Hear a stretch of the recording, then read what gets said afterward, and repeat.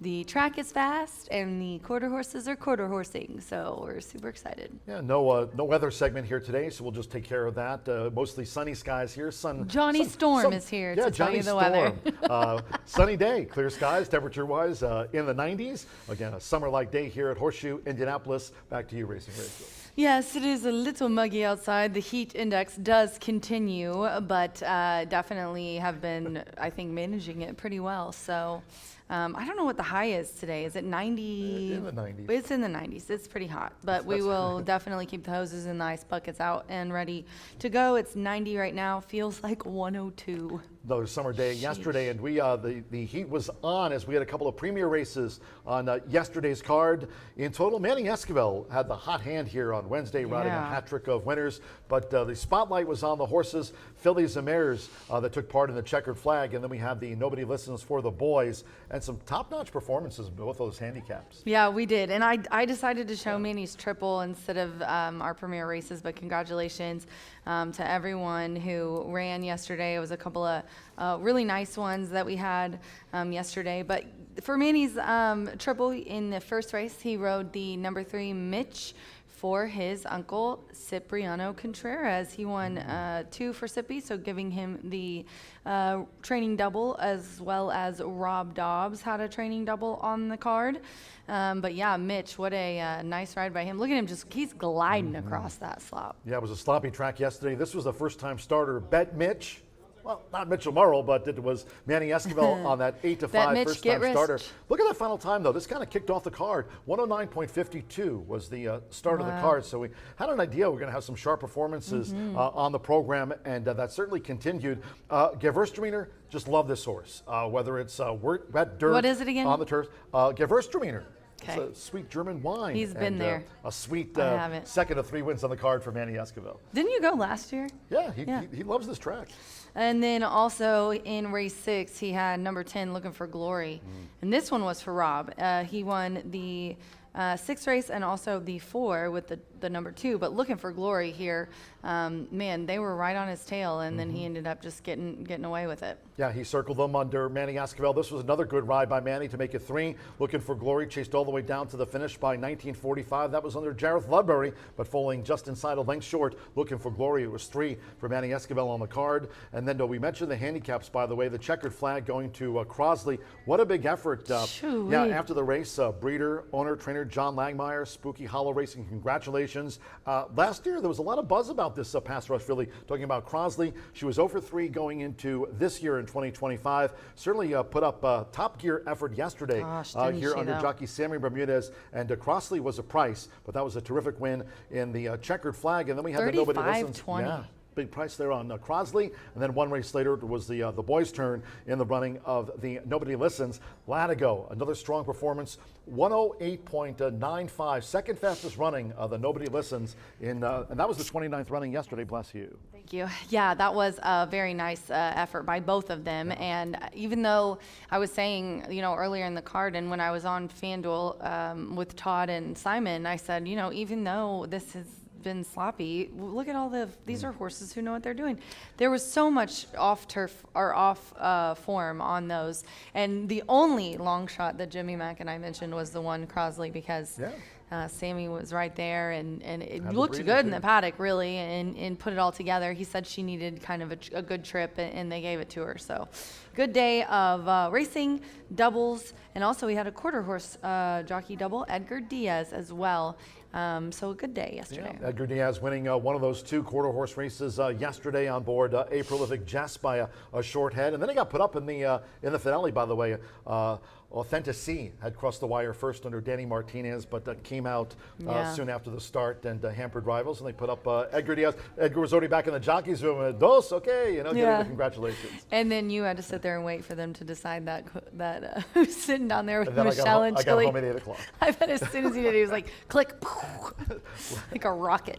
The brats went right on the grill. There you go. So congratulations to all the winners on the Wednesday card. Again, we've got a dozen on tap here today. You mentioned the Jaguar Rocket Trials. They'll be the final 4 on today's racing program. Contest-wise, Of course, we've got the players covered. Racing Rachel, Exactamundo, Thursdays. That's today's contest, at least through the 17th of July, as we go through those preliminary rounds. And of course, the final, the $1,200 final, that'll be on the last day this season for Exactamundo Thursdays on that July 17th card. So we love our contests here at the Shoe, and we've got one for all the horse players in this contest, available to not only those fans joining us here at the track at Horseshoe Indianapolis, but online players at horseshoeindycontest@gmail.com.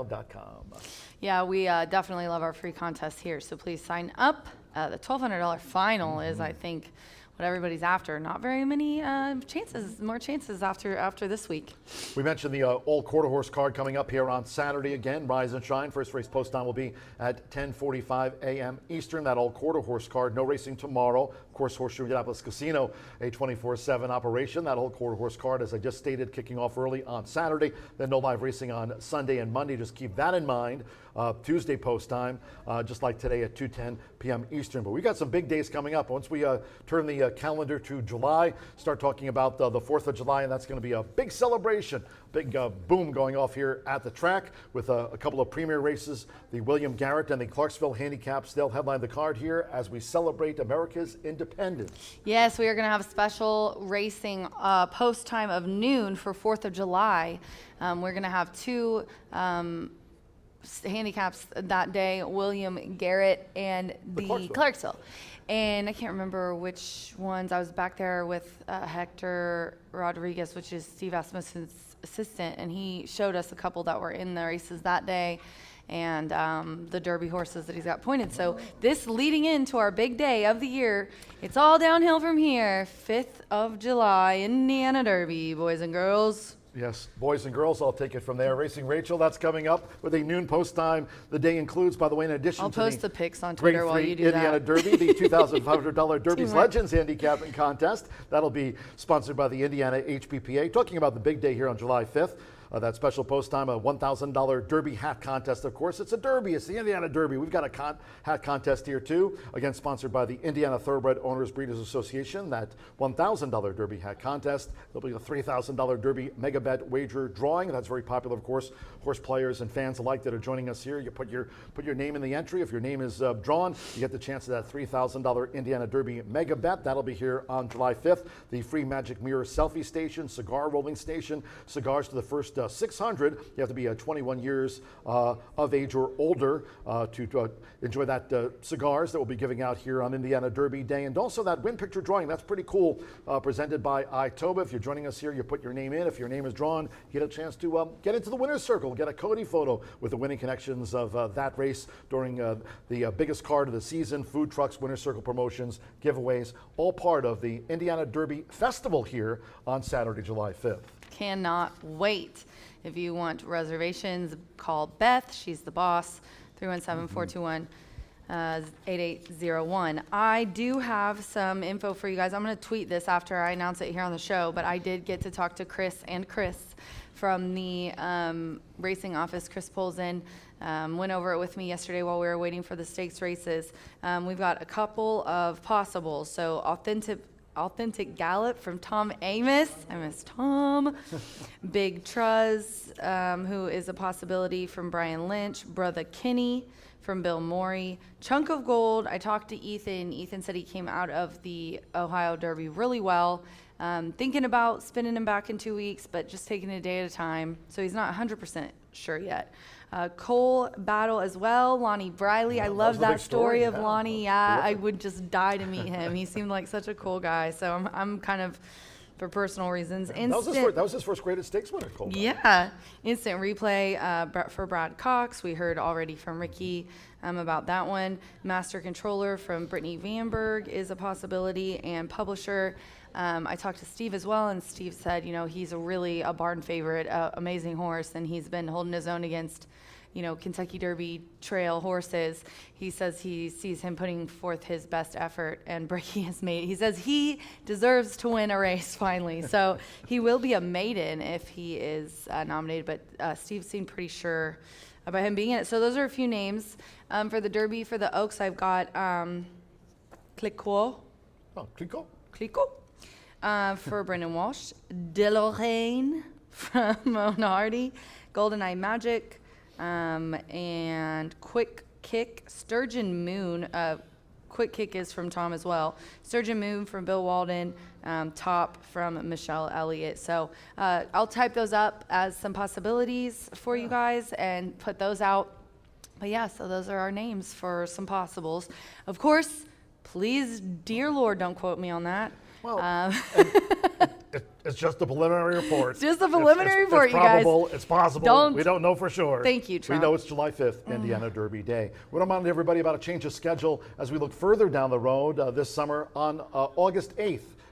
That week we won't be running on a Monday card, but we will have a card here for a special event. Yep. Silks and Roses, that'll be Friday evening, August the 8th. A lot of activities that day. We'll have a special post time at 6 o'clock. Silks and Roses, that'll be here on Friday, August 8th. And again, the card on that Monday, that happens to be the 4th of August, we'll be scratching that one and running here for Silks and Roses.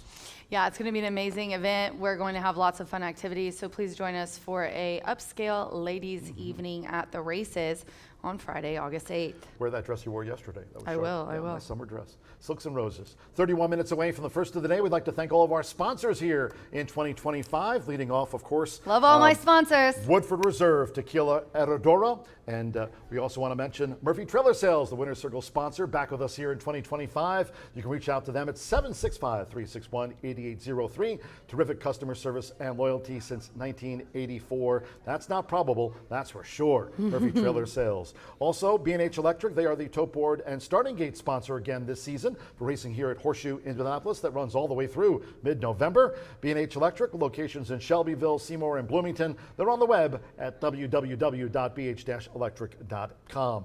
Indiana's giant Hubler. They've got locations in town, also in Franklin. They're on the web at drivehubler.com. Cheers to Indiana's giant Hubler for their sponsorship of racing here this year at Horseshoe Indianapolis. 30 minutes away from the opener, social media-wise, we've got you covered. You can follow me on X. By the way, I think today is one-time anniversary of the movie Stripes, and I mentioned that because actually there's a horse trained by Jay Hold'em by the name of Sergeant Holka. Ooh, that was nice. a character from the movie Stripes, and that's celebrating an anniversary today, going back to the 80s. You can, I tweeted that out. At John G. Dooley on X, Racing Rachel, she's talking noms. She's getting on X. I'm on it right now. sending You out guys tweets. follow Yeah. me. I'm sending it out right now Indiana as we're going Derby, over this. Indiana Oaks, July 5th. Rachel's on it on X at Racing Rachel M. Brian Aragoni's back here to join the pre-race show on X at Mr. B Analyst. And there's Martha Clausen. We've got 4 quarter horse trials today for the Jaguar Rocket Futurity. That'll be over the 350 yards with a fast track. There's a slight headwind, as you can follow Martha Kit Kat Clausen on X at Martha Clausen. Oh, I love it. TV knows. TV knows. Social media-wise, also track-wise, don't forget at HS Indy Racing. We're gonna be on Fox Sports all today. season long. America's Day at the Races. Main track faster, of course, good. Rail at 36 feet. We're on Instagram. And check us out on YouTube. Subscribe to our channel there at Horseshoe Indianapolis Racing. Stay in touch with us here at the track. Terrific day on tap, a dozen races, so it's going to be an action-packed day. As we noted here on the pre-race, no live racing on Friday and back on Saturday with an all-quarter horse card at 10:45 a.m. Rachel's busy. She's tweeting out those probables and I've possibles. got to do FanDuel TV. I've got to do Indiana Fox Derby, Sports. Indiana Oaks. We've got the Derby Run FanDuel, coverage. America's Day at the Races. Andy Serling and Greg Wolf, they're standing by to hear all about racing here at Horseshoe Indianapolis today with a 12-race card. And Brian Aragoni is standing by. Brian's waiting in the wings. Good to have B back to talk about the 50-cent early pick 5 on an action-packed day here at Horseshoe Indianapolis. Quick commercial break, and when Wire 2 returns, Brian Aragoni, his comeback on TV right after this.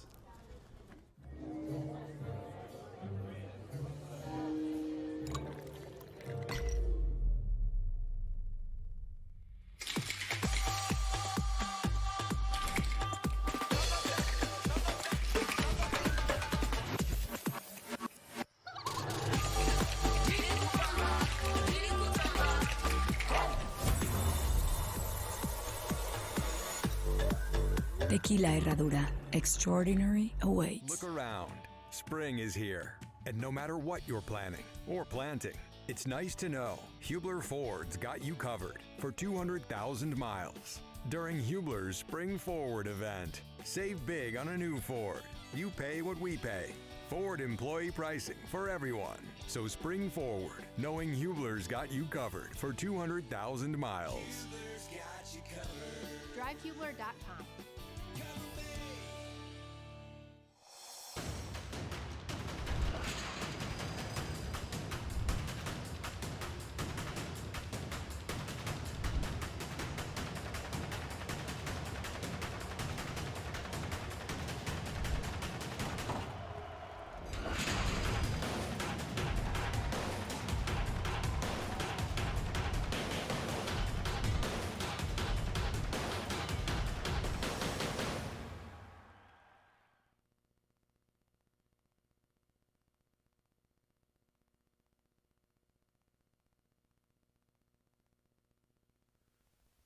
Welcome back to your Thursday edition of Wire to Wire here at Horseshoe Indianapolis, live from Shelbyville, Indiana, 27 minutes away from the opening race on a 12-race card. Plenty of opportunities to pad that bankroll as we inch ever so closely to the Indiana Derby here on July 4th week. A great week of racing ahead next week, but we first have a ton of opportunities to make some money in here. We'll be on that turf course 4 times throughout the day. Races 3, 4, 6, and 8.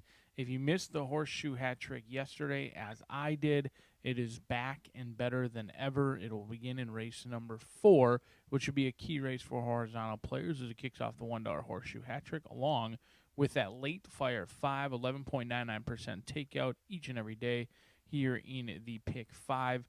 At Horseshoe Indianapolis, which will begin in race number 4. But we first start with the early pick 5, 25 minutes away, where there's very limited changes throughout the card. Unfortunately, we didn't have to switch any surfaces today. We're on a good turf course.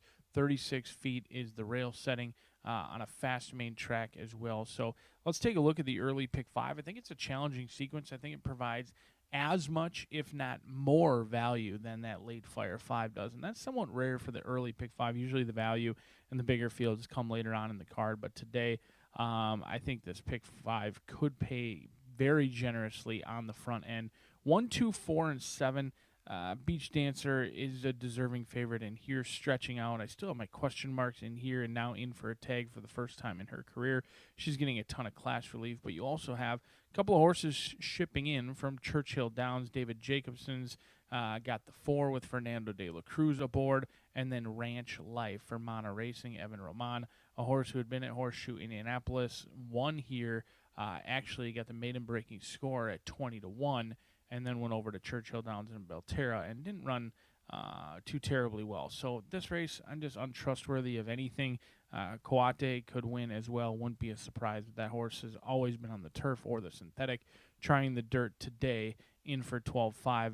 First off the claim, they are willing to give this one right back for the same price after just having this one in the barn for 15 days. Make what you want of that for Blaine Davidson's inside runner, currently at 3-1. Race number 2 will kick off that $1 minimum pick 4 with maiden special weights, 3-year-olds going 1 mile. 6 of them will enter the starting gate. I'm going to go 1, 2, and 4. Not going to get too creative in here. I mean, it'll be interesting to see who goes off favored between these 4. I fancy Globalist the most for Brad Cox and Fernando de la Cruz, a horse who debuted here earlier in the season on April 24th. Broke slow, had a squeeze start, did rally to sit just off the leaders, and was asked for run on the backside. Early on in that race, was ridden along and did stay on very well, but was ultimately repelled by brother Kenny, who's since gone on to turn out to be a pretty good animal as well. So I think Globalist is the horse to beat. Godolphin you have to fear on the inside with Mitch Merle. This horse actually was favored on Kentucky Derby Day. Had a little bit of trouble, kind of broke from the outside, did get down to the 2-path, showed good early speed, and then just had no horse. I mean, it was just flattened and flat to the boards that day. But anytime you're favored in a huge maiden special weight race on Kentucky Derby Day, you're going to take some action when you ship out to Horseshoe Indianapolis next start. Coffee Talk is going to take a lot of love. 1, 2, and 4 as we kick off that $1 minimum pick 4. Race number 3 on the turf for the first time of the day. And if you're looking for that horseshoe hat trick, as I mentioned earlier, it does start in race number 4 versus race number 3. With 4 races, it'll be the final 3 turf races on the card. Scratch number 1, Dozen Diamonds out of this event. I think that's a good betting opportunity in here. 3, 4, 9, and 10. She's All Charm at 9-2 is certainly a little bit juicy in this spot for Godolphin. Walter Rodriguez going to be here today. He'll be riding for Owen Hardy in the third race. He also has Wesley Ward horse later on. I think She's All Charm is the class of this field. But let me draw your attention to a horse like Condone or Bijou Baby. Now, Bijou Baby was a dominant winner last time out here, ran a huge race, wore down the leader, and just kicked away to hold off all the closers. But Condone is a horse who has tried the turf course 4 times, hasn't hit the board, but comes in with some decent form here recently. Sense a slow pace on the backside, moved up early and sustained that run, and was all heart in the lane. I think Condone at 8-1 is certainly intriguing. 3, 4, 9, and 10 for me in the third. Race number 4, 5 furlong, scratch number 10, a big scratch out of race number 4. I think this one goes through Jefe de Obra. The problem with this one is I'm going to single on both the early pick 5, late pick 5. If you don't single here, it looks like a wide open event. Like you might have to go all or 5 or 6 deep. So those are your options. Single your heavily backed favorite on the inside with Wesley Ward, who has made Horseshoe Indianapolis in years past his personal ATM. They ship in, they collect their paycheck, and they say thank you very much.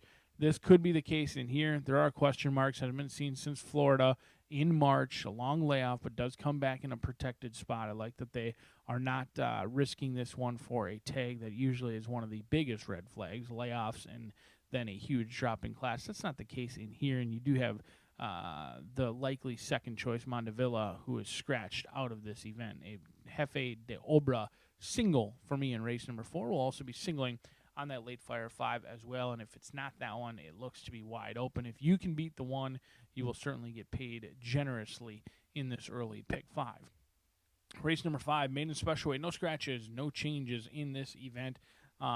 I think this is a race that I wanted to get a little bit creative. Now, it may just be because I was looking to provide some value, but how about Pernicious? Let me just sell you on Pernicious like a slimy used car salesman. This 4-year-old filly by Birdsong goes out for JTK Racehorse in Klingler. Luis Contreras is riding for Randy Klopp. They take over from Jeff Greenhill. This is a horse who always was at the maiden special weight level last time out last year.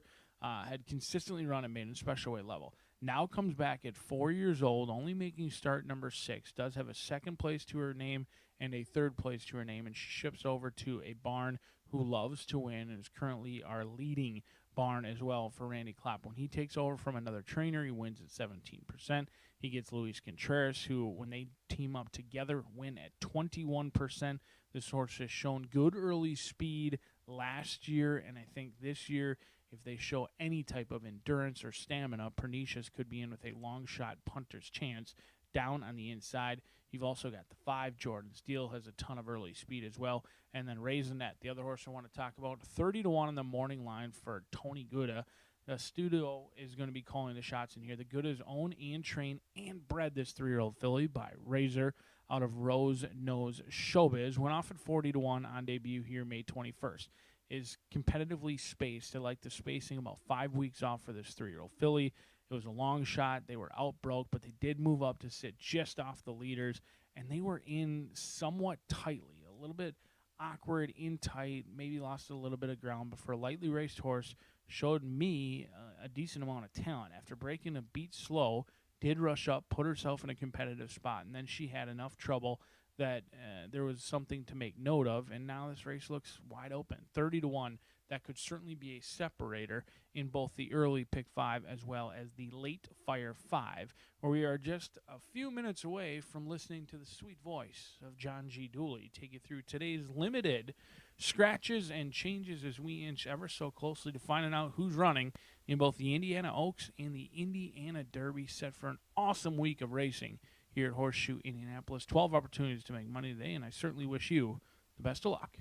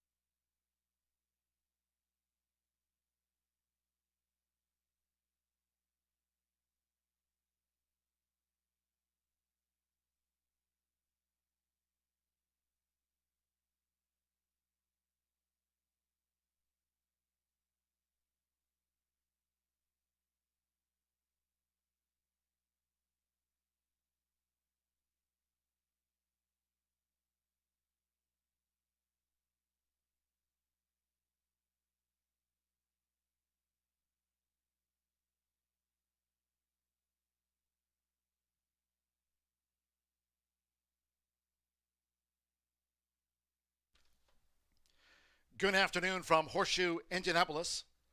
Hello now from the broadcast booth. Great to have you with us. Track announcer John G. Dooley. A dozen of them today. 12 races on tap. The final 4 trials for the Jaguar Rocket Futurity. Right now, clouds and sun. Temperatures around 90 degrees. Main track fast on the turf course. Rated good.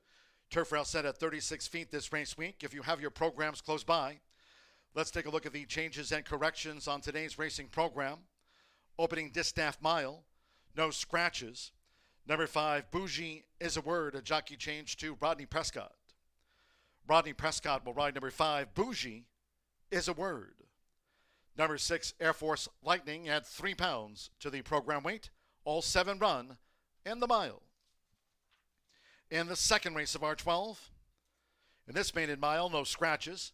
Number 6, Did It Dialed, a change of jockey to Adam Beschizza. Comes in to ride the son of Dialed In, Adam Beschizza on 6. Did It Dialed in that maiden mile. In the third, on the turf course, good rail at 36 feet, scratch from the turf mile, the 1 Dozen Diamonds. 1 Dozen Diamonds has been scratched. Number 6, Dream On Stormy, a jockey change to Felix Ostadillo. The weight's okay there. Felix Ostadillo, ride 6. Dream On Stormy in the turf mile. Fourth race starts off the 50-cent late pick 5. In the turf sprint, scratch number 10. Main track only entered Mondavilla. The MTO number 10, Mondavilla, coming out of the turf sprint. In race 5, maiden distaff sprint. 5th race, no scratches.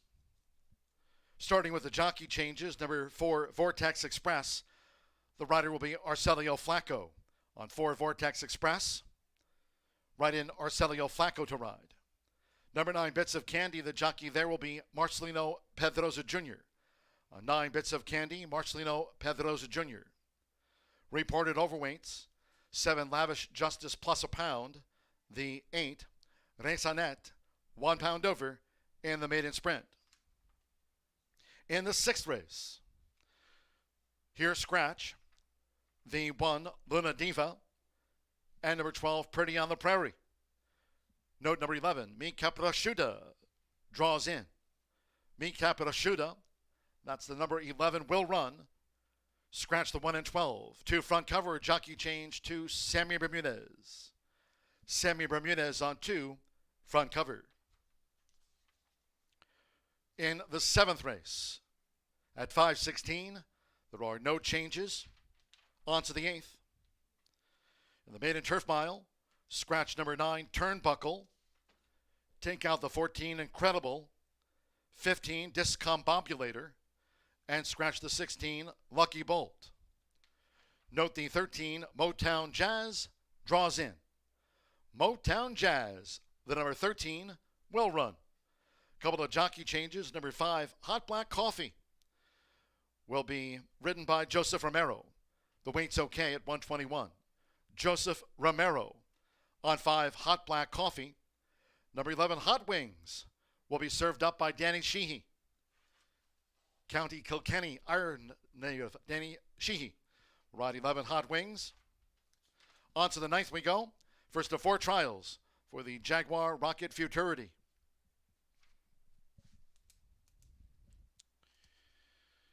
Number 7, Tesla, jockey change to Fernando Morin. On 7, Tesla, Fernando Morin. Number 9, Kiss My Crush, adds 6 pounds to the listed program weight. The first of the 4 trials for the Jaguar Rocket Futurity. Over the 350 yards in the 10th. Race 10, no scratches. Number 9, Queen Vienne Chic. Fernando Morin rides the 9, Queen Vienne Chic. The 7, Jessar Patriot, is 6 pounds over in race 10. Race 11. Third trial for the Jaguar Rocket Futurity. Here, no scratches, no jockey changes. The 8, Code Blue, is 6 over. And in the 12th, this is the final at 7:45 p.m. No scratches. Number 2, VRS Ivory Chicks. Fernando Morin rides the 2. 4 Bar B make the jockey Giovanni Vasquez Gomez rides the 4, and the 10 D Double Deuce is 6 pounds over. That's the 12th race, the finale and the 4th and final trial for the Jaguar Rocket Futurity. Now clouds moving in on this summer day. Temperatures around 90 degrees. Main track fast, turf course good. For the $1 Horseshoe Hat Trick All Turf Pick 3, turf course portable rail this week was set at 36 feet. Fast main track for the opening mile, starting the 50-cent early pick 5. Horses in the walking ring, the first of a dozen. 9 minutes away. Make it a great day with us here at Horseshoe Indianapolis.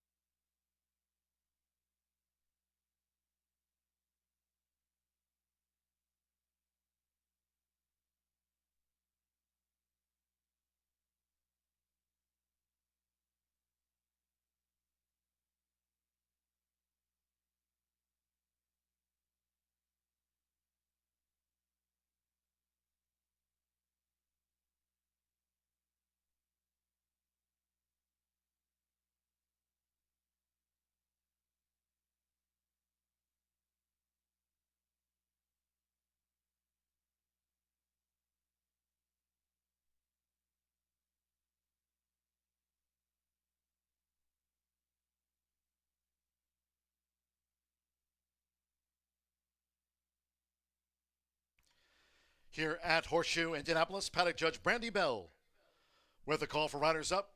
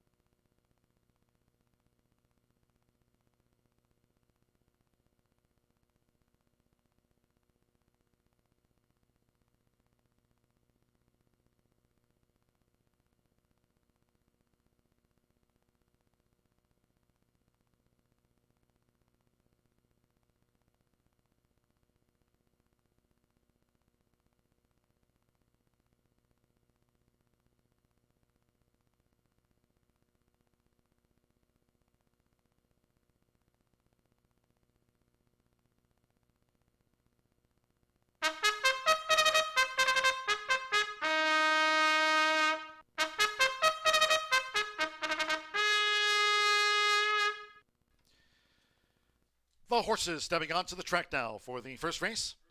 Starting the card with this Distaff Mile, a field of 7.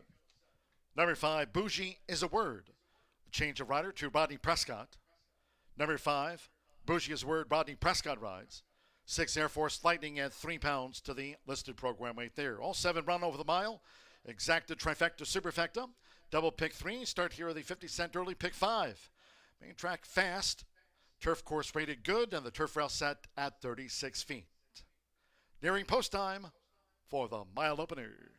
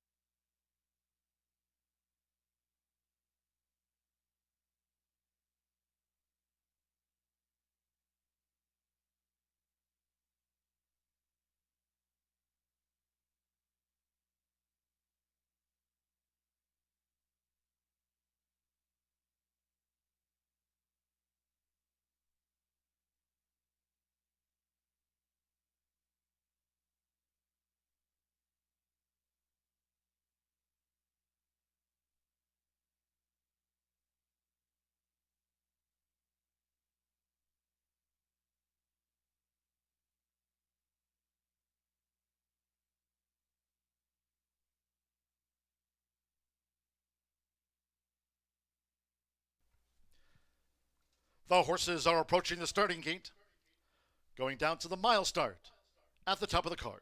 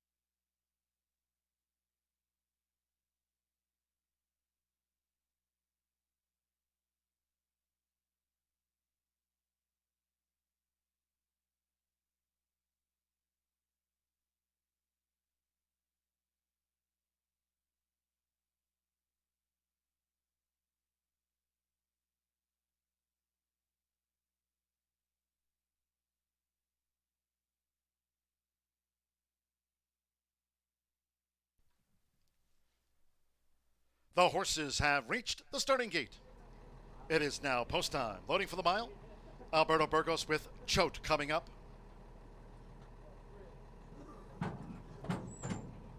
Choate first in, all 7 run. Now Fernando de la Cruz with On My Way to Save the Day. To join Choate. Evan Roman. Ranch Life coming up. Ranch Life has joined Choate and On My Way to Save the Day. Celio Flacco with Amazingness. Beach Dancer, Eva Money, the first favorite. 5-2 Choate and 9-2 On My Way to Save the Day. Rodney Prescott was a change of rider for Bougie as a Word. Given a 41-1 chance. Bougie as a Word. Eva Money, Beach Dancer. Couple them back. Loading up for the mile. Felix Ostadillo, Air Force Lightning. Coming up at 19-1 odds. Even Money Beach Dancer will be last. Air Force Lightning loads. One more, Mitchell Morrow with Beach Dancer. Here's the first favorite at Eva Money. Over the mile. Main track fast at this hour. In the Hoosier State for America's Day at the Races. They're in the gate. Going and running out Horseshoe Indianapolis. On My Way to Save the Day. Broke sharp. There's Beach Dancer with an early run. Toward the inside is Ranch Life and Bougie as a Word. And the all black silks as they enter the first turn. It's Beach Dancer. So Beach Dancer has taken the early lead in front here of On My Way to Save the Day by 3.5 at the 6.5. With Ranch Life vying for third. On the outside, Bougie as a Word, and Air Force Lightning has a white cap, and then comes Amazingness, who's running second to last, and Choate trails here in the Thursday opener. The first 2 of 8 furlongs covered in 23.91 seconds with Mitchell Morrow. Beach Dancer leads stretching out to a mile. Beach Dancer allowed to dictate terms. Beach Dancer leads them to a half mile from home, in front here by 3.5. On My Way to Save the Day continues to chase the pace. The next 3, Ranch Life with Air Force Lightning, and on the outside, Bougie as a Word, running in 5th. 2 more to Amazingness, length and a half to Choate, remains last. Beach Dancer, the first favorite in charge, half mile in 47.35 seconds, steady as she goes with Mitchell Morrow. Beach Dancer leans around the far turn that way, coming toward the quarter pole. On My Way to Save the Day continues second, close up for Fernando de la Cruz. Amazingness is up in the third from Air Force Lightning. Ranch Life Choate up 1 spot, and Bougie as a Word is last as these fillies of mare turn for home. Beach Dancer looking to finish them off. 3/4, 1 minute 12.22 seconds with Mitchell Morrow. Beach Dancer in full flight for the final furlong has widened to a 6-length advantage from On My Way to Save the Day with Amazingness toward the inside. They're close to home with Mitchell Morrow. Beach Dancer. Beach Dancer, wire to wire, won by 6 from On My Way to Save the Day. Amazingness was third. Air Force Lightning finished fourth.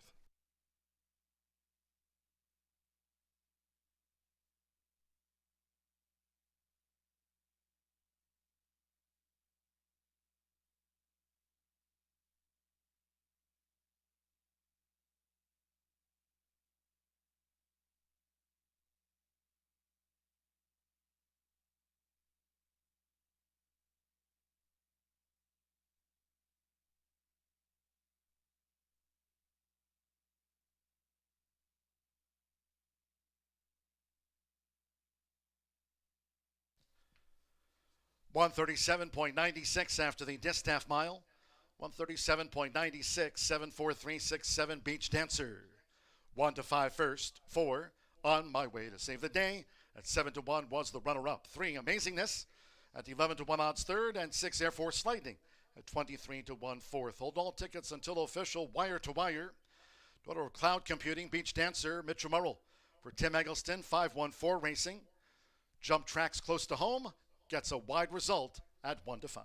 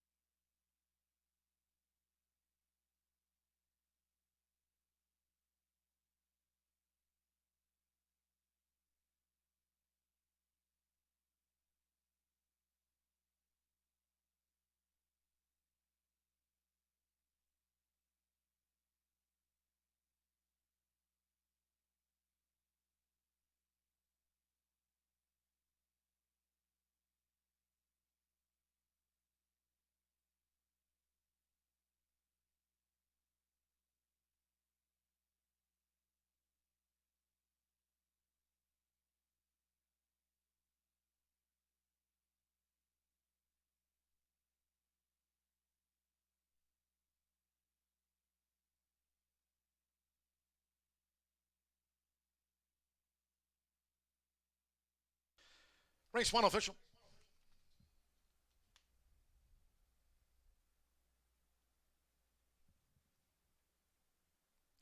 Returning to the Murphy Trailer Sales winner circle, the 7 Beach Dancer with Mitchell Murrell. Beach Dancer is a 4-year-old bay filly by Cloud Computing. Under the Yes It's True mare, bears True Gal. Tim Eggleston trains for Matt Kwiatkowski's 514 Racing LLC. Horseshoe Indianapolis congratulates the winning connections of Beach Dancer. Bet Mitch, get $2.60. 137.96 first results in. 7-4 exacta, $13.80. 50-cent trifecta, 743, $13.35. With Air Force Lightning fourth in the distaff mile. The 10-cent superfecta, 7-4-3-6 paid $12.74. Favorite first, all 7 ran. Fast track 137.96. We're underway. 11 more to go. In the second race, maiden mile, no scratches. 6 Did It Dialed the jockey Adam Beschitza. Adam Beschitza rides the 6. Did It Dialed. Race 2 with exacta trifecta superfecta. Double pick 3 starts at the $1 early pick 4. Post time 2:41 in all cases. Please do try to make your Horseshoe Indianapolis selections and wagers today early. Thank you. Coming up in just a moment, our first race replay of the distaff mile. Hope you had a bet on Beach Dancer.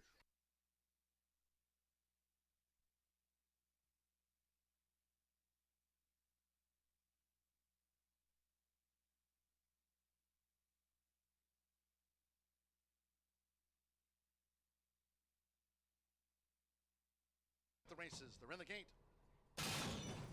Away and running out Horseshoe Indianapolis.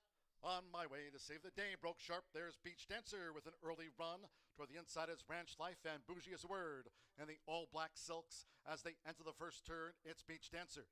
So Beach Dancer is taking the early lead in front here of On My Way to Save the Day by 3.5 at the 6.5. With Ranch Life vying for third. On the outside, Bougie as a Word. And Air Force Lightning has a white cap. And then comes Amazingness, who's running second to last. And Choate trails here in the Thursday opener. The first 2 of 8 furlongs covered in 23.91 seconds with Mitchell Murrell. Beach Dancer leads stretching out to a mile. Beach Dancer allowed to dictate terms. Beach Dancer leads them to a half mile from home. In front here by 3.5. On My Way to Save the Day continues to chase the pace. The next 3, Ranch Life with Air Force Lightning. And on the outside, Bougie as a Word running in 5th. 2 more to Amazingness. Length and a half to Choate remains last. Beach Dancer, the first favorite in charge. Half mile in 47.35 seconds, steady as she goes. With Mitchell Murrell, Beach Dancer leans around the far turn that way, coming toward the quarter pole. On My Way to Save the Day Continues second, close up for Fernando de la Cruz. Amazingness is up in the third from Air Force Lightning. Ranch Life choked up one spot, and Bougie is a word, is last as these fillies of air turn for home. Beach Dancer looking to finish them off. 3/4, 1 minute 12.22 seconds with Mitchell Merle. Beach Dancer in full flight for the final furlong has widened to a 6-length advantage from On My Way to Save the Day with Amazingness toward the inside. They're close to home with Mitchell Merle. Beach Dancer. Beach Dancer, wire to wire, won by 6 from On My Way to Save the Day. Amazingness was third. Air Force Lightning finished the races. They're in the gate.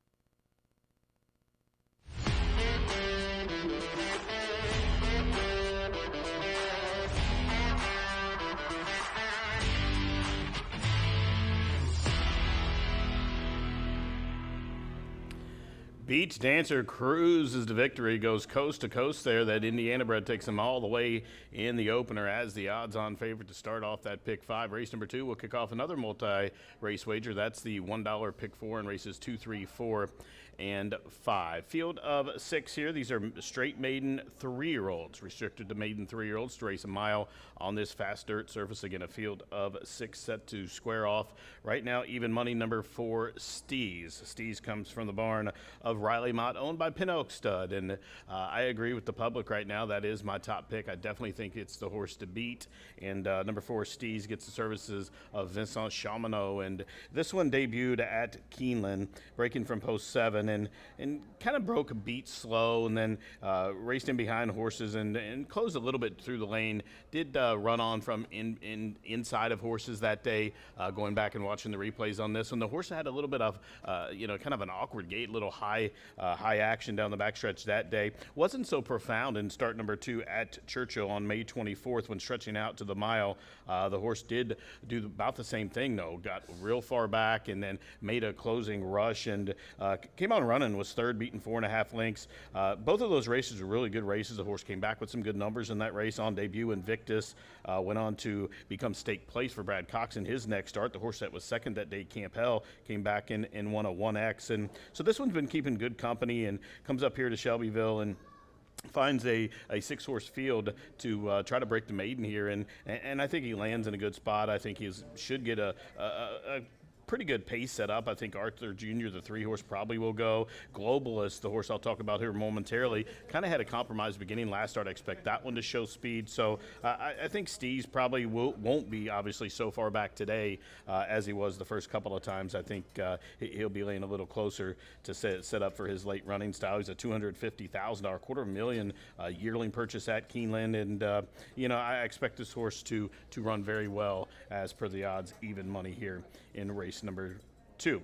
Now, number 2, Globals. This was another one that was an expensive purchase as a youngster and comes from the barn of Brad Cox. One of 2 Brad has in here. This one currently 2.5 to 1 with his stablemate, the 1. But number 2, Globals, gets the services of Fernando de la Cruz. This one did have a compromised start on debut. He was breaking from post 2. The 1 and the 3-horse both kind of broke and squeezed him back, and he sat in behind on the run the first turn. They were fanned out 5 across the track. He was full of run. He sat in behind horses. Really got an education that day, learning to probably try to rate and relax and tried to kick on that day and did run on well. Was second, just beaten by Brother Kenny. Again, this one was a $300,000 Keeneland September yearling purchase from a really good mare, Livia McKenzie. She was a stakes winner in her own right, but she's went on to produce some runners. She's had 6 to the races, 4 of those winners, and Globals, being one of the 2 hasn't, is a half to a horse named Tawny Point. Tawny Point, of course, Tawny Point earned $1.3 million.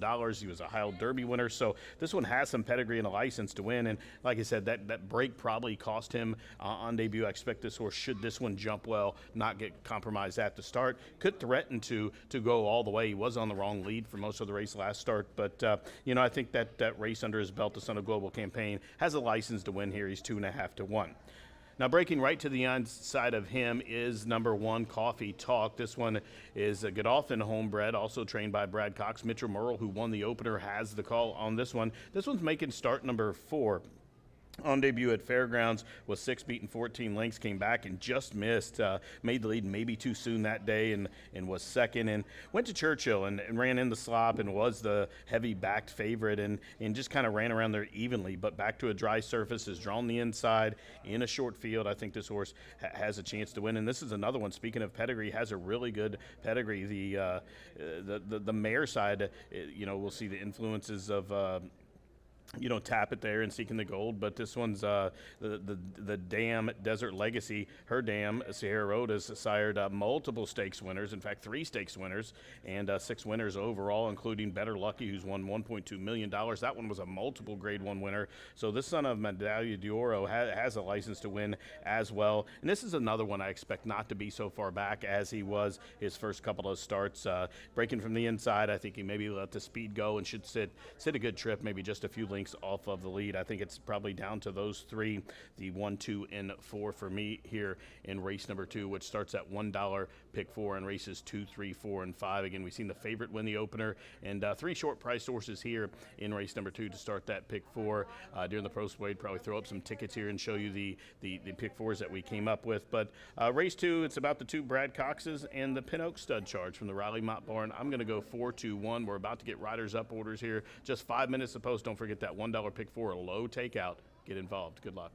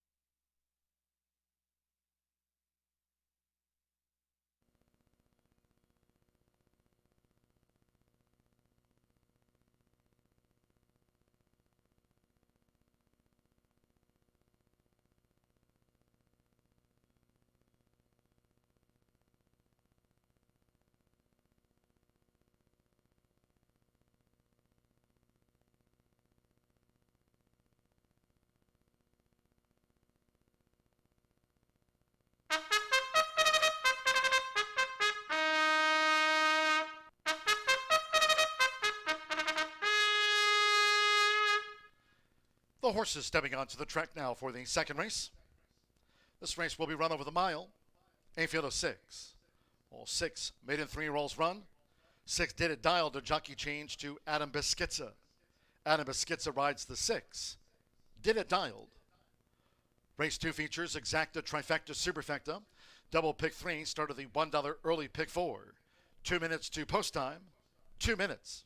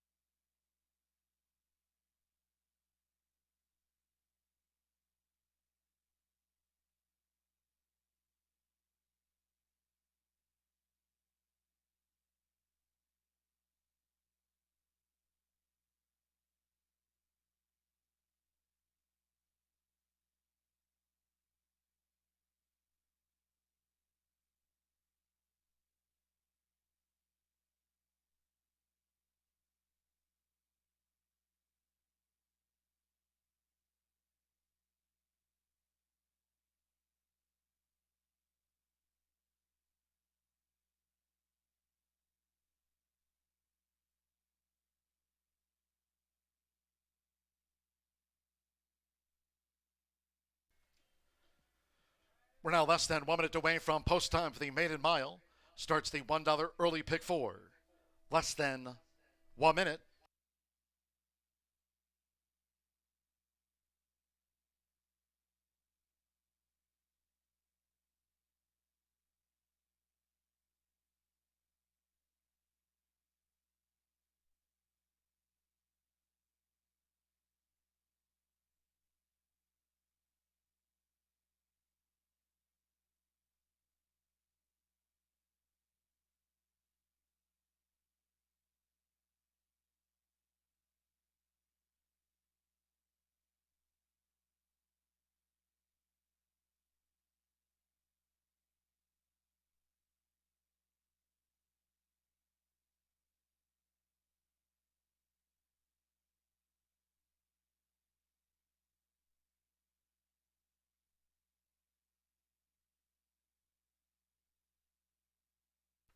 The horses are approaching the starting gate, going down to the mile start for the maiden.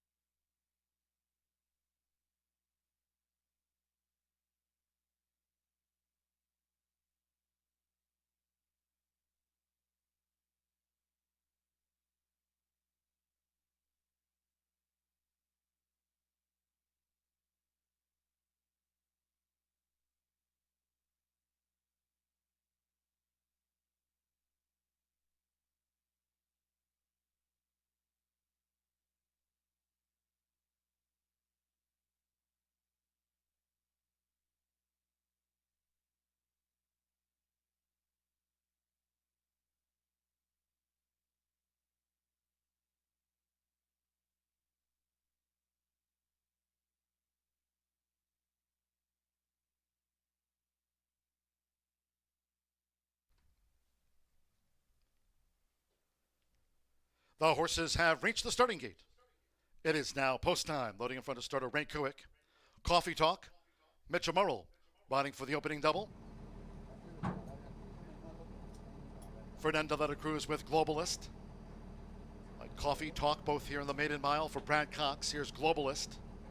Joins Coffee Talk in the royal blue.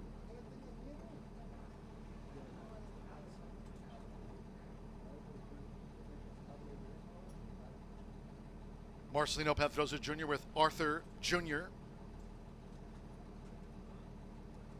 Given a 17-1 chance. 3-2 Steen's favorite. 9-5 Coffee Talk and Globalist 2-1.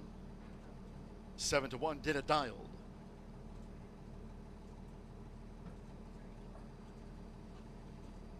Vincent Chamonix with Steens.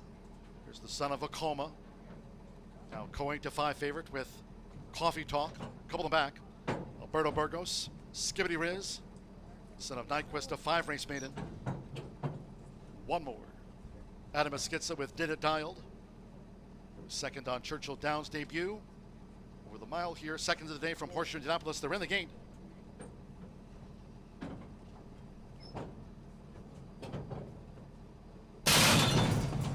They're off. Arthur Jr. sharply away.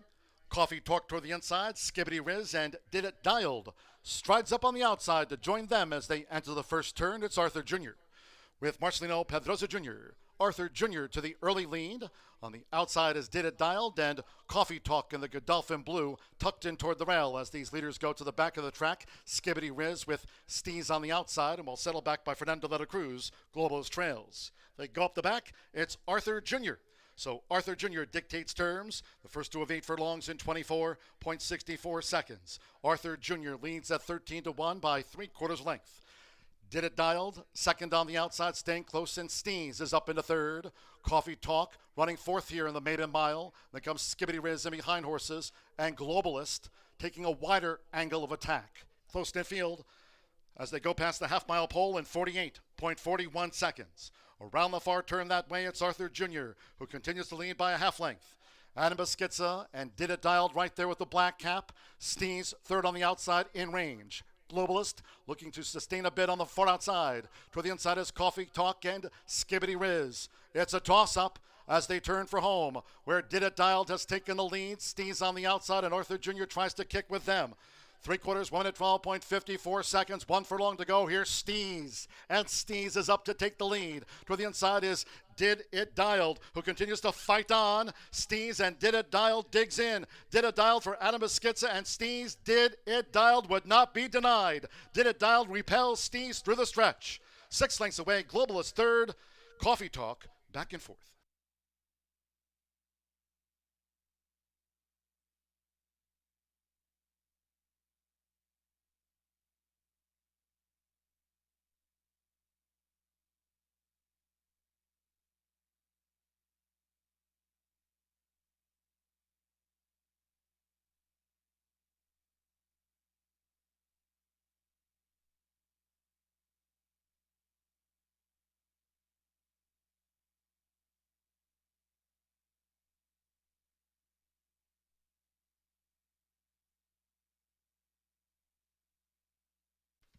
$136.29 after the maiden.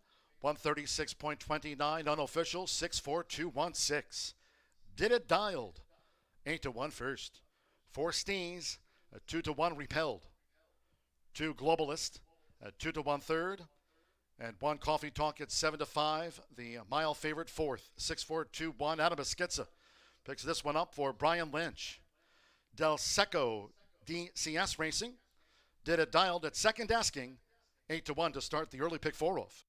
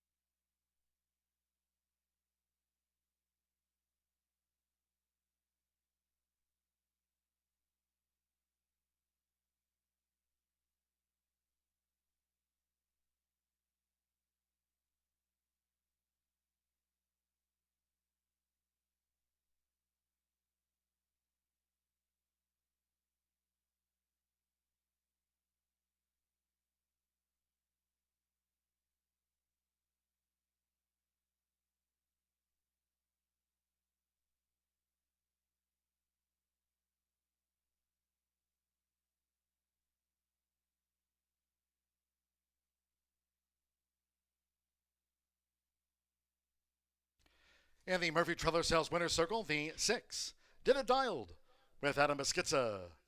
Did It Dialed is a 3-year-old gray roan gelding by Dialed In out of the Macho Uno mare. John Did It. Brian Lynch trains for Kentucky breeder owner John Del Secco's Del Secco DCS Racing. Horseshoe Indianapolis congratulates the winning connections. Did It Dialed out to the maiden ranks at second asking today. 6-4 exacta, $65.80. 50-cent trifecta, 642, paid $41.75. 7-6 the opening double when combining.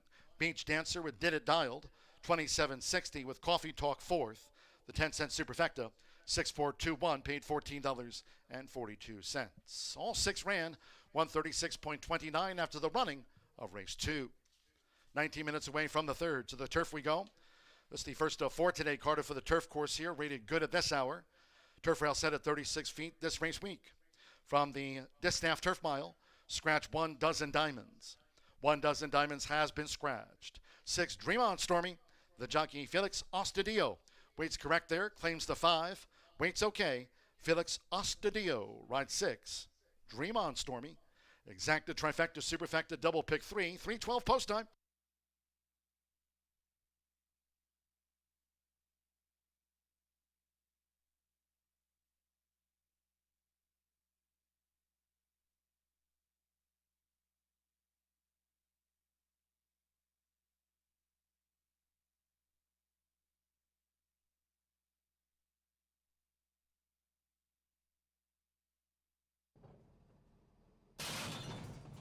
They're off.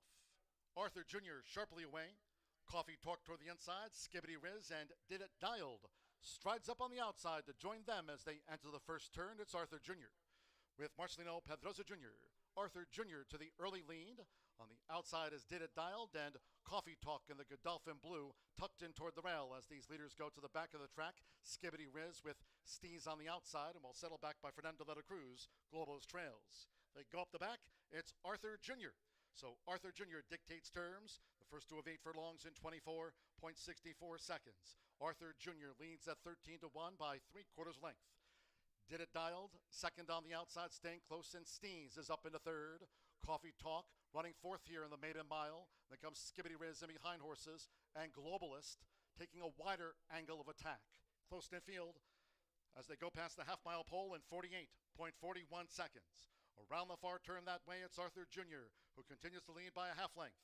Animaskitza and Did It Dialed right there with the black cap. Steez third on the outside in range. Globalist looking to sustain a bit on the far outside. Toward the inside is Coffee Talk and Skibbity Riz. It's a toss-up as they turn for home, where Did It Dialed has taken the lead. Steez on the outside, and Arthur Jr. tries to kick with them. 3/4, 1 at 12.54 seconds, 1 furlong to go. Here's Steez, and Steez is up to take the lead. To the inside is Did It Dialed, who continues to fight on. Steez and Did It Dialed digs in. Did It Dialed for Animaskitza, and Steez. Did It Dialed would not be denied. Did It Dialed repels Steez through the stretch. 6 lengths away, Globalist. They're off.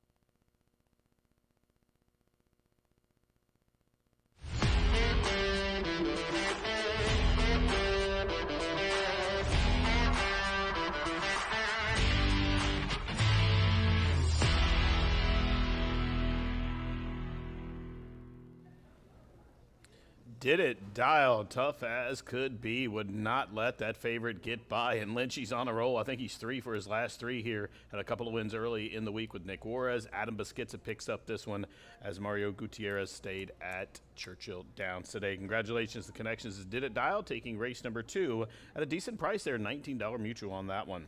Race 3 coming up, we're going to head out to the turf course here. Race number 3, it's a filly and mare 2 other than allowance race with a optional claiming tag of $62,500 a mile on that turf course listed as good. A good turf course right now. 36 feet is the rail setting. We do have a scratch of the inside. Horse number 1, Dozen Diamonds, is out. Leaves a field of 9. There's a jockey change on the 6, Dream on Stormy, make the rider Felix Ostadillo. So we're going to head out to the turf course here for the first time today. Good turf, and right now 3-2 on Hurry Up Hannah. It's one I do like in here, but one I'll talk about first is a horse that's 2.5 to 1. Number 4, She's All Charm. She was 9-2 on the morning line for the powerful team of Godolphin and Owen Hardy. Walter Rodriguez takes off Churchill Downs today and comes in town to ride here, and I think he's got a good mount here. Gerardo Corrales has been up the last 3 times. Walter did ride this horse in the Go Well Stakes, where she was 4th, beating 2 lengths to Grace on Grace. Grace on Grace was that stake winner, is in fact the late winner for the great trainer Larry Demerit. Now this one has faced tons of good horses. If you go all the way through her line, of course she's coming out of several stakes races, and you'll see Laurel Inn and White Rock, She's So Spicy, Pharaoh's Wine, just on and on and on to the company she's been keeping, and she's been running right there with them and trying every time. A pair of wins from 5 starts on the turf, $117,000. She's on her toes there, as you see in the paddock with those white and blue blinkers. Has that shadow roll equipped across her there, and she's giving her groom there a little bit of tug around the paddock. And I like to see horses on their toes as opposed to being dull in the paddock. And She's All Charm is a sophomore daughter of More Than Ready. Again, she owns 2 lifetime wins, both of those on the turf. And I think she's well drawn in here, and I think she's well meant. 5-2 on my top choice. For second, number 7, Vino's Angel. This is one I expected to be a decent price when looking at it, and right now she is. She's 12 to 1 as per morning line odds. Ishmael Bahena will give a leg up to Santo Sanjur, and this one has raced twice on the turf, but was 5th, beaten 8 lengths back at Churchill on April 26th. That was Derby week, and ran in behind Mission of Joy and Lucky Speech, and kind of made even showing, and had that young apprentice Andre Calleja up that day. Then came back in a 2 other than. Walter Rodriguez actually rode the horse that day and ran on from the back. Still got beat 9 lengths, but I think a little change of scenery here. She's got a sprint race most recently where she was beaten 8 lengths in a starter at Churchill Downs, but I think she's going to come running. I think she's going to really like this turf course. And Vino's Angel, I wanted to go price shopping, as of the top 2 choices of the 3 I'm using in here are expected to go off first and second choice. So Vino's Angel, I want to add some value to my ticket here. I'm going to throw that one in. And Ishmael Bahena, he's known to pop. He's only ran 7 times here. This meet's got a win and 3 second place finishes, and every time he shows up, he's always live, and he's always double digits. Now, for a third horse I'm going to throw in, and if I'm playing a pick 3, I'm going to use all these horses, but Hurry Up Hannah, she's one that I think will appreciate the return to a route of ground on the turf. Her last start was 5 furlongs on the turf at Churchill, and probably the worst race of her life. And she was only beaten 7 lengths, though, behind Paint You Later. Nikki Nine Doors from the Chris Davis barn was second, but that was a pretty solid race for a 2 other than down there. But I think she's really going to be appreciative of stretching back out. Doug Cowan's known to take his time with his horses. You'll see a lot of lines on the horses for him here. She's only raced 14 times, 50% of those in the money, but she broke her maiden at a route of ground on the turf and even tried the Latonia there in the synthetic. But if you go back to her last route turf race, that was at Churchill Downs, May 12th of last year. She was second behind a really good horse named Implicated. She's only beat 3 3/4 lengths that day. That was a 3 other than, but Hurry Up Hannah, I think she's maybe being bet a little bit. 9 to 5, I think, is kind of a short price on her, off that last place finish. But she's another that has kept good company. She's raced against Dana's Beauty. That's a multiple stake winner, I believe, from the Mike Maker barn. Chop Chop, that was a Brad Cox horse. All that one does is win. You'll see Doug Cowens right there, the the man talking to the jockey there. Chris Landero's getting those last-ditch calls there, the instructions, wearing those red silks for Run the Hill stable. But hurry up, Hannah. She'll be far back, but I don't think she'll be that far back as you see Dougie going to give a leg up to Chris there. But she's one I think you need to use in here. As we head out to the turf course, the turf course is good. Don't forget that turf rail setting out 36 feet. Use that in your handicap and angles as well. 4-7-3 for me. Here they come. Race number 3 at the shoe. Good luck.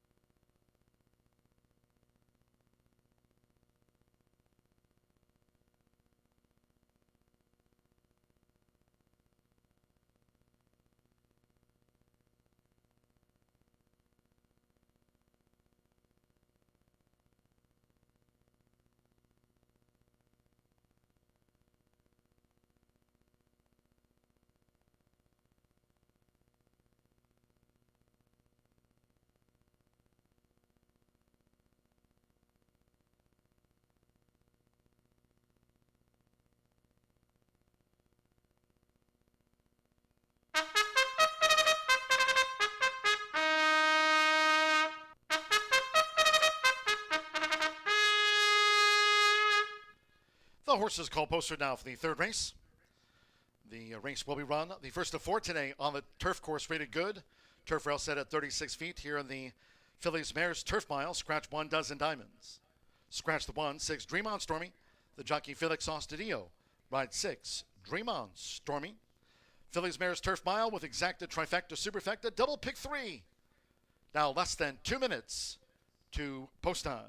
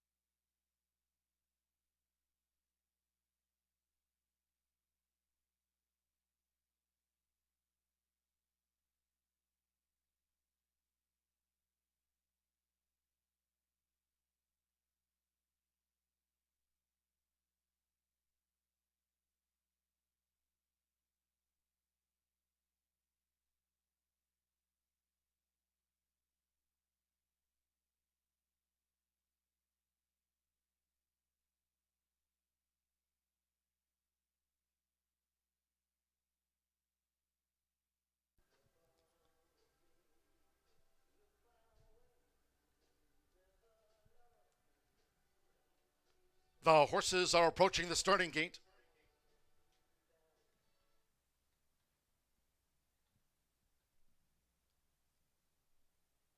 Crossing over to the turf course for the first time today.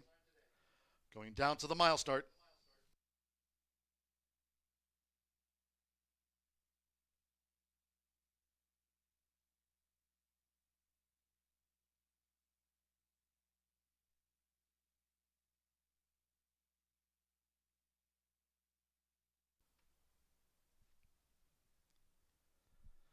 The horses have reached the starting gate. It is now post time. Loading Fernando de la Cruz with Always Wanting. Felix Ostadillo with Dream On Stormy. Joins Always Wanting. Chris Landeros with Hurry Up Hannah. Walter Rodriguez, She's All Charm in the Godolphin Blue.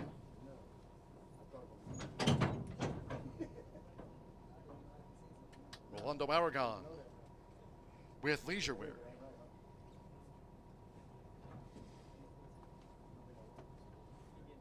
Rodney Prescott, Miss Temptation coming up in the green. This Phillies Mare's Turf Mile. Miss Temptation went in okay, now Leisure Wear. She's All Charm, 2-1 favorite, 5-2 Always Wanting, and 3-1 Hurry Up Hannah. Marcelino Pedrosa Jr. with Condone, Beach Dancer, and Did It Dialed, our first two winners. One more, Manny Escobar with Bijou Baby. It's the first of 4 on the turf course today. Horse rated good here at Horseshoe Indianapolis. The turf rail was set at 36 feet this race week. They're in the gate. And they're off. She's All Charm, Always Wanting toward the inside, and here's Leisure Wear with an early bid as they make their way past the stands. With Fernando de la Cruz, Always Wanting leads out, needs to settle. Leisure Wear gets position in second. She's All Charm toward the inside, Bijou Baby, and in between horses, Dream On Stormy out to the stretch. And then comes Hurry Up Hannah toward the inside part of the course. Condone is next. Then further back to Ms. Temptation. And finally, dropping back to last is Vino's Angel as they go to the back of the course. Just over 5 furlongs to go. It's Always Wanting. Always Wanting dictates terms by a length and a half to Leisure Wear. Toward the inside, She's All Charm in the Royal Blue. With on the outside, Bijou Baby running in 4th. Toward the inside is Dream On Stormy next in 5th. And about 5 lengths off this leader, Always Wanting, who's flying solo past the half-mile pole. Hurry Up Hannah is next in formation, while 4 clear from Condone. Then comes Vino's Angel, and Ms. Temptation has dropped back to last. 23.88 lead seconds. Half mile for the front runner, Always Wanting, clock 48.03. Always Wanting still leads the Phillies Mare's Turf Mile, but now with well inside a half mile to go. As Leisure Wear tries to gear up for Rolando Aragon, Always Wanting 3/4 length to Leisure Wear right there at the quarter pole. She's All Charm is handy right there too. Bijou Baby. Hurry Up Hannah is picking up as they turn for home. Dream On Stormy's drop back. Condone with a rail run. Then Vino's Angel. Miss Temptation was last. They come down to the final furlong. She's All Charm now runs it. Always Wanting. She's All Charm has taken the lead. Always Wanting tries to respond. Coming past the 16th. Hurry Up Hannah and in between horses Condone. They're close to home. She's All Charm. Walter Rodriguez for Owen Hardy. A Godolphin win. She's All Charm won by 2.5. Hurry Up Hannah was second. Condone third. Then Vino's Angel and Bijou Baby.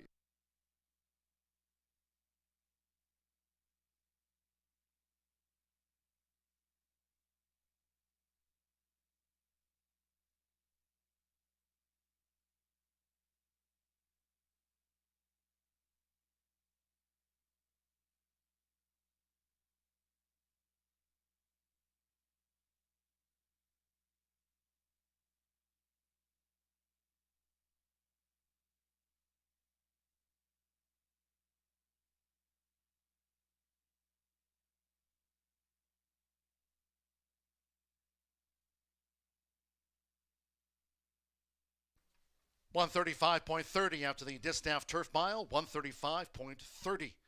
439. Fourth place is a photo to the 7. Vino's Angel.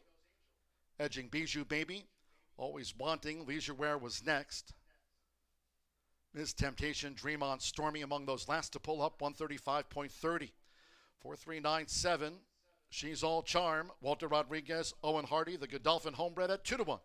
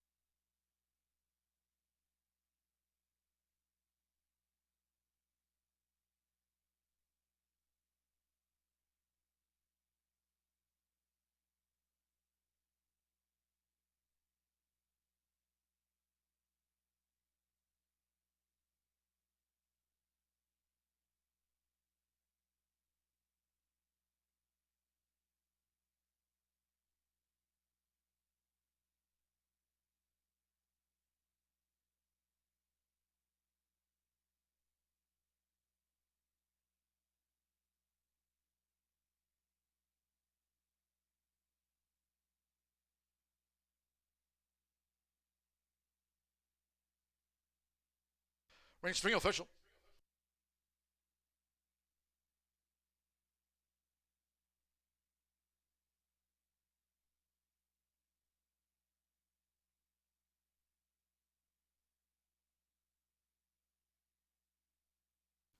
And the Murphy Trailer Sales winner circle, the 4, She's All Charm, with Walter Rodriguez. She's All Charm is a 3-year-old bay filly by More Than Ready. Out of the Bernardini mare, Too Charming. Owen Hardy trains the Godolphin homebred, bred in Kentucky by Sheikh Mohammed bin Rashid Al Maktoum's Godolphin LLC. And the Royal Blue, Horseshoe Indianapolis congratulates the winning connections of She's All Charm. Paid 2-1.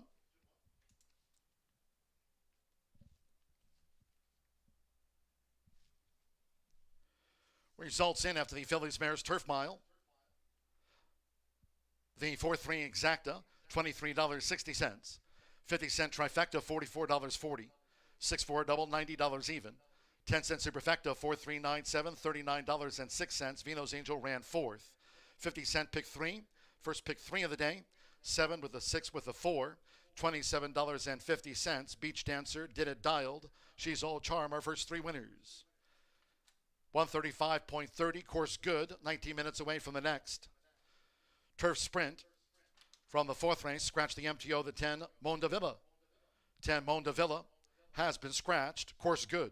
Exacta, trifecta, superfecta, double pick 3. Turf Dash starts the 50-cent late pick 5.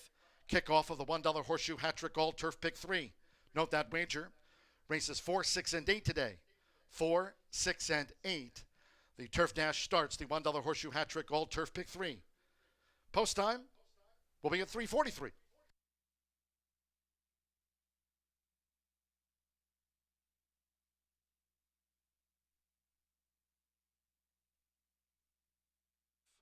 She's All Charm, always wanting toward the inside, and here's Leisure Wear with an early bid as they make their way past the stands. With Fernando de la Cruz, always wanting, leads out, needs to settle. Leisure Wear gets position in second. She's All Charm toward the inside. Bijou Baby and in between horses. Dream On Stormy out to the stretch. And then comes Hurry Up Hannah toward the inside parts of the course. Condone is next. And then further back to Ms. Temptation. And finally, dropping back to last is Vino's Angel as they go to the back of the course. Just over 5 furlongs to go. It's Always Wanting. Always Wanting dictates terms by a length and a half to Leisure Wear. Toward the inside, She's All Charm in the Royal Blue, with on the outside Bijou Baby running in 4th. Toward the inside is Dream On Stormy next in 5th, and about 5 lengths off this leader, Always Wanting, who's flying solo past the half-mile pole. Hurry Up Hannah is next in formation, while 4 clear from Condone. Then comes Vino's Angel, and Ms. Temptation has dropped back to last.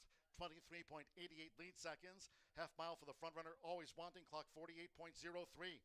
Always Wanting still leads the Phillies Mares Turf Mile, but now with well inside a half mile to go.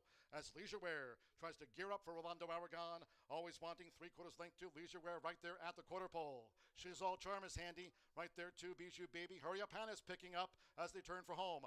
Dream On Stormy's drop back, Condone with a rail run, then Vino's Angel, Ms. Temptation was last. They come down to the final furlong. She's All Charm now runs it, Always Wanting. She's All Charm has taken the lead. Always Wanting tries to respond, coming past the 16th. Hurry Up Hannah and in between horses, Condone. They're close to home. She's All Charm. Walter Rodriguez for Owen Hardy. A Godolphin win. She's All Charm won by 2.5. Hurry Up Hannah was second. Condone. And the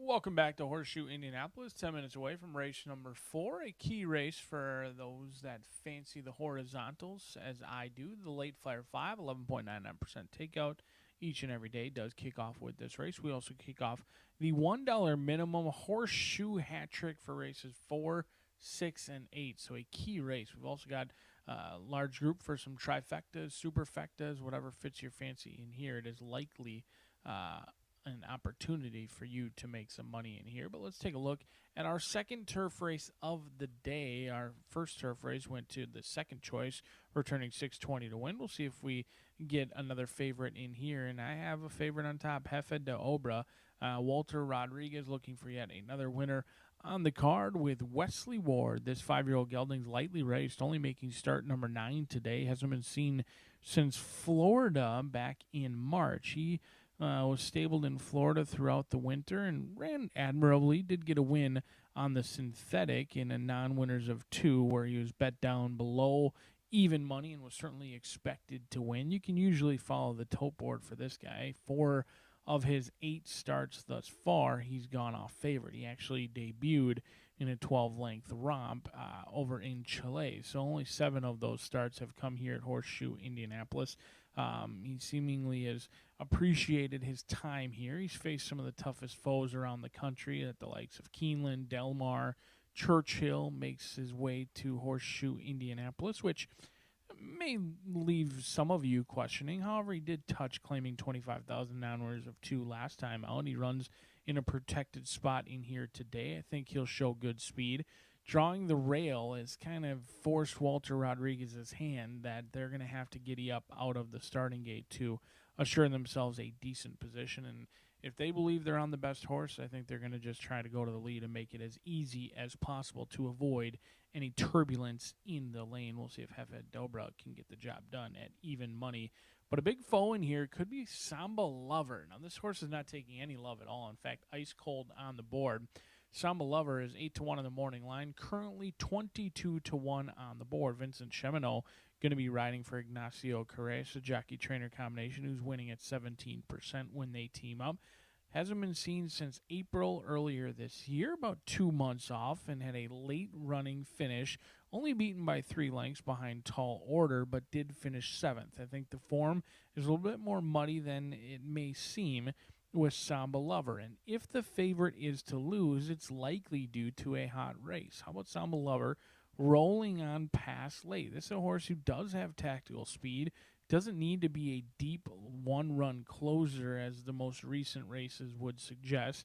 Has one on the lead, going 7.5 furlongs here at Horseshoe Indianapolis, and I thought Samba Lover could be a horse who gets first run and doesn't necessarily need to be as far back as some would suggest. However, the question marks are there. This horse is eligible for non-winners of 2 in against potentially, the likes of 5-time winner like Holiday House and Indiana bred as well. So, Kentucky bred for Holiday House. But this horse could likely have found an easier spot, but they run in a protected spot in here in connections that don't just run simply to run. I think Samba Lover, an intriguing long shot in here. And speaking of intriguing long shots, Stargazer's Dream, a long shot no more, projected to go off at 12-1, currently 5-1 on the board. Anna Beschizza looking for another winner with Kelsey Danner. She is continuing to dominate here at Horseshoe Indianapolis, winning at an amazing 44%. Her and Adam have a good thing going, and Michelle Shaw's Silks are hoping that that good thing continues in here with this 3-year-old gray colt by Bucaro, who tries the turf for the 3rd time of the career. However, the synthetic form is intriguing to me. This is a horse who's run some very nice races on the synthetic. I think those turf races you could draw a line through. First off, they came at 2 years old. One of them was at the likes of Kentucky Downs, which horses just don't take to going uphill, left hill. It's like running, a circus trick pony over there at Kentucky Downs sometimes. So I don't blame a 2-year-old for not taking to that surface. And then here at Horseshoe Indianapolis, kind of got a slow start when the race was all wrapped up. Has been much more competitive at 3 years old. I think there is upside with Stargazer's Dream against your heavily favorite Jefe Dobra. But let's take a look at today's Late Fire 5. The single is going to come in this race. I'm going to single your inside runner. There are question marks. However, I do believe Jefe Dobra 7 starts here in the U.S. who are likely good enough to win this race, and hopefully that will be the case as we're going to single the chalk versus try and get cute and beat the chalk, because there's opportunities to beat chalk later on in the card, like race number 5, maiden special weight. I happen to like some long shots, 8-1 on Pernicious, who could be a big overlay. You've got the speed of Jordan's Deal and then Razanet at 30-1 as well. Race number 6 also presents an opportunity to beat more chalk. Turf race, 7.5 furlong, scratch the inside and the outside runners. The bookenders, the 1 and the 12 are out. We are going to use 3, 5, 6, 7, and 9 in race number 6. Ace of Cats, 30-1. Tony Granite's Marcelino Pedroza Jr. ran a huge effort on the turf last year at 2 years old, has been beaten by City Blocks this year. However, a sloppy sprint. This horse does not want to sprint and didn't want to run in a $100,000 stakes race off a long layoff. Should be fit today. Tony Granite's, you have been warned on the turf with Ace of Cats. And then a couple of reasonably priced horses, race 7 and 8. You're going to have a heavily backed favorite, I believe, in number 5 with Cicerto. We're going to use Watcher, who had a disastrous trip last time out. If you are a replay watcher, strongly encourage you to watch that replay. And you will also see Evil Intentions, your outside runner, lingering in last and running on very strongly late to finish just off the board. I think Evil Intentions is the one to fear in there while everyone else piles on to the 4 and the 5. The talented riders getting the leg up. We are 3 minutes away from Horseshoe hat trick time right here at Horseshoe Indianapolis.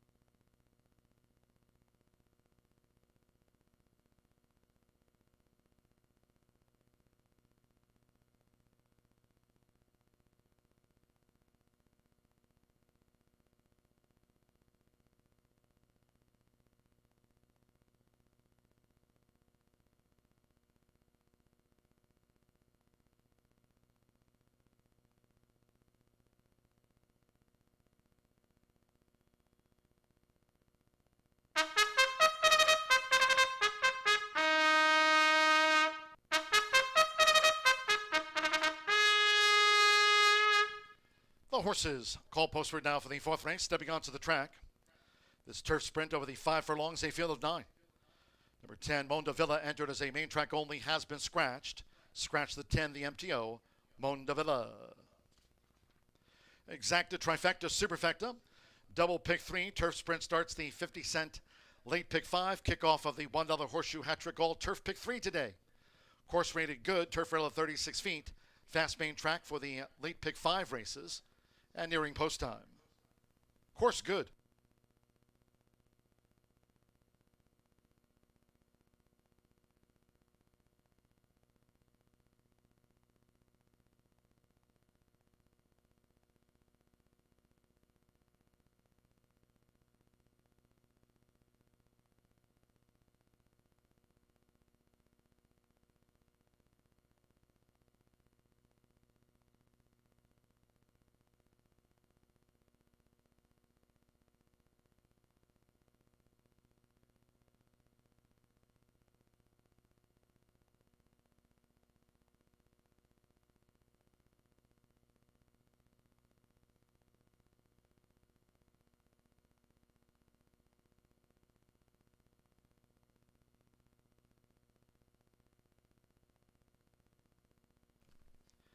Number 4, Samba Lover, now stepping onto the track. Samba Lover stepping on.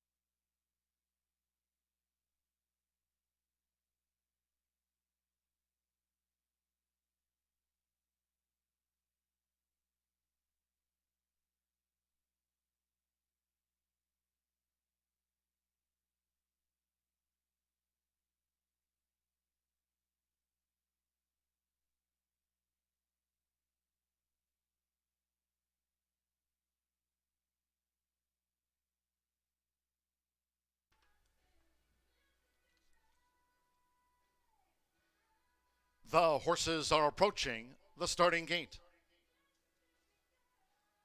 Last call for the 50-cent late pick 5 starts here with the Turf Dash.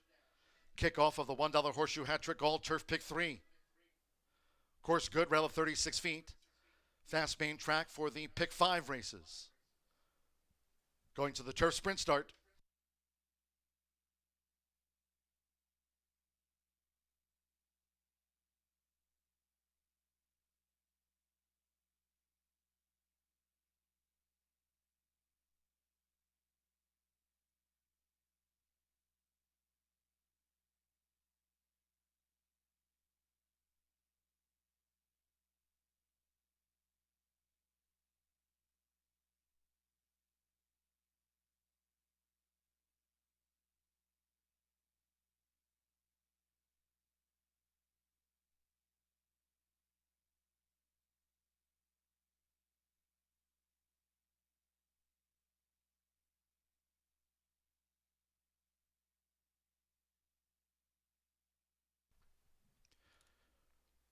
Crossing over to the turf course, arriving at the gate.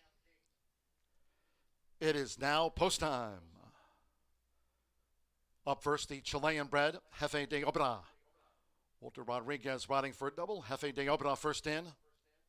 Sando Sanjor with Holiday House joins the 3-5 favorite Jefe de Obra. Now McKenna Anderson with Epimethium.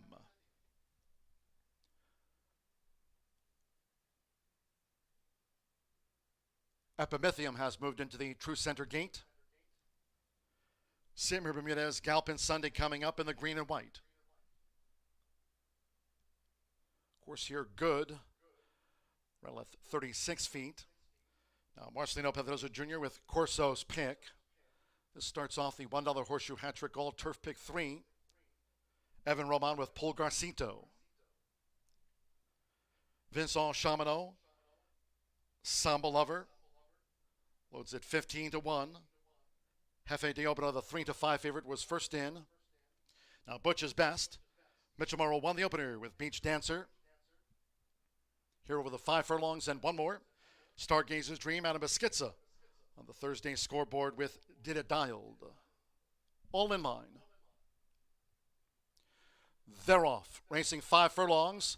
Fast start for Corso's pick with on the outside Butch's best with early interest as Jefe de Obra settles back through the field. Galpin Sunday's running in third. Holiday House with the rail there at 36 feet. Pulgarcito, 5th past the half-mile pole, and these battling leaders. Then toward the inside, Jefe de Obra joined by Samba Lover. Stargazer's Dream is running second to last and beaten for pace. Epimethium trails. Then round the far turn, the leader, Butch's best. Butch's best in front, 21.18 lead seconds, hot pace on. Corso's pick is right there, coming back on terms with Butch's best, and these two lead as they straighten away. From Galpin Sunday to the inside, Holiday House in a turquoise cap. Pulgarcito, Jefe de Obra is in behind a Samba Lover. Then Stargazer's Dream and Epimethium yet to pick up. They're deep in the final furlong with Mitchell Murrell. It's Butch's best, determined to the finish. Butch's best will be best. Butch's best gets the result by 3. Corso's pick holds Holiday House for a second, then Samba Lover, Pulgarcito, Galpin Sunday, and Jefe de Obra followed all of them home.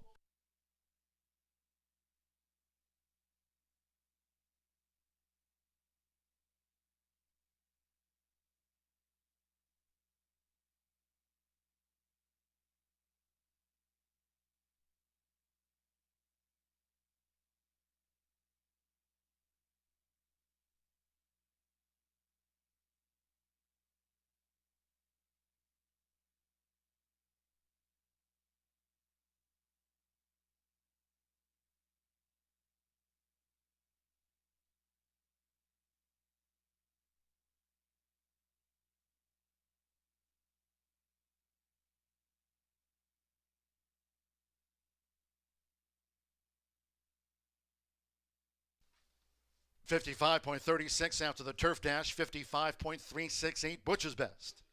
5-2 first. The judge is taking a look at the photo before posting the second, third, and fourth after the turf sprint. A couple of wins on the card for Mitchell Murrell. Here for Rob Dobbs Jr. Butch's best at 5-2 in the turf dash. 3 Corso's pick at 13-1 odds was the runner-up. 5 Holiday House at 10-1 third, and 7 Pulgarcito at 18-1 holding fourth. 8-3-5-7 after race 4.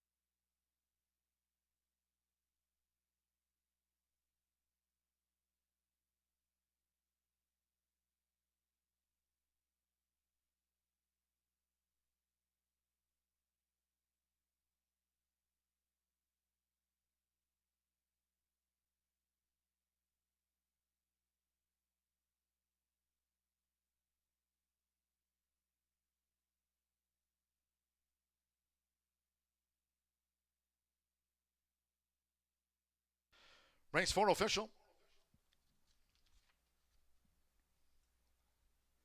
Stepping into the Murphy Trailer Sales winner's circle, it'll be the 8 Butch's Best, marking a riding double on the card for Mitchell Murrell. Took out the first with Beach Dancer, here with Butch's Best in the Turf Dash. Butch's Best stepping in. 5-year-old Grey Roan Gelding by Greeley's Conquest. Out of Kitty's Comet by Maria's Bond. The now 5-time winner is trained by Rob Dobbs Jr.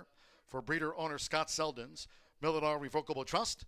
Horseshoe Indianapolis congratulates the winning connections of Butch's Best and the Murrell family.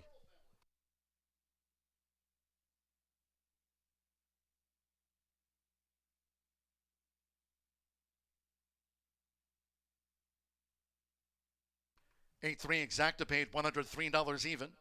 50-cent trifecta, $112.45. 4-8 double paid $39.60. The 50-cent pick 3. This pick 3 covered races 2, 3, and 4. $88.50. With Pulgarcito fourth, the 10-cent superfecta paid $218.04. 9 ran. Course good, 55.36 after race 4. Forward to the 5th. In the maiden distaff sprint, race 5 is 20 minutes away. There are no scratches, all 11 run. Number 4, Vortex Express, make the jockey Arcelio Flacco. Arcelio Flacco on 4, Vortex Express, another jockey change for the 3 race maiden. That's the 9 Bits of Candy. The jockey will be Marcelino Pedroza Jr. Rob Dobbs Jr. going for a double on the day. Marcelino Pedroza Jr. rides the 9 Bits of Candy. Reported overweights, 7 Lavish Justice a pound, and the 8 Raisonnette a pound over. All 11 run, Exacta, Trifecta, Superfecta, double pick 3, start of the $1 late pick 4, presented daily by Itoba. Post time 4:14.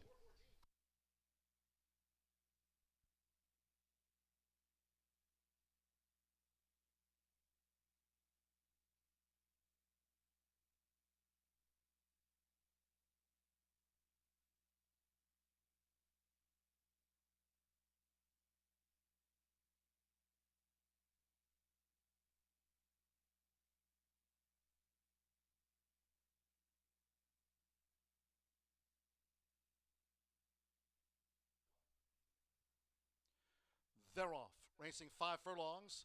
Fast start for Corso's pick with on the outside Butch's Best with early interest as Jefe de Obra settles back through the field. Galpin Sunday's running in third. Holiday House with the rail there at 36 feet. Pulgarcito, 5th past the half-mile pole, and these battling leaders. Then toward the inside, Jefe de Obra joined by Samba Lover. Stargazer's Dream is running second to last and beaten for pace at Prometheum Trails. Then round the far turn, the leader, Butch's Best. Butch's Best in front, 21.18 lead seconds, hot pace on. Corso's pick is right there, coming back on terms with Butch's Best, and these two lead as they straighten away. From Galpin Sunday to the inside, Holiday House in a turquoise cap. Pulgarcito, Jefe de Obra is in behind a Samba Lover. Then Stargazer's Dream and Epimethium yet to pick up. They're deep in the final furlong with Mitchell Murrell. It's Butch's Best determined to the finish. Butch's Best will be best. Butch's Best gets the result by 3. Corso's picked, holds Holiday House for a second. Then Samba Lover, Pulgarcito. They're off. Racing 5 furlongs. Fast start for Corso's.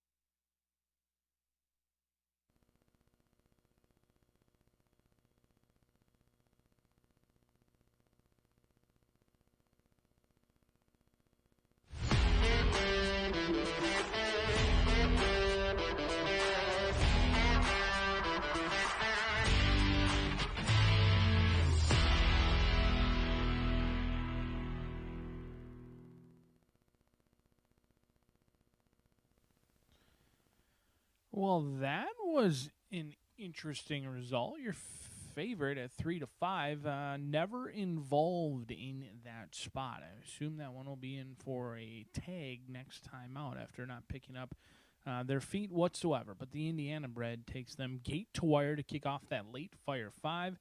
Race number 5 kicks off the pick to 4, $1 pick 4 in here. Back on the main track, we'll be on the turf course again in races 6 and 8. But we are only about the midway point of our card because thankfully we've got 12 races today. A very exciting day here at Horseshoe Indianapolis. 6 furlongs on a fast main track. No scratches, no changes to go over. And I'm going to go to one of your outside runners in here, Rockin' Rocio. A first-time starter in against a ton of horses with experience in here for Victory Stables LLC, donning those silks. This 3-year-old filly by Mr. Speaker out of Red Blend goes out for Cipriano Contreras. He wins at 24%. Even better with first-time starters. An unbelievable 42% with first-time starters, and he gets the red-hot Manny Esquivel, who's looking to pick up where he left off yesterday after having himself a great day. The mare Red Blend, well, she was a 5-time winner, all at the lower-level claiming ranks thus far, and she's produced 3 other foals. Only one of them have gone to the winner's circle, but forever blessed.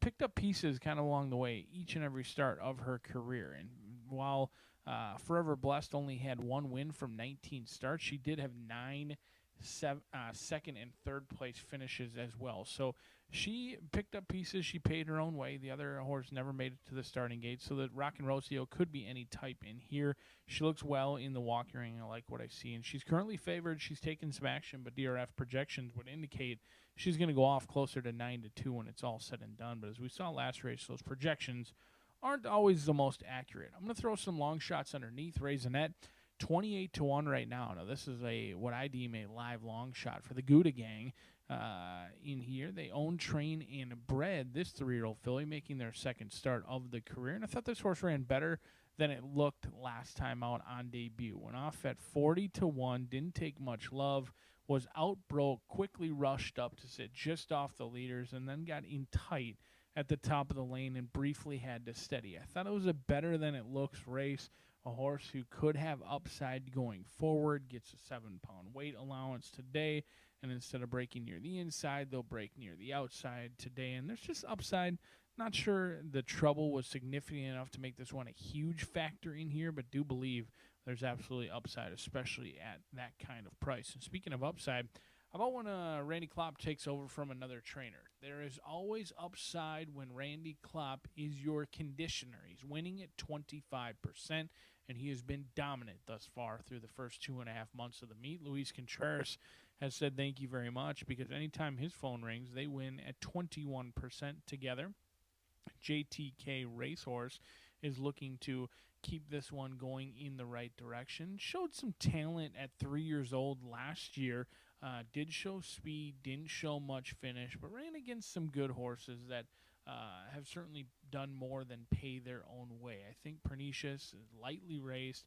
Switching to our top conditioner in here could be overlooked in this spot as well, and you get Luis Contreras in the saddle, which is always a good sign. 3 of the 7 siblings have gone on to win, and one of them made over 6 figures. There's upside with this 4-year-old filly. Anytime you can get 7-1 on Randy Klopp, it does not happen very often, and I will certainly be using on my pick 4 tickets, but we'll see if the money's legit on the first-time starter and the 3-year-old filly Rockin' Rocio, trying to run them off their feet at first asking. It's a wide-open race, a ton of speed in here. Jordan's Deal being overlooked at this point. We'll see if Jordan's Deal overlooked when the gates pop. That 3-year-old filly has a ton of speed. We'll see if she can find a finish in here, as we're 7 minutes away from kicking off the $1 pick 4 here at the Shoe.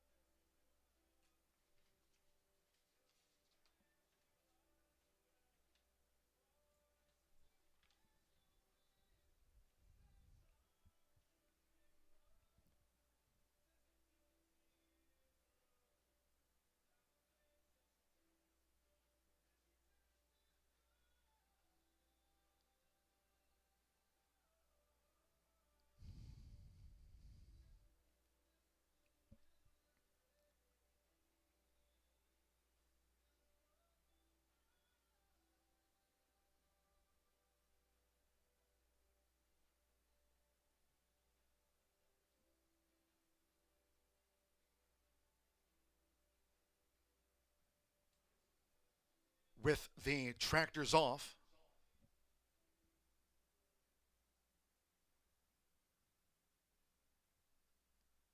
Paddock judge Brandy Bell with the call for riders up now.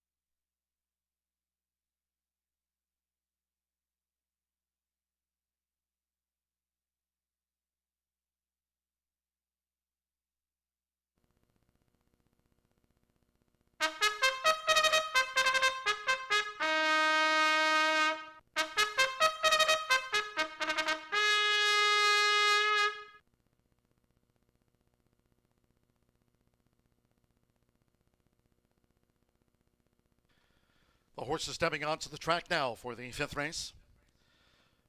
Maiden filly sprint over the 6 furlongs, only 11 run. No scratches for Vortex Express, the jockey Arcelio Flacco. Arcelio Flacco on the 4 Vortex Express. 9 bits of candy, the jockey Marcelino Pedroso Jr. Rides 9 bits of candy. Marcelino Pedroso Jr. on the 3 race maiden. Couple of overweights reported. Overweights, the 7 Lavish Justice 1 pound. 8 Raisonnette, a pound over. Exacta, trifecta, superfecta, double pick 3. Start of the $1 late pick 4 presented by Itoba. Getting closer to a start.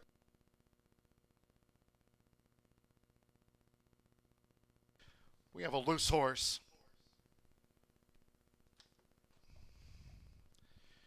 It's Donna Dolly.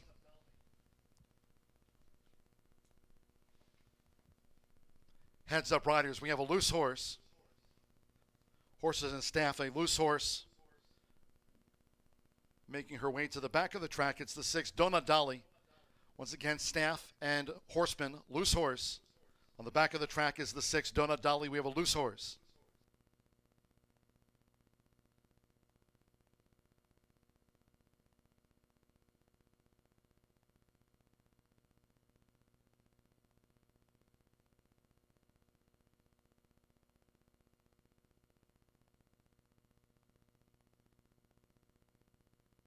Late scratch on 6 Donut Dolly. This filly continues loose on the back of the track. By order of the steward, scratch 6 Donut Dolly now from the maiden filly sprint. All wagers on the 6 Donut Dolly here in race 5 refunds.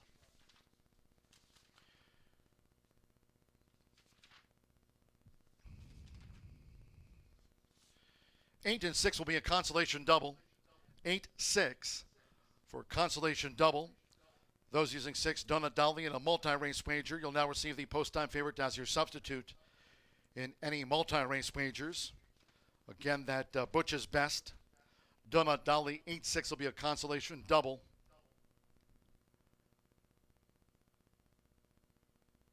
And looking over here toward the 6 furlong start, that loose filly is now with the outrider. The outrider has a hold of Donut Dolly the 6, albeit a late scratch.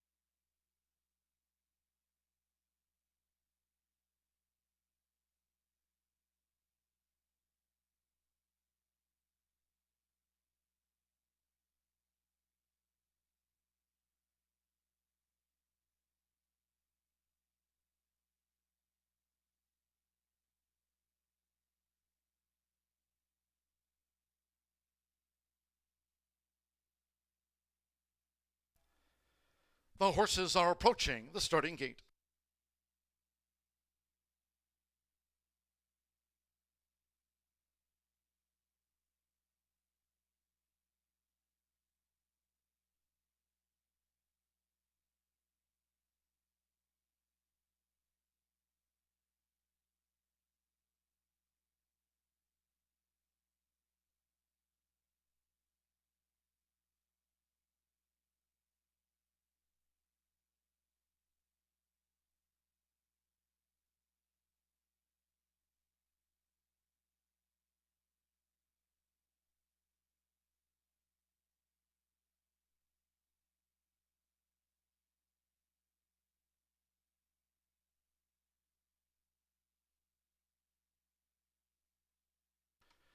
The horses have reached the starting gate. It is now post time. Loading for this maiden filly sprint. Luis Contreras with Pernicious. Joseph Romero, Lavish Justice. Joins Pernicious loading up.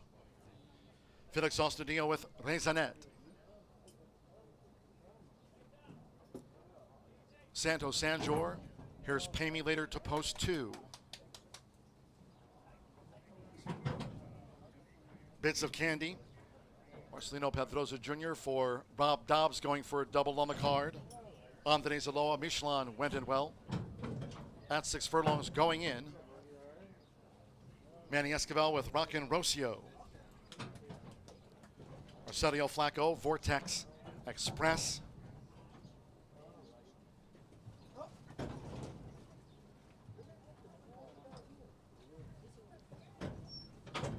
Bits of Candy right now, the 6-5 favorite.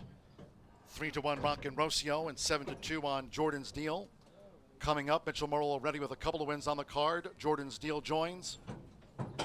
Late scratch on the 6, Donut Dolly. The 6 a non-runner, so one more. Rodney Prescott, a long winter's nap, one of the 3 first-time starters on this summer day. Here's a long winter's nap. We've had a fast track here since kickoff. 35-1 on a long winter's nap. Here we go. All in. Ready. And they're off. Bits of Candy broke sharp. There's Jordan's Deal, a long winter's nap up on the far outside. Here's Michelin with early interest, and Vortex Express is right there too. So it's Jordan's Deal engaged up the inside by Michelin. They're now head-to-head. Vortex Express tracks them from third. Bits of Candy is well spotted with positional pace running in fourth. Pernicious in fifth with on the outside. A long winter's nap is next in sixth. And then comes between horses Rockin' Rocio at the 3.5. We trail back then to Raisonnette along with Lavish Justice, who's running second to last, and Pay Me Later trails. The quarter 22.06 seconds around the far turn, inside 3 to go. And it's Jordan's Deal who's taking the top. Vortex Express now ranging up on the outside is Bits of Candy, and here she comes as they line up past the quarter pole. Then toward the inside is Michelin and Rockin' Rocio as these maiden fillies straighten away. Is Jordan's Deal with the rail on the outside. Bits of Candy. Vortex Express between horses. Rockin' Rocio running in fourth. Michelin back in fifth. They're coming down toward the final 16th. It's Bits of Candy with Marcelino Pedroza Jr. Bits of Candy pulling clear near home. Bits of Candy. Bits of Candy gets the result by 2. Vortex Express was second. Jordan's Deal third, and Rockin' Rocio finished fourth.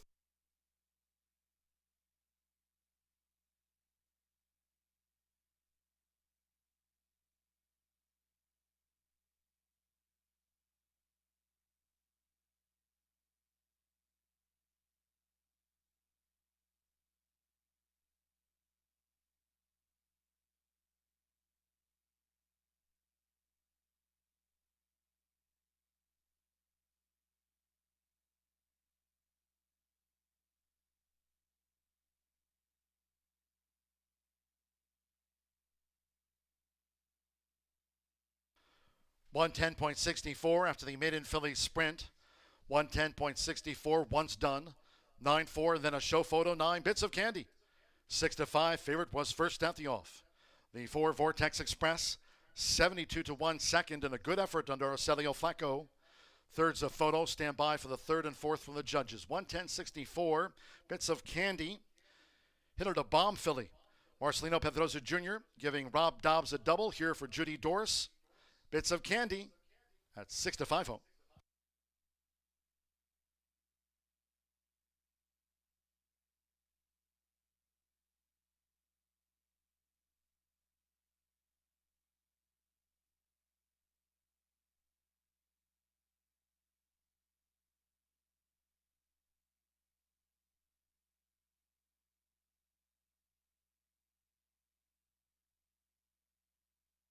The judges have posted number 5, Jordan's Deal, at 9 to 5 third, 10 Rockin' Rocio, 4 to 1 fourth, 9-4, 5-10.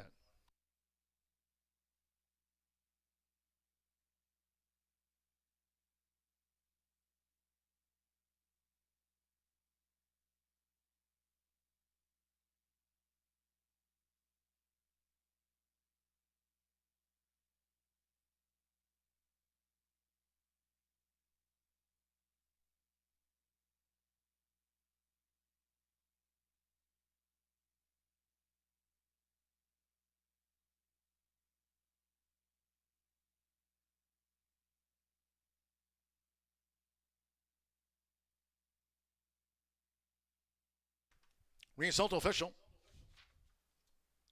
Returning to the Murphy Trailer Sales Winner's Circle, here's the 9 Bits of Candy with Marcelino Pedrosa Jr. Bits of Candy is a 4-year-old Grey Roll filly by Hitter to Bump. Out of Looking for Bits by Monarcos. Rob Dobbs Jr. Double on the card, trains here for Indiana breeder and owner Judy Doris. Horseshoe Indianapolis congratulates the winning connections of Bits of Candy, a Bridesmaid No More.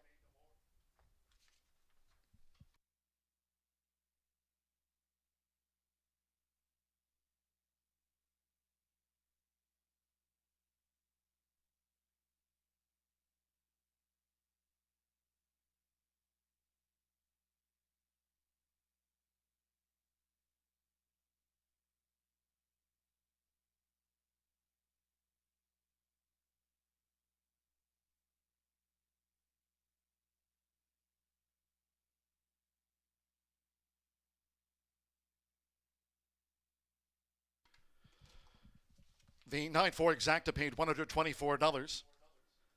$1 early pick 4, $445.30. Rockin' Rocio ran 4th in the maiden. 10-cent superfecta, $72.29. 50-cent pick 3, $21.45. 50-cent trifecta, 945, $80.15. 8-9 double, $21.40. 8-6 consolation double, $7.40 on that consolation double. The 50-cent early pick 5, 5 of 5 paid $325.10. 110.64, 15 minutes away on the clock for the 6th race. Scratch 1 Luna Diva and take out the 12 Pretty on the Prairie. Scratch the 1 and 12. 2 front cover, the jockey Sammy Bermudez on 2 front cover. Exacta trifecta superfecta, 10-cent pentafecta on the distaff turf. Double pick 3. Post time 4:46.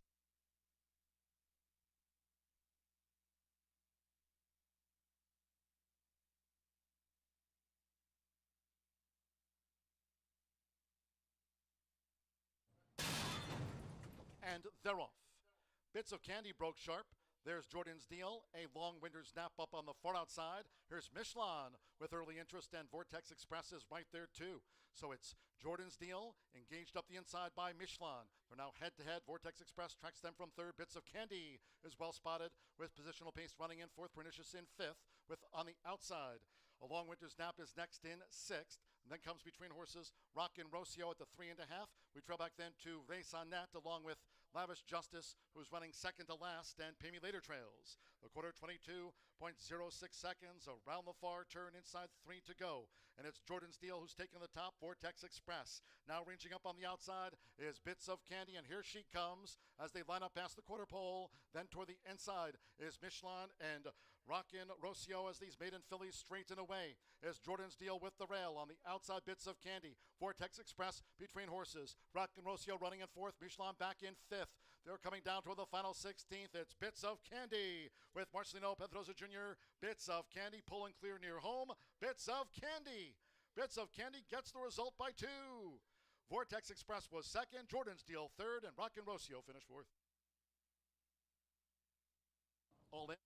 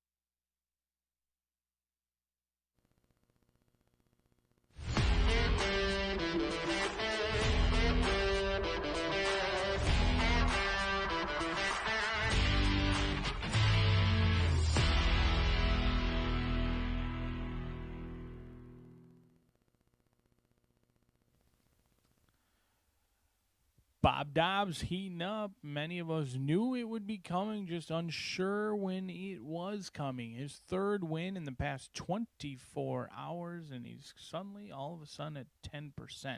My guess would be he'd hover around 15-20% in short order, as now that he's winning, the icebreaker has been broke, and the water should be flowing right to the winner's circle. We'll head back out to that turf course for leg B of that horseshoe hat trick in here. For race 6, 7.5 furlongs going to be the distance. Scratch your bookenders, the 1 and the 12 out of this event.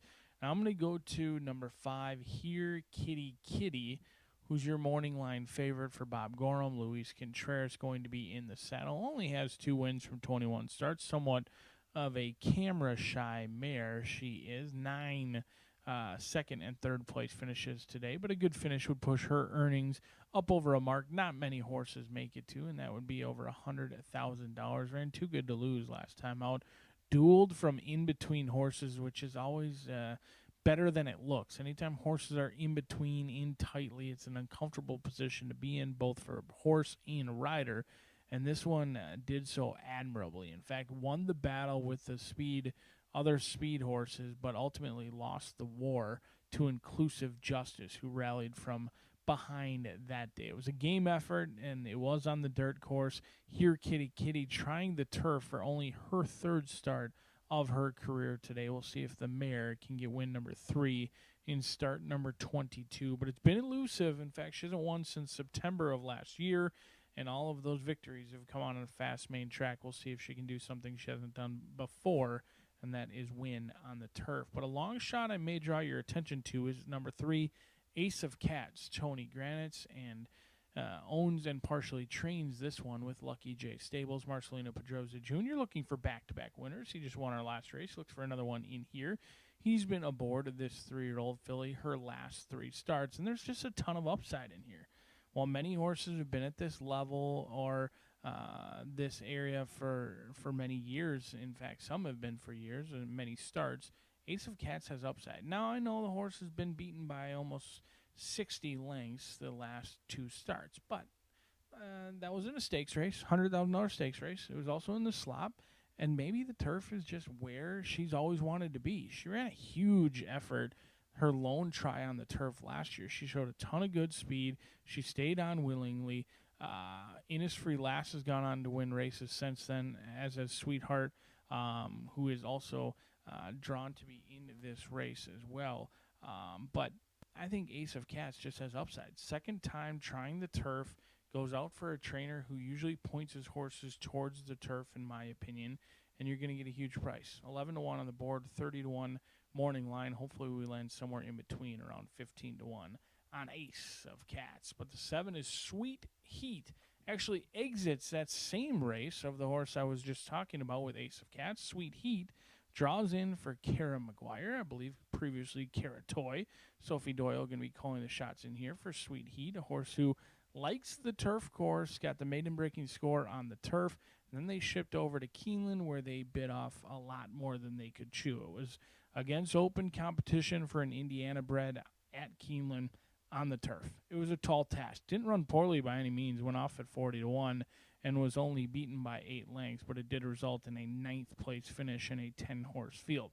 Since then, the wheels have kind of come off, and by come off, completely off. They've been sitting on hubcaps the last 2 starts, a couple of layoffs in between, looking for a wake-up call with Sweet Heat on the turf in what could be a horse for course. We'll see if this 3-year-old filly wakes up back to a spot she calls home and is oh so familiar with. 5-1 on the board, but right now the bettors are backing Here Kitty Kitty in start number 22.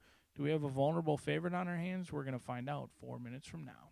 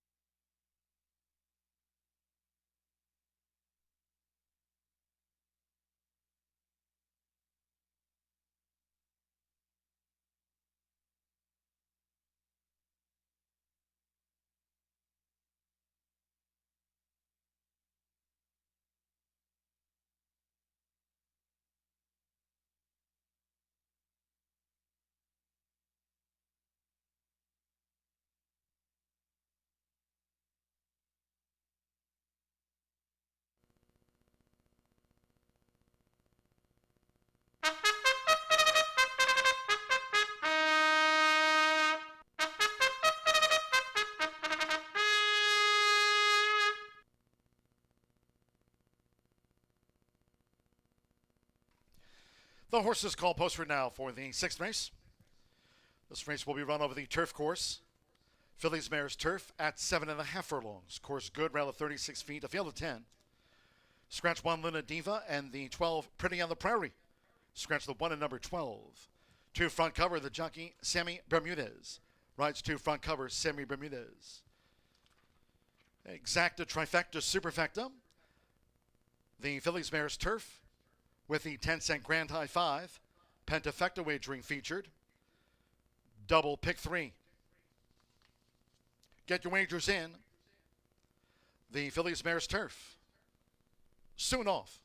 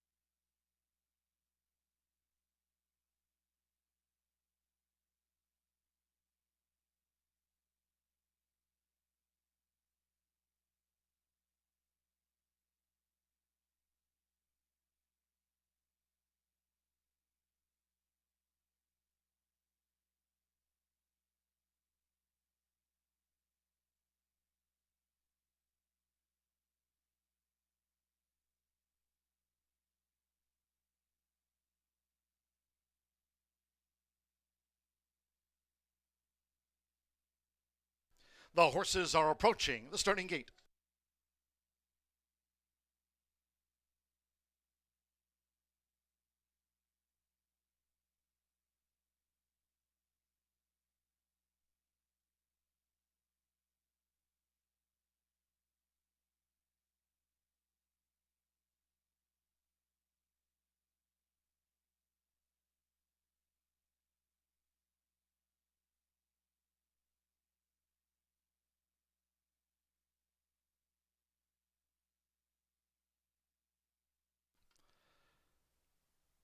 Crossing over to the turf course near the 7.5 furlong start for the Fillies Mares Turf.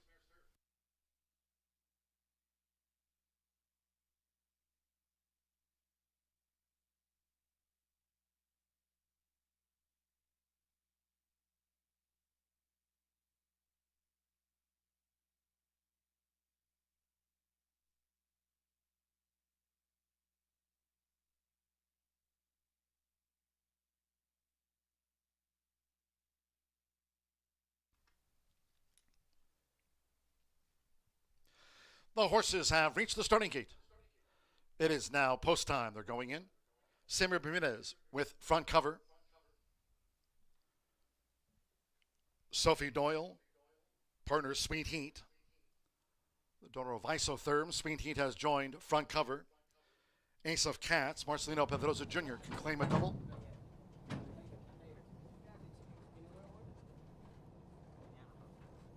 Felix Ostadillo, No Trust, joins up.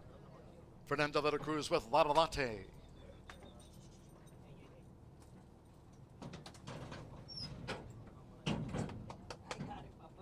Evan Roman, Enchanted Melody. Ain't a 5 favorite. Here, Kitty Kitty. Luis Contreras for Bob Gorham. The favorite went in well. Here, Kitty Kitty. Joseph Romero with Jane's Naughty Kitten. Just a couple back. Alberto Burgos with Mabel Sue Jolene. At 7.5 furlongs. If you're just joining course here, rated good, rail at 36 feet this race week. So one more, Santo San Jorge, Caprashuda. Loads at 24 to 1. Here, Kitty Kitty, 9-5 favorite.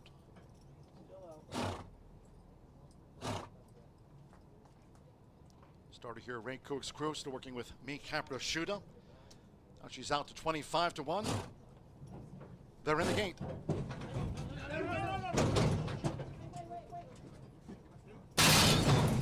And they're off.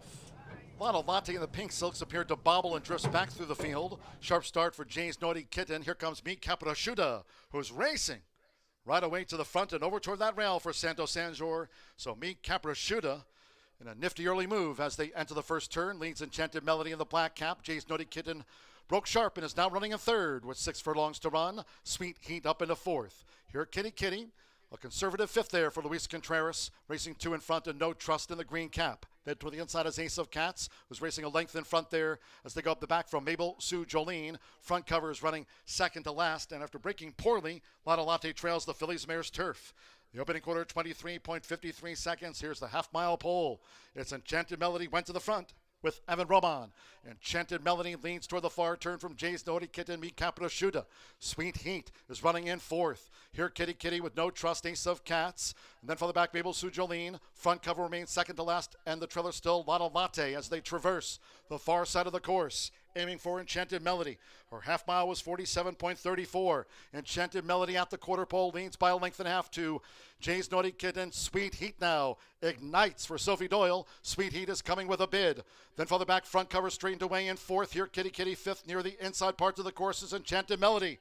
3/4 1 minute 11.38 seconds with Evan Roman. Enchanted Melody has widened to a 5-length lead. Sweet Heat now into second with Jay's Naughty Kitten, front cover, and then Ace of Cats. Here, Kitty Kitty well beaten. Enchanted Melody won by 5. Sweet Heat was second. Third, close. Third's on the bob. Front cover dived at the finish with Jay's Naughty Kitten together. Then Ace of Cats.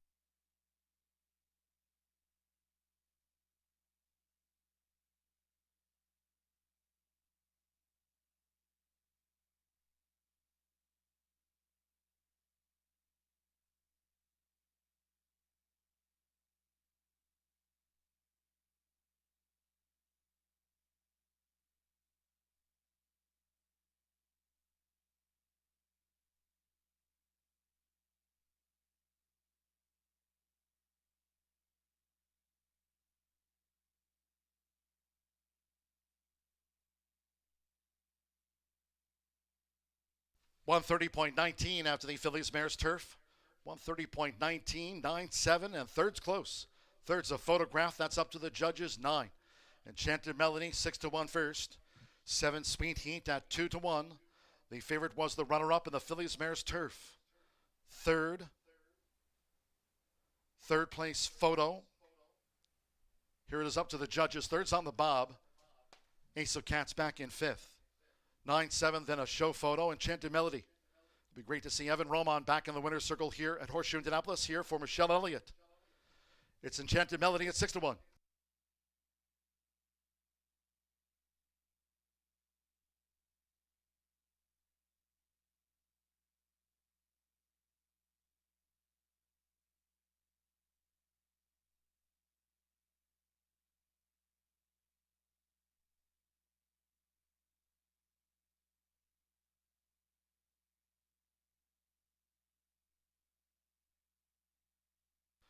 Result of the third place photo. Third went to the 6, Jay's Naughty Kitten at 12-1. 2 front cover at 6-1 was fourth, and 3 Ace of Cats, as noted, was fifth for the Pentafecta. So it's 9-7. 6 Jay's Naughty Kitten third. Outnotted 2 front cover was fourth, and 3 Ace of Cats fifth. 9-7. 6-2-3.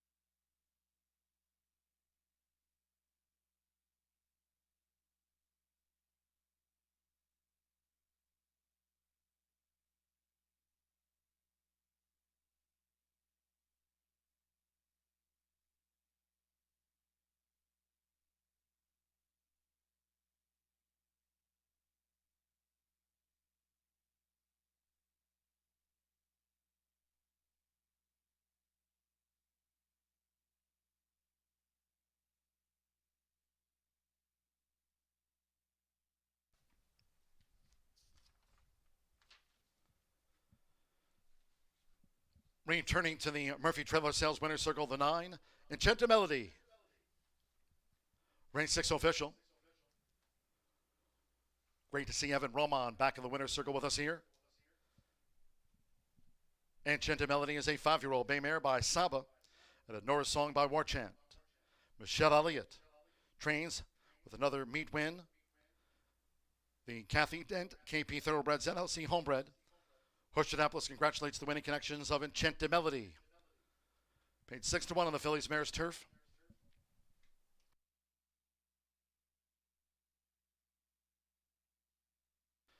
$9-7 exacta. Paid $57.80. 50-cent trifecta. 9-7-6. 116.40. Pair of 9s for the double. 34.60. 10-cent superfecta. $110.88. The pick 3. $38.95. And the 10-cent pentafecta with Ace of Cats back in fifth. The 10-cent pentafecta paid $1,764.66. 10 ran. Course good, 130.19 after race 6. On to the 7th we go. Fast track, race 7, no changes. All 7 to face starter Ray Kuick. Exacta, trifecta, superfecta, 10-cent pentafecta, double pick 3. 5:16 post time.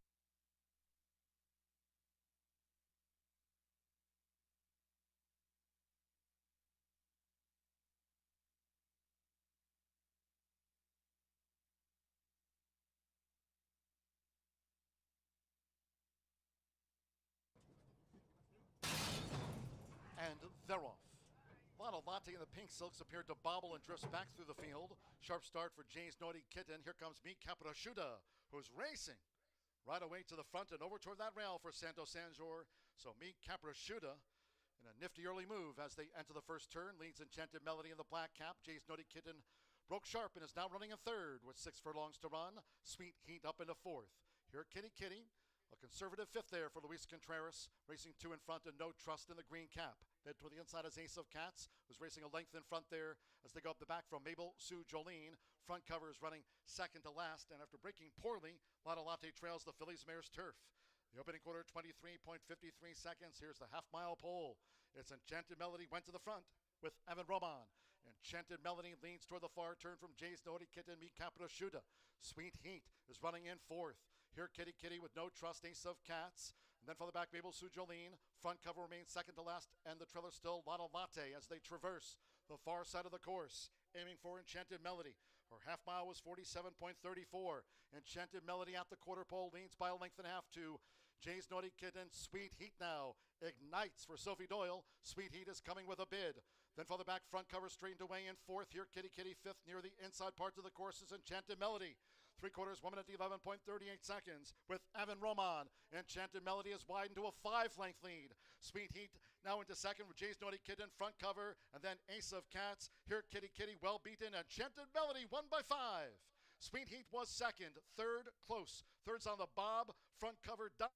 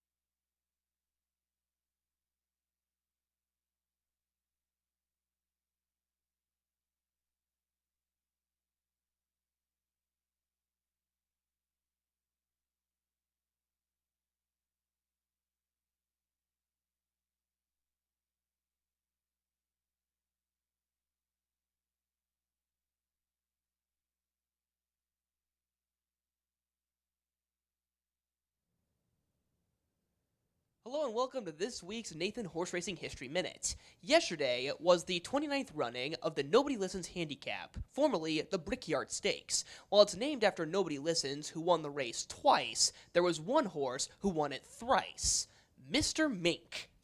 One of Indiana's great local stars 20 years ago. The Big Chestnut was the horse for the course at Hoosier Park, winning 12 of 20 races there, chief among them 3 Brickyard Stakeses and 2 Too Much Coffee Stakeses. His strategy was simple, go to the lead and never look back, and in his home state, he could be nearly uncatchable, earning many major accolades, such as Indiana's Horse of the Year.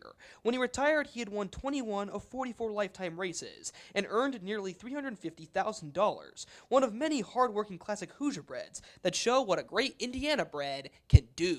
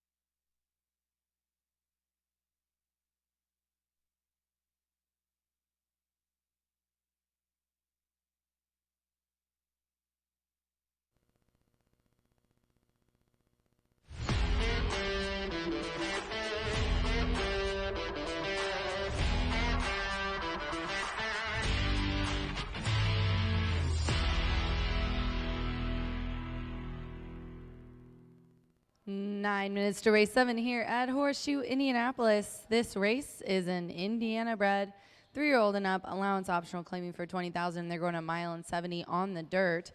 And we have a 7-horse field here. I thought the 5 would be the heavy favorite. The 4 getting a lot of action here at 7-5 right now. Watcher. But I'm going to go with C. Certo on top. This is just one of those horses for me. I very rarely leave C. Certo out. He's just got such nice speed figures. But look at Rob Dobbs. Won the 4th race, won the 5th race. He's got a shot in here as well. He's got Marcelino Petroza up. He, looking for another multi-race day. He had one earlier this week. Coming out of a 2nd place finish, has the highest last race speed rating. Also with a 72, but so does Watcher, the 4, which is the favorite right now.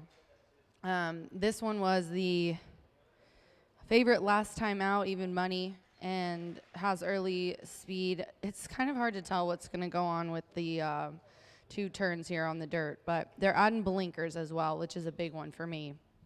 and why I gave the edge to the 5 Cicerto over the 4. Let's talk about the favorite though now. 3-2 Watcher. Louis Contreras is aboard for Randy Klopp, and what a wonderful year Klopp has gotten off to. Wonderful start. This horse ran in a very similar race. Going to try to take this condition down too and getting beaten ahead for 3rd. Had a tough start in the last 2 races, but it doesn't really matter. This horse is so versatile. It doesn't really matter if he's sprinting or routing or slop or dry.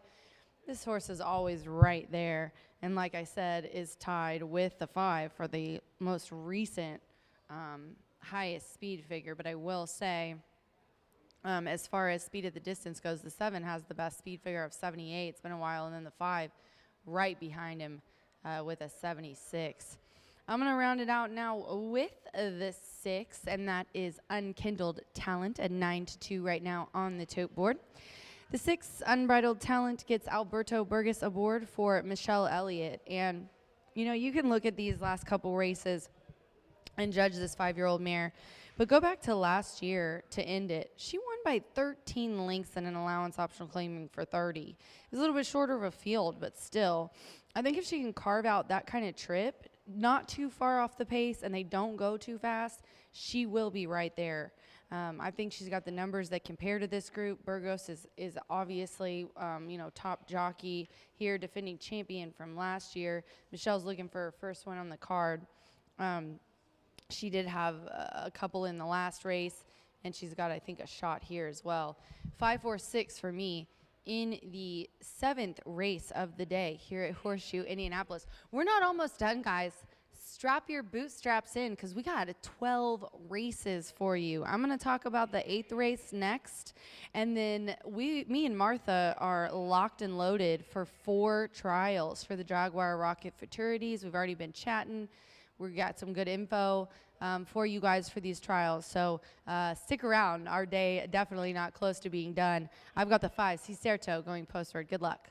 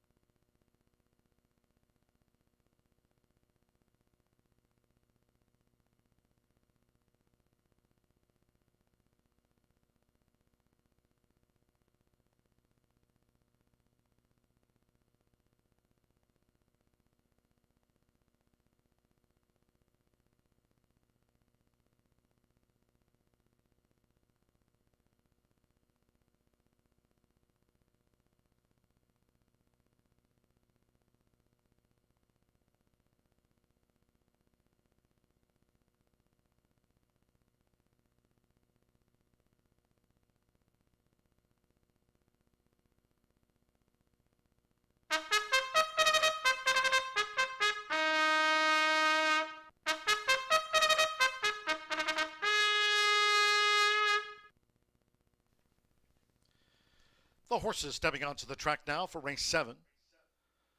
This is for fillies mares at 1 mile and 70 yards. A field of 7. No program changes to pass along. All 7 run. Race 7's clear. Exacta, trifecta, superfecta. 10-cent grand high 5 wagering. Pentafecta bets. Double pick 3. Closer to a start.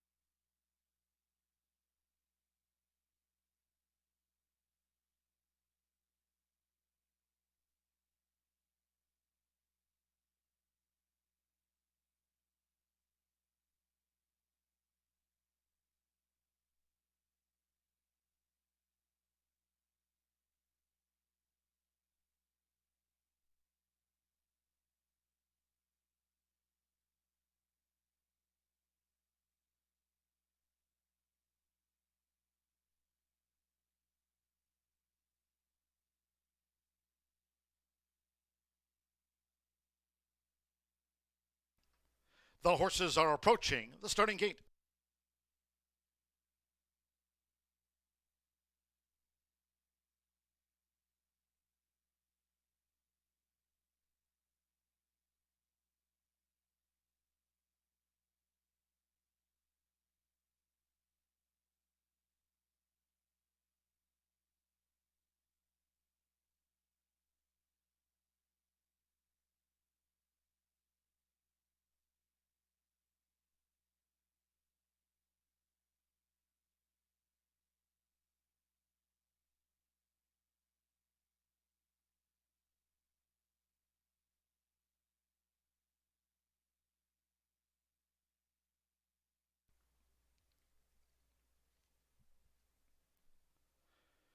The horses have reached the starting gate.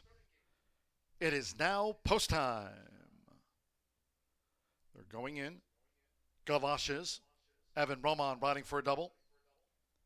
Luis Contreras with Watcher. Now Marcelino Pedrosa Jr. with C. Certo. 9-5 favorite C. Certo. Fernando de la Cruz touchdown pass. Alberto Burgos, Unbridled Talent. Like touchdown pass, both of Michelle Elliott going for a double on the day. Simmer Bermudez with Revs Run. One more Rodney Prescott with Evil Intentions coming up at 1 mile and 70 yards. C. Certo 9-5 favorite. They're in the gate. They're off to an even start. Touchdown pass sharply away. There's Watcher with the maroon cap. Revs Run toward the inside. C. Certo is close, along with Unbridled Talent. Galoshes toward the inside, and wide Evil Intentions has dropped back to last as they enter the first turn. Toward the inside, it's touchdown pass to the early lead for Fernando de la Cruz. Touchdown pass leads Watcher at the 6.5. Revs Run taken back. C. Certo and on the outside, Unbridled Talent has a white cap. Revs Run taken back 5th with the rail. As they go to the back of the track, Evil Intentions up one position, and Galoshes has been relegated to 7th. The opening quarter of a mile covered in 24.28 seconds. Touchdown pass just leads at 17-1. Watcher right there close up for Luis Contreras with the front runner, and Unbridled Talent is 3 deep uncovered for Alberto Burgos. C. Certo looks to draw in now from 4th for Marcelino Pedrosa Jr. Simmer Bermudez and Revs Run running in 5th. With Rodney Prescott, Evil Intentions second to last. And with Evan Roman, Galoshes really needs to pick them up. Half mile 47.95, 3 furlongs away. Watcher's move. So Watcher has taken a short lead as toward the inside touchdown pass tries to counter. Unbridled Talent is right there. Watcher hits the quarter pole. C. Certo on the far outside, Evil Intentions. Then Revs Run, and finally Galoshes. These fillies mares straighten away. Watcher, 3/4, 1 minute 12.22 seconds. Watcher coming down toward the final furlong with Luis Contreras, and Watcher has wide into a 5-length lead. Nearest the inside, C. Certo battling for second. Evil Intentions looks to split horses, and on the outside, Unbridled Talent. They're near home. It's Watcher. Watcher's win. Watcher well on top. Unbridled Talent was second. Evil Intentions third. Then C. Certo and Revs Run back in 5th.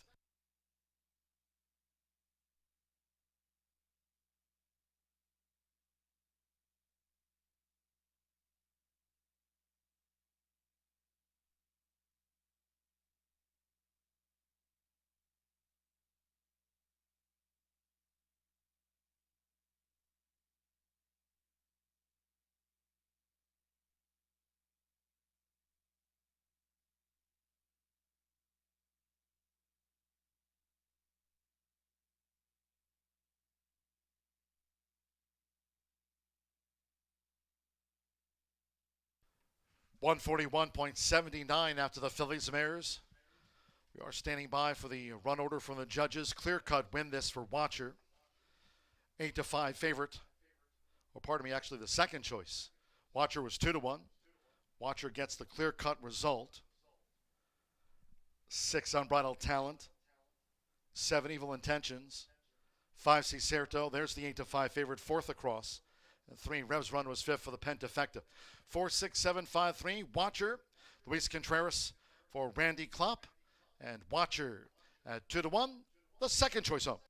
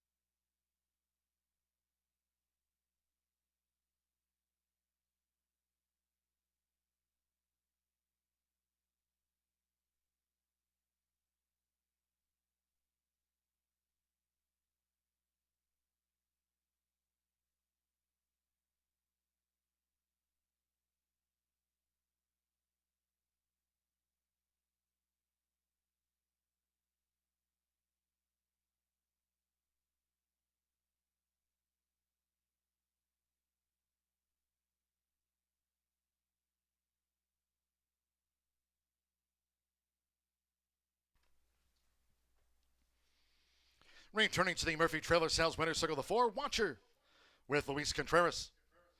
Watcher is a 4-year-old bay filly by Temperature. Out of Cadillac Kelly by El Prado.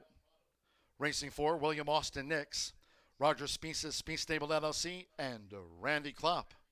On a fast track today, Horseshoe Indianapolis congratulates the winning connections of Watcher. It's official.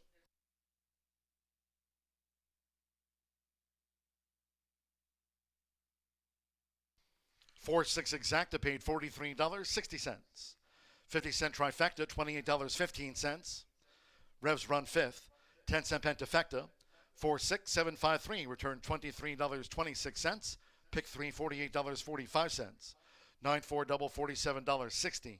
10-cent superfecta, 4-6-7-5, paid $8.13. And the Phillies Mares favorite, fourth, well, 7 ran, 141.79, claimed the winner. Number 4, Watcher for $20,000, claimed by new owner Paul King. Trainer Aaron West claimed Watcher, 1 race 7. Race 8 of a dozen. Back to the turf for a final time today. The maiden turf mile, scratch the 9 turnbuckle. 14 Incredible. Take out the 15 Discombobulator and the 16 Lucky Bolt. 13 Motown Jazz draws in. Motown Jazz, the number 13. Your track program will run. Scratch the 9, 14, 15, and the number 16. Couple of jockey changes. Number 5, Hot Black Coffee, Joseph Romero. Joseph Romero on 5, Hot Black Coffee. 11, Hot Wings, the jockey Danny Sheehy. Danny Sheehy on 11, Hot Wings. Exacta Trifecta Superfecta, another 10-cent Pentafecta featured, double pick 3. 5:48 post time, course good.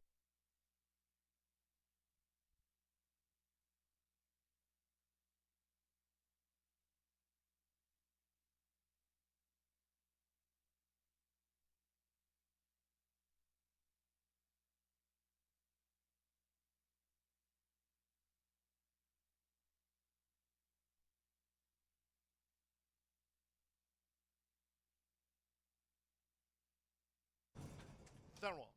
Off to an even start. Touchdown pass sharply away. There's Watcher with the maroon cap. Revs run toward the inside. Cicerto is close, along with Unbridled Talent. Galoshes toward the inside, and Wide Evil Intentions has dropped back to last as they enter the first turn. Toward the inside, it's touchdown pass to the early lead for Fernando de la Cruz. Touchdown pass leads Watcher at the 6.5. Revs run taken back. Cicerto, and on the outside, Unbridled Talent has a white cap. Revs run, taken back 5th with the rail. As they go to the back of the track, Evil Intentions up 1 position, and Galoshes has been relegated to 7th. The opening quarter of a mile, covered in 24.28 seconds. Touchdown pass, just leads at 17-1. Watcher right there close up for Luis Contreras with the front runner, and Unbridled Talent is 3 deep uncovered for Alberto Burgos. Cicerto looks to draw in now from 4th for Marcelino Pedrosa Jr. Semir Bermudez and Revs running in 5th. With Rodney Prescott, Evil Intentions, 2nd to last. And with Evan Roman, Galoshes really needs to pick them up. Half mile, 47.95, 3 furlongs away. Watcher's move. So Watcher has taken a short lead as toward the inside touchdown pass tries to counter. Unbridled Talent is right there. Watcher hits the quarter pole. Cicerto on the far outside, Evil Intentions. Then Revs run, and finally Galoshes. These fillies mares straighten away. Watcher, 3/4, 1 minute 12.22 seconds. Watcher coming down to the final furlong with Luis Contreras. And Watcher has wide into a 5-length lead. Nearest the inside, Cicerto battling for 2nd. Evil Intentions looks to split horses, and on the outside, Unbridled Talent. They're near home. It's Watcher. Watcher's win. Watcher well on top. Unbridled Talent was 2nd. Evil Intentions 3rd. Then Cicerto and Revs run back in 5th.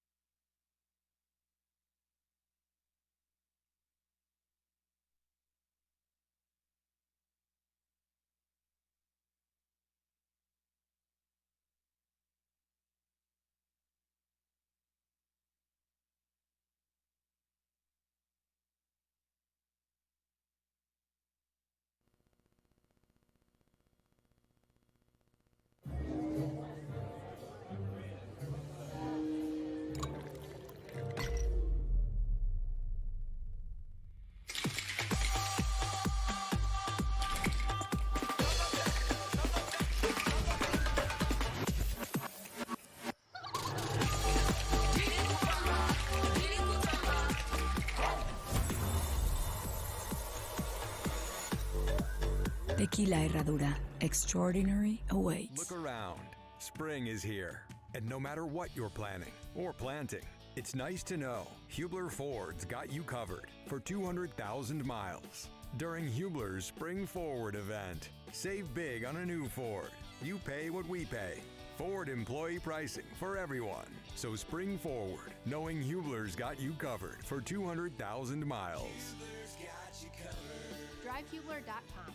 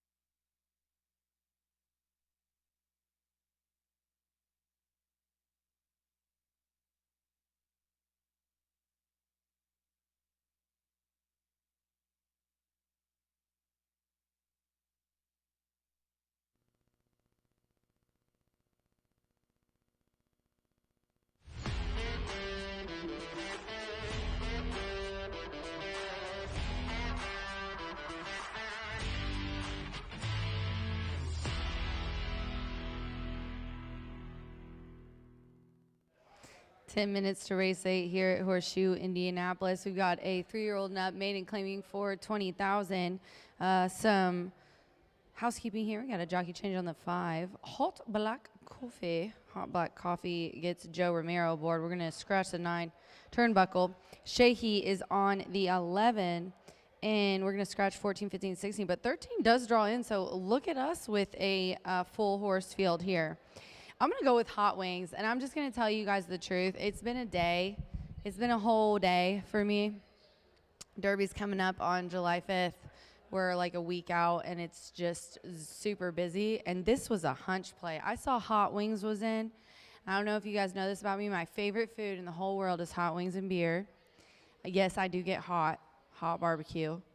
And so I'm going with Hot Wings. Sheehy up for Ignacio Carreras. I swear there's other reasons, but yeah. This one actually, it's a key start for third off the layoff after they take as much time as Hot Wings took off. Now, if you look here, his last race of 2024 was August 13th. And obviously horses improve as they go, okay? Not really the case for this one. Now, he wasn't, if you look at the way he ran, so on the debut on May 8th for 2025, he was really far back. He was 8th in a 8th out of the gate and then ended up last by 7 lengths. And he still got up for 4th. Granted, it was by many. Now, you might say, oh, how is he improving, Rachel? He was 4th again. Well, look at how he was the last race. Not as far back. Definitely made a bid for it and ended up 4th by only a little over 2 off the leader. Also, he was impeded at the start. It kind of came in a little bit on him. So definitely one that you should look, especially going from a maiden claiming for 32. Now he's down to 20. Also, he put up a 73, which, if you look at the most recent speed figures, the 11 and the 8 have the most recent speed. So that's a key for me, third off the layoff as well. Then we'll go to the 8, who I just told you has a second highest with 72 in that last race, Diver. Now, Diver has very nice connections. This is a 3-year-old gelding by Speightstown. He's a Medaglio d'Oro dam, bred by Godolphin, owned by Godolphin, and Owen Hardy trains. This one also is a second on grass angle for me as well. This horse ran for the first time on grass on June 4th and did pretty well. I think is going to like going a little bit shorter. Also is going a little bit easier from a maiden claiming for 30 to a maiden claiming for 20. And yeah, the percentages for Owen obviously are good on grass. Then Walter Rodriguez, he's looking for a double. So we got all kinds of upside as well on the 8, who is the current favorite on the board. My 11 Hot Wings right now is sitting there at 4-1. The 8 up there at 5-2. And then I'm going to go after Fletcher Bay to Diver. I think I said Diver. I was talking about the 8. Second, key on grass, good. Yeah. Now we're going to go to Diver, the 2. Look how beautiful this horse is. I mean, this horse physically is just impressive, first of all. And it's not even the gray. I mean, look at the scope on this horse, the weight. Just really looks fit. The way he moves, he's calm in the paddock. Looks like a, just class act.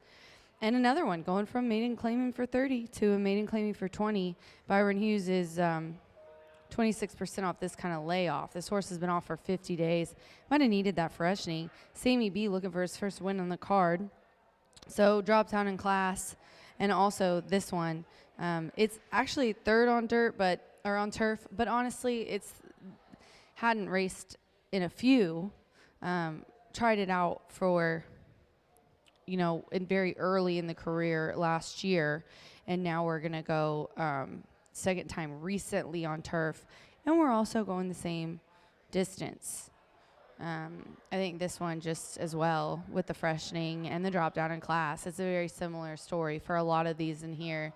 It's a tough one. Bound to Succeed, I think Sophie Doyle for Peter Urton has a nice shot in here as well. So yeah, just a nice race, and I'm hoping that my hunch, seeing as how this is kind of, I feel like, a tough one to handicap, maybe my love for Hot Wings will pay off in here.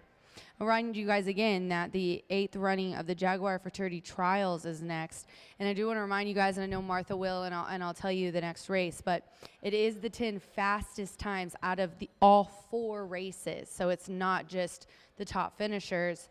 It's your time. So you're not really worried about getting to the finish line first. You're wanting your horse to get a nice, clear path and save time getting to the wire in whatever finish that may be. So the top 10 will progress to the final. And this is just an appetizer. We have so many trials for you on Saturday as well. So stick around for that. Hot Wings for me in the 8th. Good luck.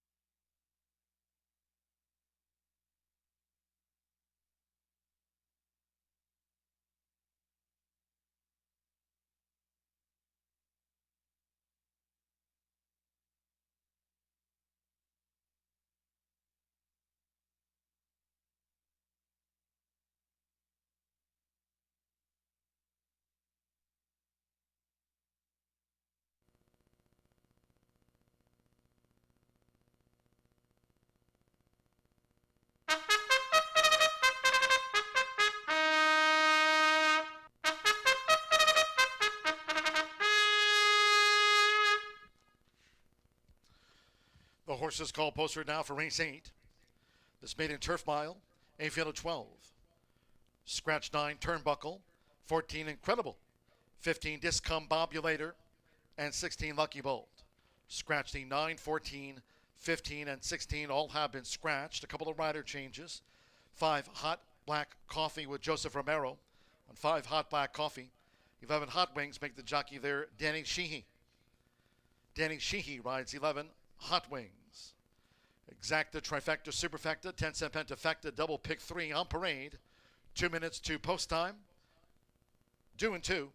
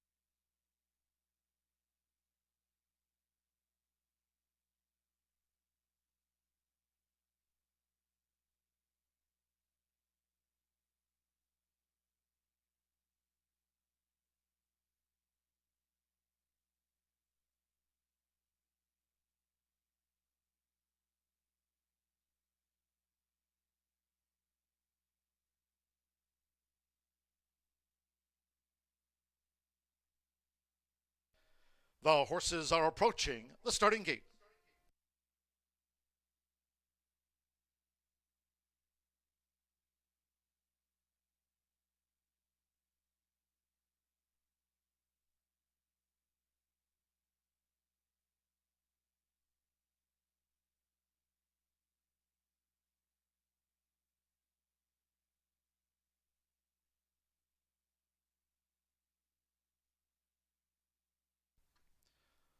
For one more time today and this week, crossing over to the turf course near the mile start for the maiden.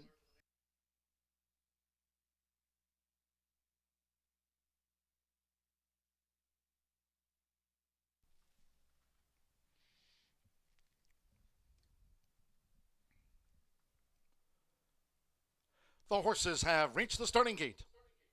It is now post time. Loading. Rogelio Miranda, King's Plan first in. Sophie Doyle with Bound to Succeed has joined King's Plan. Samuel Bermudez with Diver. Diver went in okay. Leading. Next up, Fletcher Bay.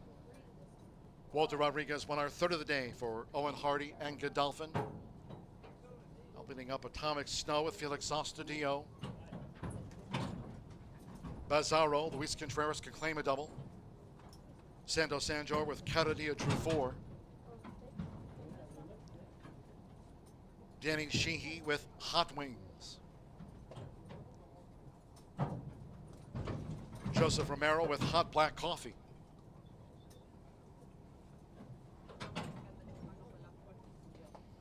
Now Fernando de la Cruz with Sharp Strike.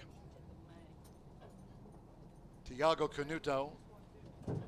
Malavaje will be the 11th of 12 to go in here for this maiden mile. Course has been rated good today. Around 36 feet, we had a sunny one. Here's Malavaje being led up.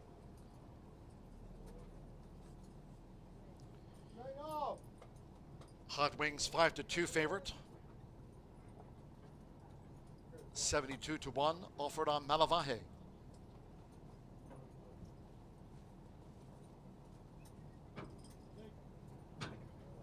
Ten in line, just a couple of back.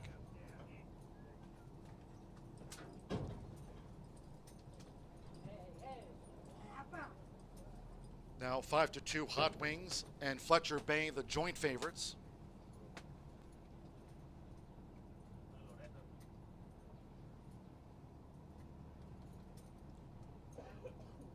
Final thoroughbred race of the day here on the turf. Jaguar Rocket Trials next. To close out Thursday's card. Still waiting for Malavaje.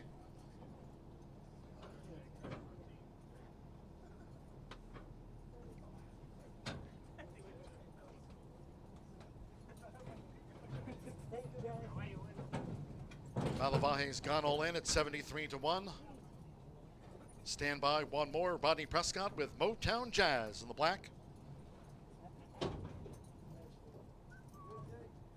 13-1 on Motown Jazz here in the Hoosier State. They are in the gate. And they're off. Atomic Snow broke well, along with toward the inside Diver. Taken back was King's Plan. Here comes an early bid by Malavaje, who was reluctant to load and joins these leaders. Hot Black Coffee right there with early interest too. It's Atomic Snow. With Felix Astudillo, Atomic Snow leads the charge into the first turn from Hot Black Coffee, and right there Malavaje, who's wide out to the stretch. Fletcher Bay in the Godolphin Blue is a ground-saving fourth as they go to the back of the course at the 5.5. Following Fletcher Bay comes Smart Strike, Diver with the rail. Hot Wings on the outside for Danny Sheehy. Hot Wings in the royal blue with white sleeves out deep on the course. Cara Diaz in between horses. Then comes Bound to Succeed with King's Plan on the outside. Motown Jazz, while dropping back to last here is Bizarro, the opening quarter in 22.24 seconds. Atomic Snow at those astronomical odds leads the maiden turf mile. It's Atomic Snow, clocks a half mile in 45.85 seconds with Malavaje close in tow. Fletcher Bay, Smart Strike, they move in tandem. Hot Wings follows them into fifth. Then between horses, as they round the far turn, Caradia with Diver toward the inside, coming toward the quarter pole. On the far outside, Motown Jazz, then Bound to Succeed is 7 from the front. So as they come toward the top of the stretch, King's Planet drop back, and then Bazzaro, Hot Black Coffee, Vibe, but has dropped back sharply. They're homeward bound. Here's Hot Wings, 3/4, 1 minute 10.82 seconds. Hot Wings and Smart Strike. They kick for the final furlong with Fernando de la Cruz. Smart Strike just repelled Hot Wings. Coming past the 16th pole, Fletcher Bay continues to charge hard. It's Smart Strike near home. Smart Strike and Fletcher Bay fall short to Sharp Strike. Sharp Strike scores from Fletcher Bay. Hot Wings back in third. Diver fourth. And then Motown Jazz, Bound to Succeed, Caradia, and Bazzaro is next.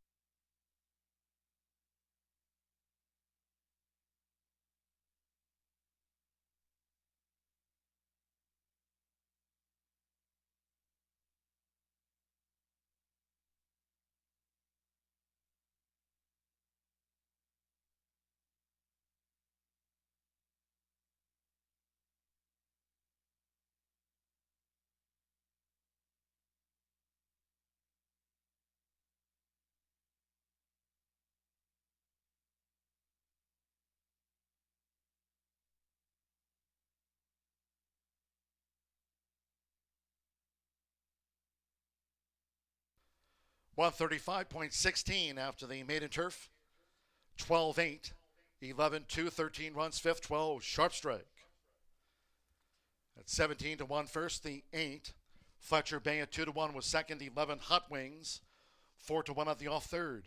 2 Diver, 3 to 1 fourth, and 13 Motown Jazz for the Pentafecta. Bound to Succeed was next, Caradia, Bazzaro, and those were well clear. 135.16, Sharp Strike, Fernando de la Cruz, Danny Simpson, Dream Swift, Thoroughbreds, and Louis Roussel III. Sharp Strike was 17 to 1.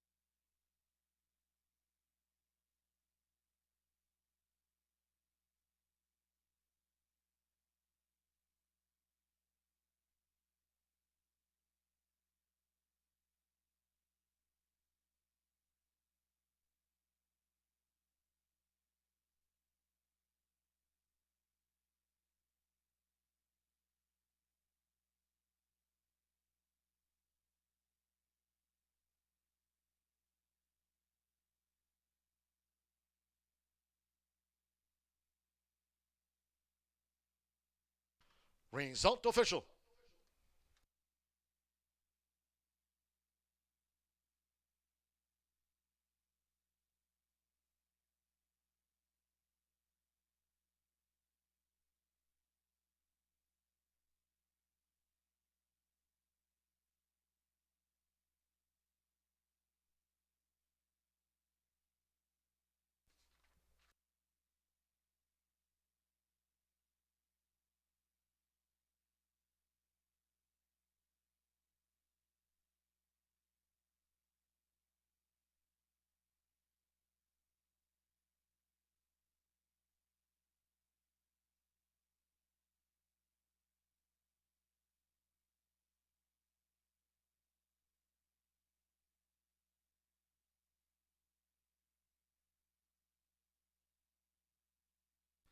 Returning to the Murphy Trailer Sales Winner's Circle, the number 12, Sharp Strike, with Fernando de la Cruz.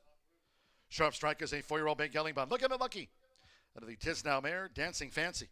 Danny Simpson trains for Randy McBride's Dream Swift Thoroughbreds and Louis Roussel III. Horseshoe Indianapolis congratulates the winning connection. Sharp Strike out to the maiden ranks after the turf mile. Paid 17 to 1 on Mr. Louie.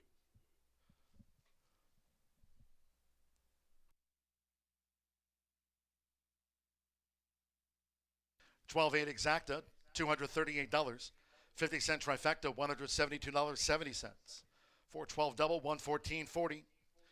Diver fourth, 10-cent superfecta, $132. 50-cent pick 3, 9 with the 4 with the 12, $169.90. The $1 late pick 4 presented by Itoba Daily, 404, $1,530.90. The 50-cent late pick 5 after the low 11.99% takeout.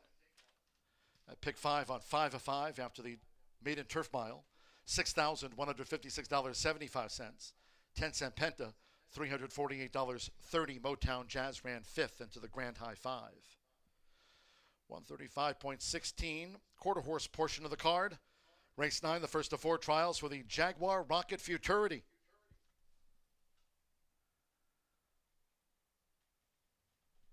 And in race 9, no scratches.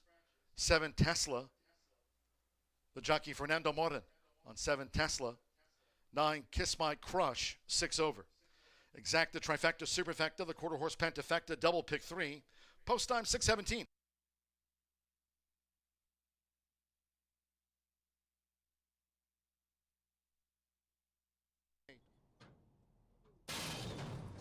And they're off. Atomic Snow broke well, along with toward the inside Diver. Taken back was King's Plan. Here comes an early bid by Malavaje, who is reluctant to load and joins these leaders. Hot Black Coffee right there with early interest too. It's Atomic Snow. With Felix Astudillo, Atomic Snow leads the charge into the first turn from Hot Black Coffee, and right there Malavaje, who's wide out to the stretch. Fletcher Bay in the Godolphin Blue is a ground-saving fourth as they go to the back of the course at the 5.5. Following Fletcher Bay comes Smart Strike, Diver with the rail. Hot Wings on the outside for Danny Sheehy. Hot Wings in the royal blue with white sleeves out deep on the course. Cara Diaz in between horses. Then comes Bound to Succeed with King's Plan on the outside. Motown Jazz, while dropping back to last here is Bizarro. The opening quarter at 22.24 seconds. Atomic Snow at those astronomical odds leads the maiden turf mile. It's Atomic Snow. Clocks a half mile in 45.85 seconds with Malavaje close in tow. Fletcher Bay, Smart Strike, they move in tandem. Hot Wings follows them into 5th. Then between horses, as they round the far turn, Caradia with Diver toward the inside, coming toward the quarter pole. On the far outside, Motown Jazz, then Bound to Succeed is 7 from the front. So as they come toward the top of the stretch, King's Planet drop back, and then Bizarro, Hot Black Coffee, Vibe, it is dropped back sharply. They're homeward bound. Here's Hot Wings. 3/4, 1 minute 10.82 seconds. Hot Wings and Smart Strike. They kick for the final furlong with Fernando de la Cruz. Smart Strike just repelled Hot Wings. Coming past the 16th pole, Fletcher Bay continues to charge hard. It's Smart Strike near home. Smart Strike and Fletcher Bay fall short to Sharp Strike. Sharp Strike scores from Fletcher Bay. Hot Wings back in 3rd. Diver 4th. And then Motown Jazz, Bound to Succeed. Caradia and Bizarro is next.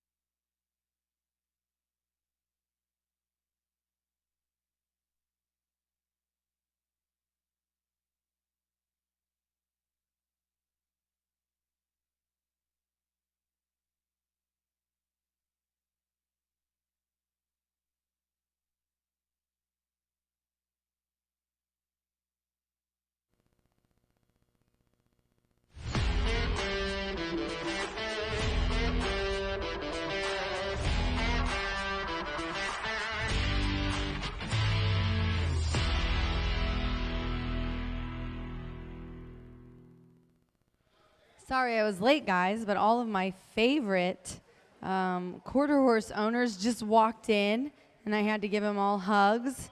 It was a long winter. Not all of them come unless they have trials, but I just got to see Keith and Rose Bodie, who have a couple in here later, and I got to see Vicky Lundstrom and Gordy. Very excited for everyone to be here, and they're excited for this weekend because Saturday we have tons of trials as well. So let's start here with the 8th running of the Jaguar Rocket Futurities. Usually it is a struggle to do, you guys. These are 2-year-old stakes trials. The fastest 10 times from all the trials will go. But I've got some excellent information about the 2, my top selection here. I got to talk to the owner, who is Brad Shirey, who's the owner for trainer Tony Cunningham on 36 Bricks. Danny Martinez is the jockey who rode last time to the win. Now, I was talking to Brad, and I'm not really sure what's going on with these short comments, but this one, he said it really wasn't noted, but the 7 knocked into him in that one, 36 Bricks, knocked him into the 5, and then for a few paces, Brad said he kind of ran at an angle and still won by a neck as the bettor's favorite. I mean, come on. Just wonderful to hear that from an inside source. So keep that in mind. Now, also, Tony, who I think if anybody's met Tony Cunningham, very even-keeled guy. He'll tell you the truth. He said, you know who I'm worried about, Rach? It's the 5, Cowgirl Beach. And, and that really made me feel good because guess what Rachel has in her picks? 259. So I feel like I'm good. If Tony Cunningham, made me feel like I'm doing the right thing when those are his horse and the one he's worried about. But this one, Giovanni Vasquez Gomez is aboard for Jesse Vasquez. So great team here. My 2 right now looks like 6 to 5, and 5 looks good. That filly is feisty. What a cute little filly. Powerful girl, though. I mean, she ran through it. And Tony even said about her, she really did well in her schooling race as well. He also, you guys should know this. We have a whole day where they all do schooling races from the gate. And these 2-year-olds, I mean, I call 2-year-old thoroughbred races firework races. These 2-year-old quarter horse, you just never know what you're going to get out of the gate. She won that on the slop and was only beaten a neck by 7 Beaches, who's in a different one today. And just what a talented filly. She did really well. And then I'm going to round it out with a 9. Kiss My Crush by Kiss My Hawks. Gosh, add a name to the list. Berkeley Packers here. I'm not mentioning you. You're here every day. You're here every day. But Berkeley Packers here too, guys. Kiss My Crush by Kiss My Hawks. I mean, how many times do we hear Martha talk about what an amazing sire Kiss My Hawks is? I mean, anytime I see that breeding, I get excited. A Coronado Cartel Dam, SC Girl Crush. Eduardo Luna is up here for Tim Eggleston, who had a day today. He had a few in on the thoroughbred card, and he won one in the opener. Beaten by a length, got into some trouble at the beginning, obviously the start. So also, I want to give my girl Martha a shout out. The top 10 fastest at 350 yards return on our 3rd all-quarter horse day, Saturday, July 19th. So all of the 10 fastest I told you from these 4 races will come back July 19th. The 2024 winner of the Jaguar Rocket was Drinkin' at Cartel Bar, trained by Tony Cunningham, 18.197. Anyways, I can't wait for Martha to be here. She's going to be covering Saturday. I got her an extra date this year. We just love having her. She's so knowledgeable. And shout out to her for my little intro snippet there. I've got 259, though, 36 Bricks, Brad Shirey and Tony Cunningham together with Danny Martinez in the irons. Good luck.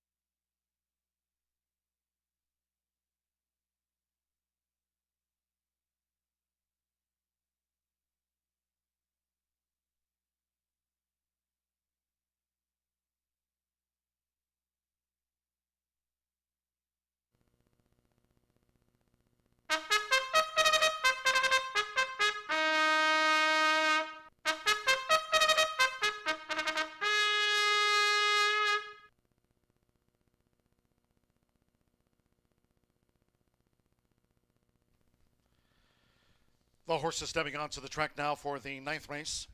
The first of 4 trials for the Jaguar Rocket Futurity. Over the 350 yards, fast track, a field of 9 here. 7 Tesla, Fernando Morton. Ride 7 Tesla. 9 Kiss My Crush is 6 over. Exacta, Trifecta, Superfecta, 10-cent quarter horse, Pentafecta. Double pick 3.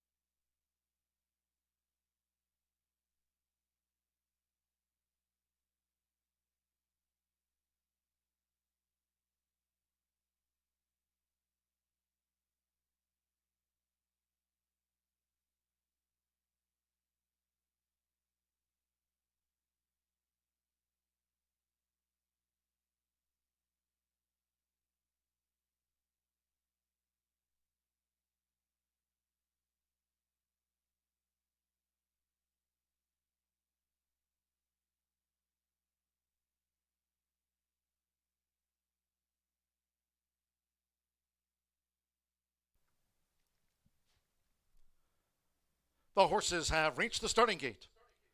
It is now post time. They're going in. A.E. King JB uses a flipping halter.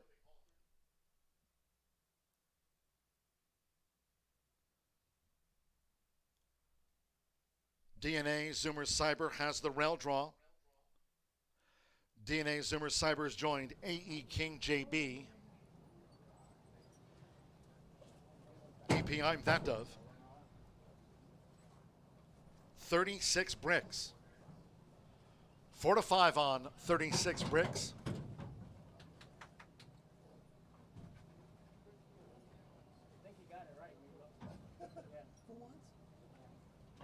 Fired up Corona.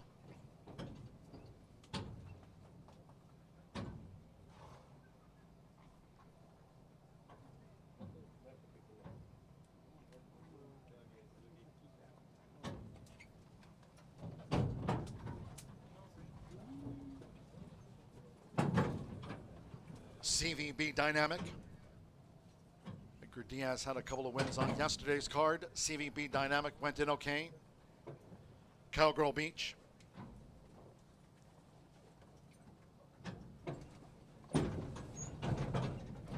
A.E. King JB was first in, so one more. Eduardo Luna Diaz with Kiss My Crush is the first of 4 trials for the Jaguar Rocket Futurity. Fast track, they're in the gate. And they're off. And breaking inward was CVB Dynamic. Sharp start for DNA Zoomers Cyber along with CVB Dynamic, who's lugging in. CVB Dynamic goes all over the place. Block was 36 bricks and charging in the clear Cowgirl Beach. Giovanni Vasquez Gomez and Cowgirl Beach well on top.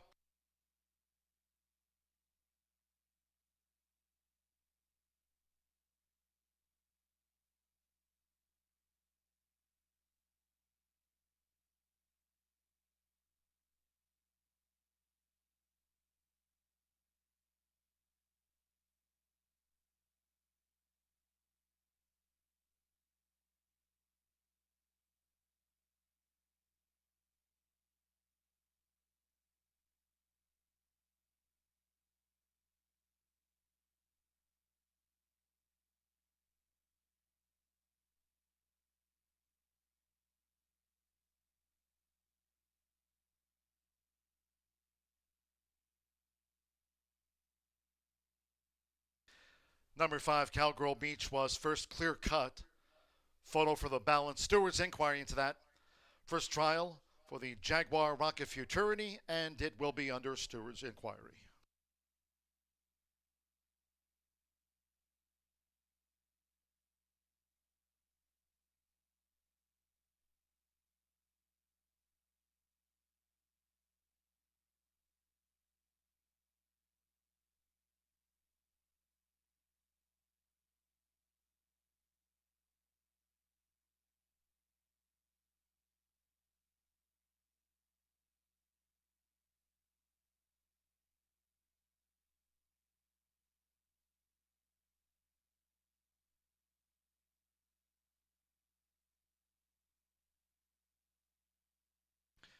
Ongoing inquiry into the first Jaguar Rocket Futurity trial, 17.699 in trial 1. Second went to the 7, Tesla. Number 2, 36 bricks was third. 9, Kiss My Crush, fourth. And the 4, CVB Dynamic finished fifth. And part to that inquiry. 17.699, top 10 here in the Jaguar Rocket Futurity trials will advance to the final here. That'll be on Saturday, July 19th. Hope you can join us then for the Jaguar Rocket Futurity final. Trial 1 going to Cowgirl Beach, 17.699 seconds.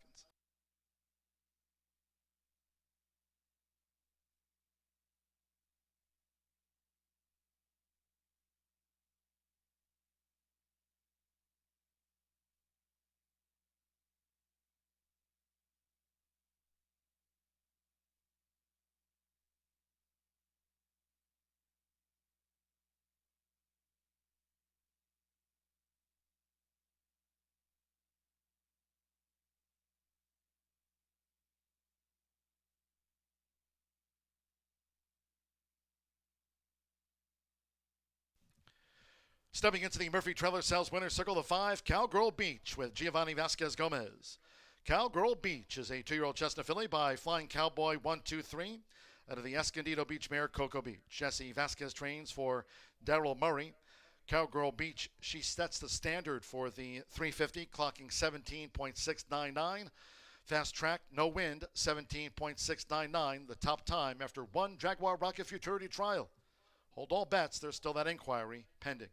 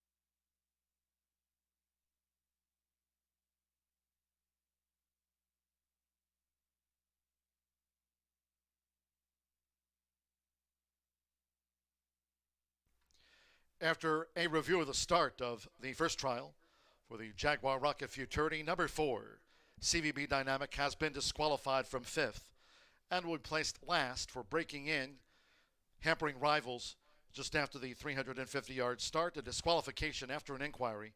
Number 4, CVB Dynamic, has been disqualified from 5th and placed last.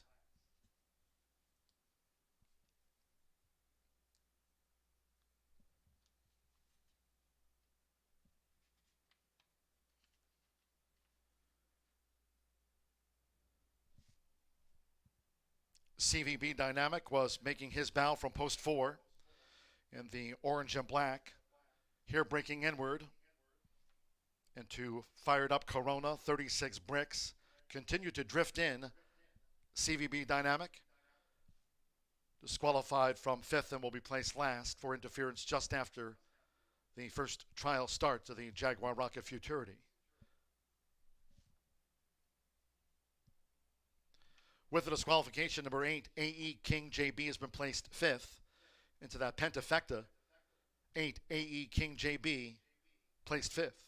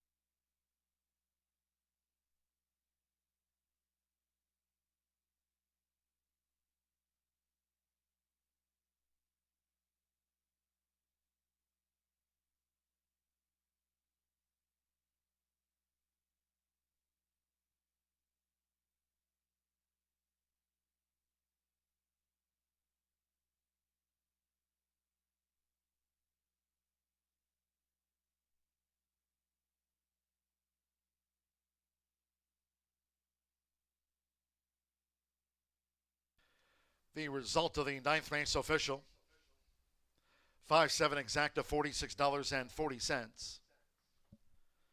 The 50-cent trifecta paid $33.60. 12-5 double, $144.40. 10-cent superfecta, $19.82. Pick 3 on races 7, 8, and 9 paid $134.25. Noting the 8, AE King JB, was placed 5th. 10-cent Pentafecta, $210.93. 17.699 seconds, the standard after the first trial for the Jaguar Rocket Futurity. 10th race in the second of the 4 trials. No scratches. Number 9, Queen VN Chick. Fernando Morin rides the 9, Queen VN Chick. 7, Jessar Patriot is 6 over. Exacta, trifecta, superfecta, 10-cent Pentafecta, double, final pick 3 of the day. Post time 6:49.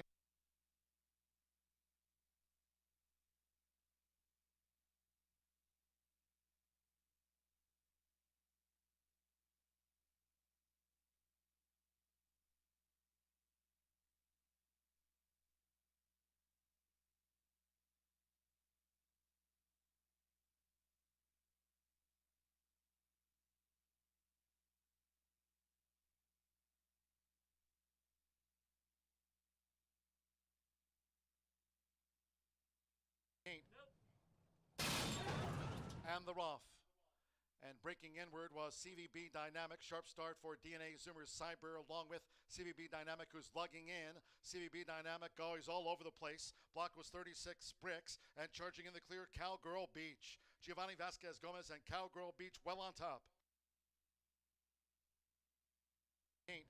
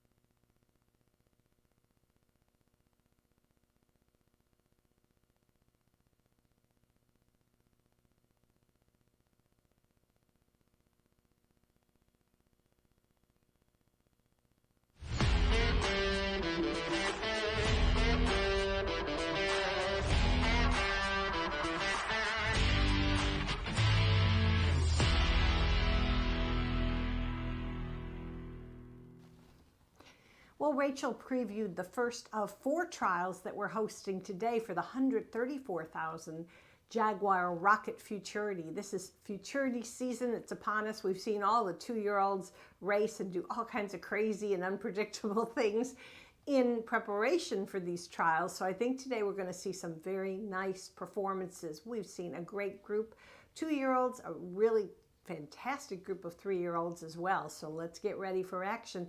Remember, it's just the 10 fastest qualifiers that will advance to the final. That's going to take place next month. That's July 19th. All quarter horse day, that'll be our 3rd. So exciting action coming ahead at Horseshoe Indy. All right, well, let's go ahead and take a look at some of my picks, and I'll begin with number 3, and that's Blackberry Kiss, who's making her Indiana debut for conditioner Claudio Barazza. He's got a lot in. A couple of these trainers are really loaded for today, and then Saturday are all quarter horse day. Last year's leading quarter horse jockey, Edgar Diaz, has the call, and let me tell you, he's really sharp. He won the title last year. He's a very confident, experienced rider for Claudio. A couple other people too, but first probably for Claudio. Okay, now also the tremendous respect for the breeder, Sherry Miller. She stands Escondido Beach, but she's bred to a lot of different stallions, and she sent this horse down to Remington Park. So we haven't seen Blackberry Kiss yet, this filly yet, because she raced it. She made 2 starts down there at Remington Park in Oklahoma City. Claudio was not there. It was Clint Crawford, who's a very respected conditioner, that did the saddling. So she had 2/3. Maybe there's a question mark. How will she progress to this particular track surface? But I don't think it's going to be a problem at all. So I like her style, her running style, her connections, pedigree, etc. So Blackberry Kiss on top for me. All right, well, let's take a look at another really nice filly that actually did make a start here, and it was a winning one, and that's number 2, Vikina. She broke her maiden for trainer Ricardo Martinez, and he's hitting the board at 62%. He's just an incredible conditioner and has been doing really well for several years. He didn't make very many starts in the beginning, and then all of a sudden, boom, boom, boom, there goes Ricardo. So he's still at a pretty high percentage. This filly is sired by Corona's Leaving You. Vikina was here on May 27th, and technically it's not all about the horses, it's all about the people. It's really a combination. Ricardo has a lot of experience in most of our stakes races. He did win the 2020 edition of the Jaguar Rocket with a horse by the name of the Transmission. I like it. Okay, so let's move on. We've got number 9, Queen. VN Chick. I like this. Second in her trial. They don't always win right out. It doesn't matter. It just matters how the trip goes and what they accomplished in that debut. A very solid pedigree with her. That's KVN Corona, AQHA champion 2-year-old, and still really good as a 3-year-old, producing some nice horses.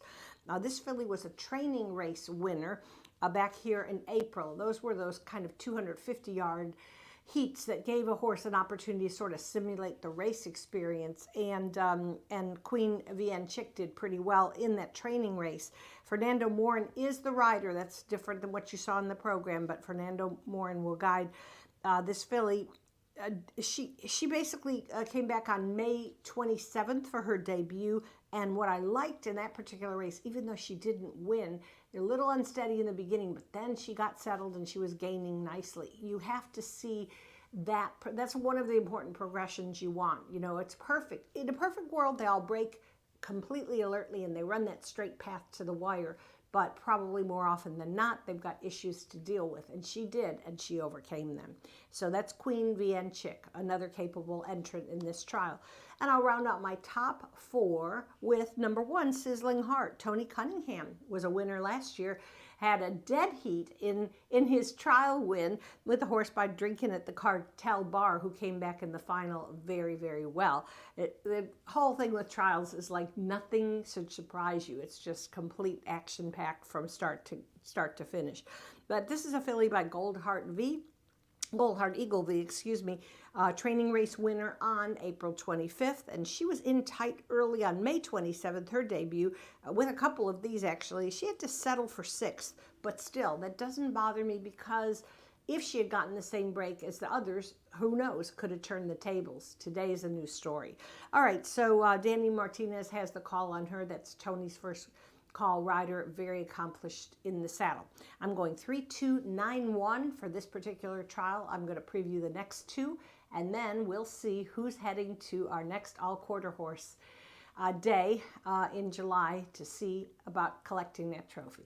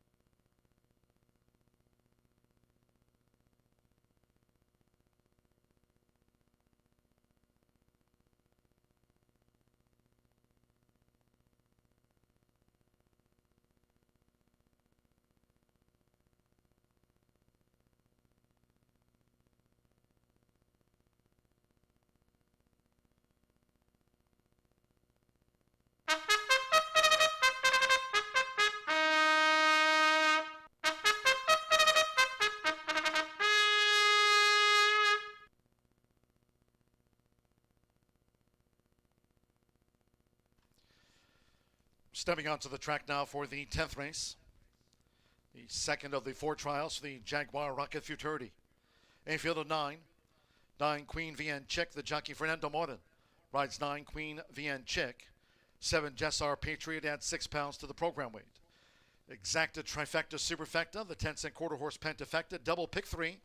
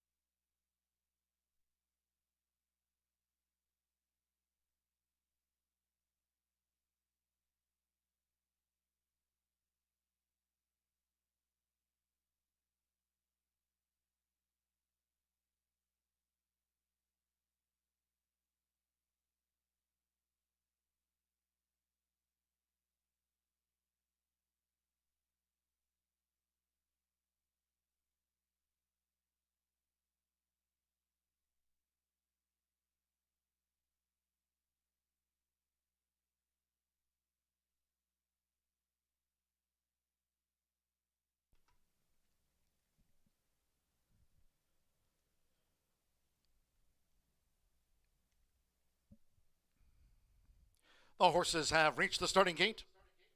It is now post time. Danny Martinez sizzling hard first in, loading at the 350.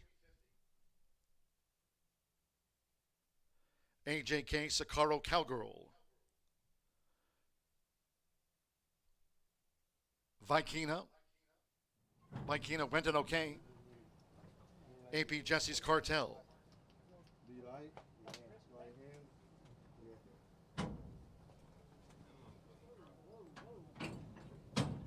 Blackberry Kiss went straight in.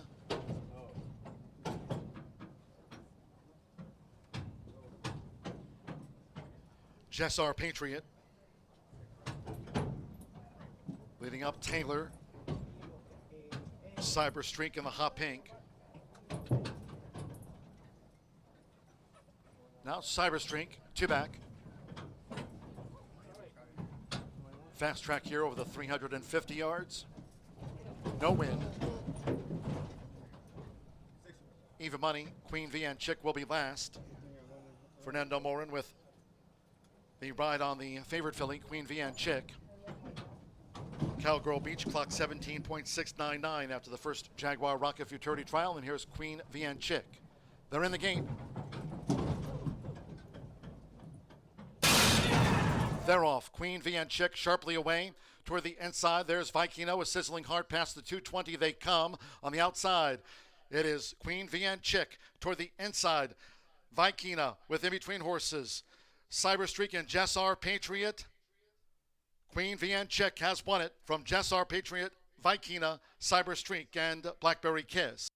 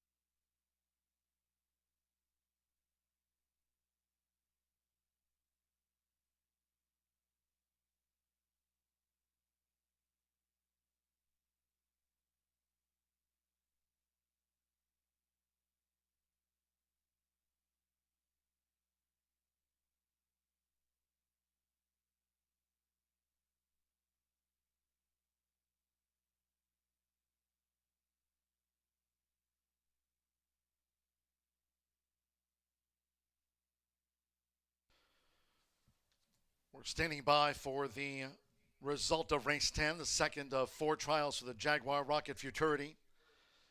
Verdict in 97238. We're standing by for the 350-yard time. Here in the second Jaguar Rocket Futurity trial, 9, Queen Vianchik was first, 7, Jessar Patriot second, 2, Vikina third, 3, Blackberry Kiss was fourth, and 8, Cyber Streak was fifth. 17.850 seconds, 17.850 clock, Queen Vianchik.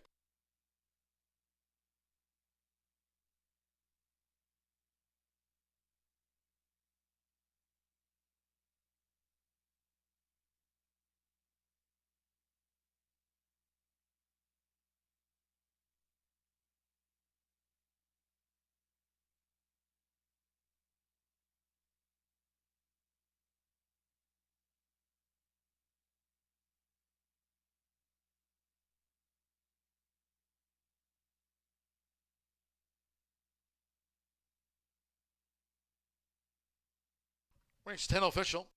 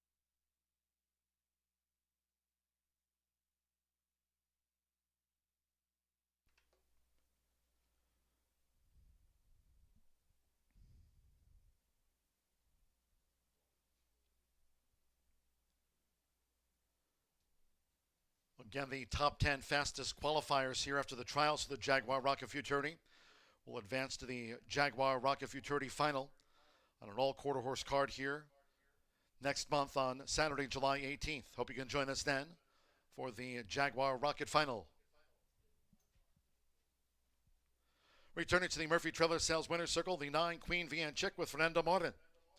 Queen Vianchik is a 2-year-old Grey Filly by KVN Corona. At a sassy favorite by Favorite Cartel, Claudia Barraza trains for Alejandro Fuentes Garcia. Bred and owned, the daughter of KVN Corona. Winner at second asking, taking out the second trial for the Jaguar Rocket Futurity. Horseshoe Indianapolis congratulates the connections of Queen Vianchik, clock 17.850 seconds. Results in.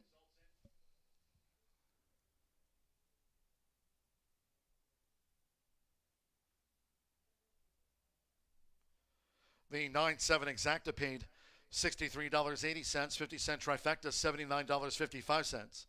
5-9 double, $20.20, 10-cent superfecta, $40 and change. Blackberry Kiss ran fourth.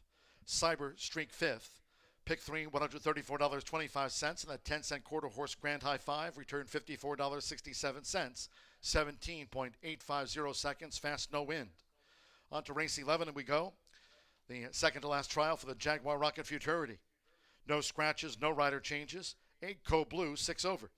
Exacta Trifecta Superfecta, another 10-cent quarter horse Pentafecta. Starts at the late double, post time 7:16.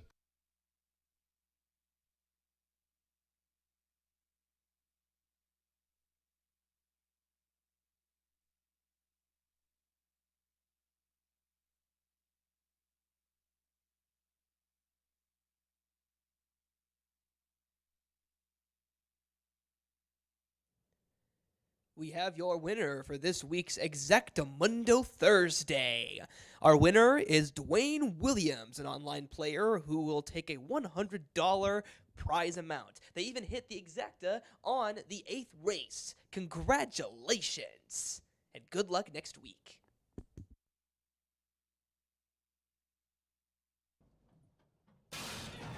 They're off. Queen Vianchik sharply away. Toward the inside, there's Vikino, a sizzling heart past the 220. They come on the outside. It is Queen Vianchik toward the inside. Vikina with in between horses. Cyberstreak and Jessar Patriot. Queen Vianchik has won it from Jessar Patriot, Vikina, Cyberstreak. They're off.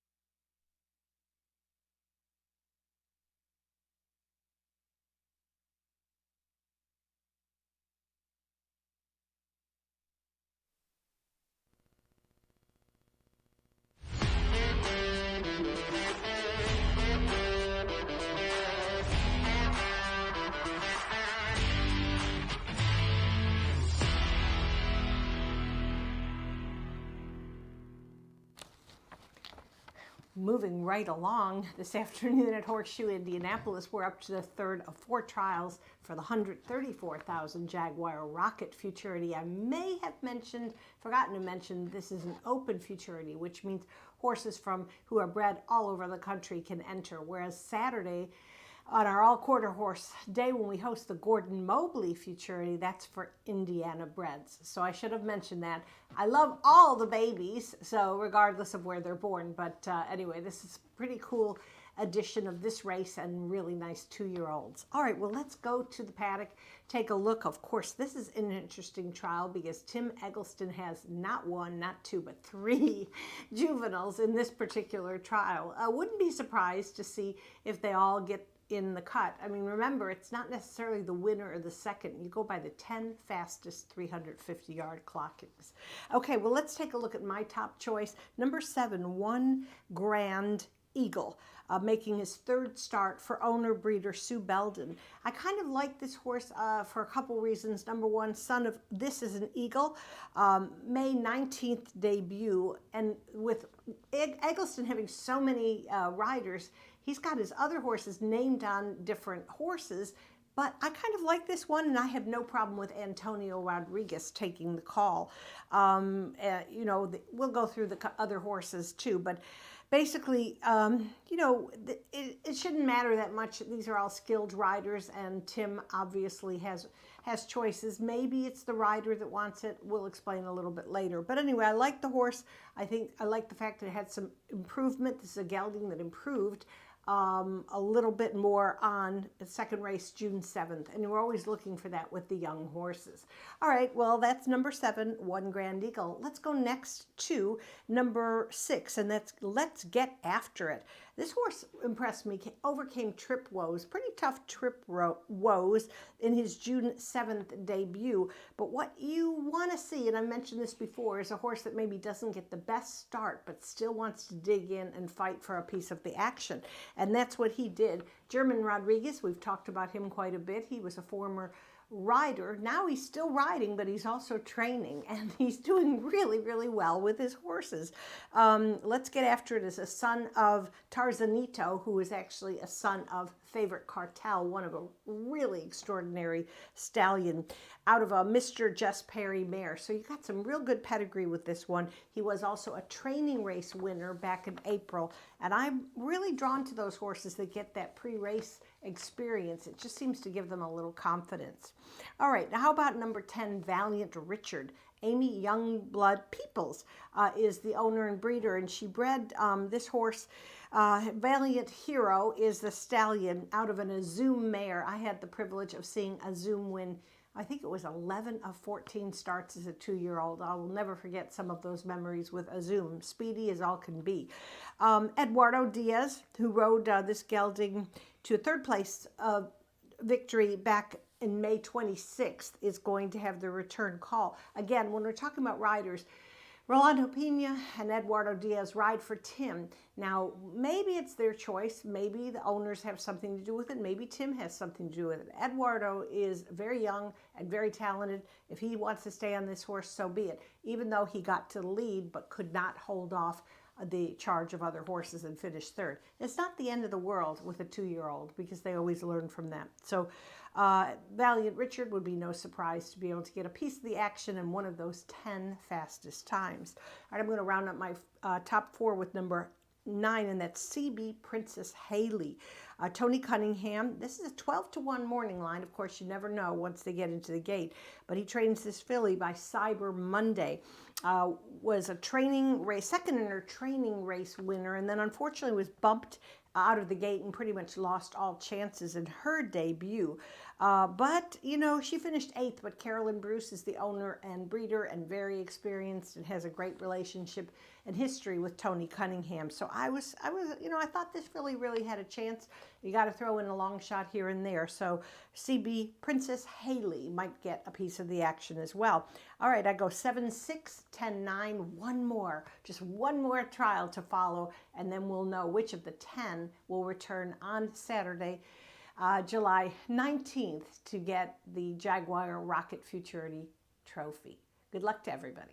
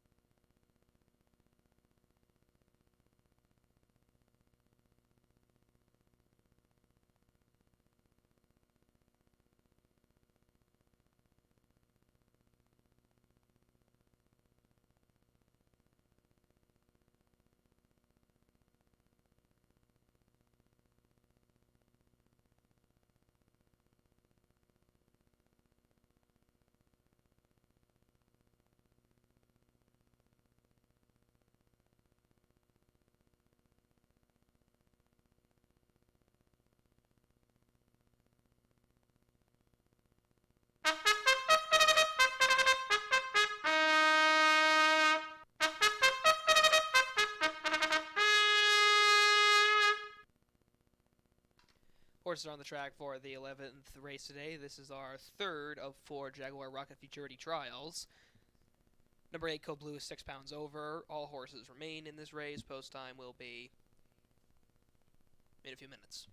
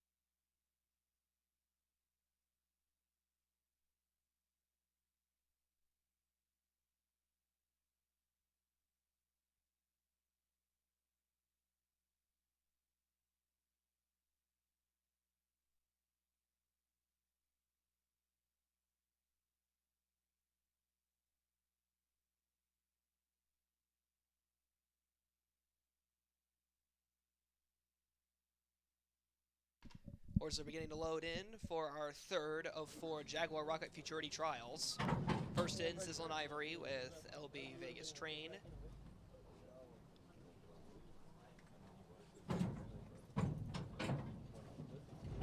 In goes Ivory Jane. 1 Grand Eagle. Let's get after it already in. We're halfway through the lineup.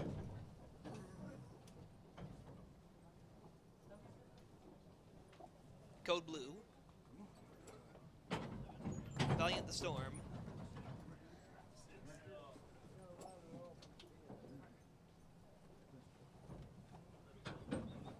Stalemate It's CB Princess Haley and HF Marty McFly. And only one more to go in, and that's Valiant Richard and HF Marty McFly. HF Marty McFly hesitant to go into the gate.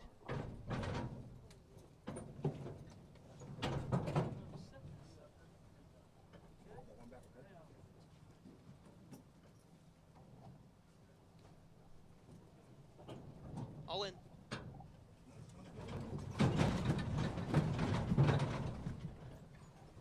Ivory Jane, Fractious. And we're off and racing. Ivory Jane was alert, along with LB Vegas Drain, who veered in slightly with Sizzle and Ivory. Sizzle and Ivory straightens out, and then to the outside there is Let's Get After It. Let's Get After It. Oh, we have a faller. We have a faller on the outside. I believe that was Valiant Richard. In front, it is Let's Get After It, along with Code Blue. And at the wire, it is going to be a photo finish. Let's Get After It and Code Blue between them. It was One Grand Eagle and CB Princess Haley.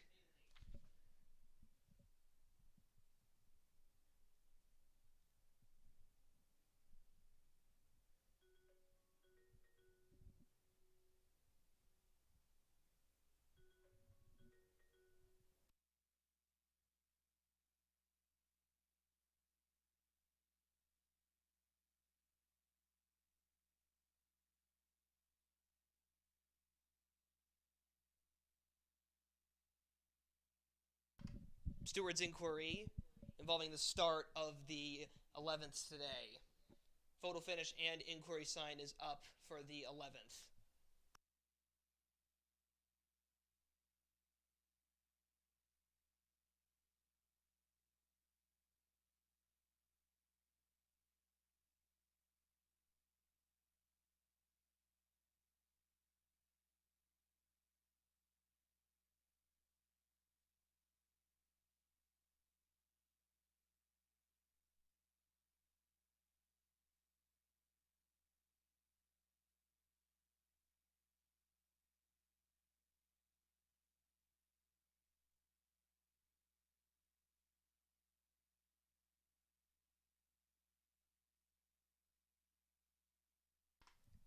Unofficial top 5 for the 11th.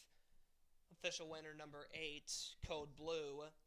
Second, number 6, Let's Get After It. Third, number 7, One Grand Eagle. Fourth, number 9, CB Princess Haley. And fifth, number 1, Sizzlin' Ivory. 8, 6, 7, 9, 1, the unofficial top 5. But the inquiry sign is still up, involving the start of the race. The finishing time was 17.873.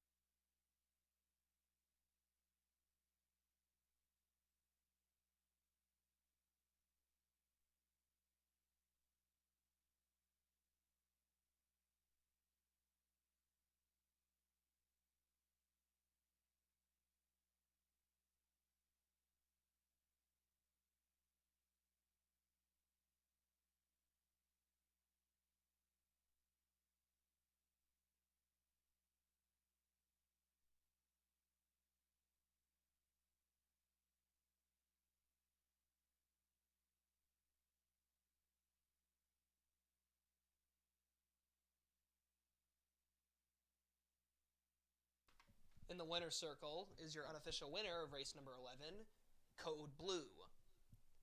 This is a 2-year-old bay gelding by Carter's Cartel out of Miss Louisiana Blue by Just Louisiana Blue, who is owned by Vicky Lundstrom and Gordon Tim, trained by Tim Eggleston, and ridden to victory by Rolando Pena. Results are still unofficial. Please hold all tickets.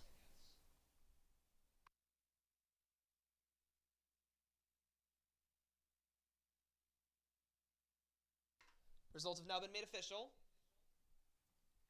Congratulations to the connections of the winner, Code Blue. Code Blue paid $24.40, $10.60 to place, 6 to show, 5 to place on the 6, let's get after it, $3.20 to show, $2.60 to show on number 7, One Grand Eagle. The $2 exacta was $102, the 50-cent trifecta, $76.95, the $2 double, $103.20, and the 10-cent superfecta, $142.03. The 50-cent pick 3, $87.10, and the pentafecta paid $2,420.29. No scratches for this race. The finishing time was 17.873 seconds for this trial. We have one more after this, the last trial of the day. 16 minutes to post.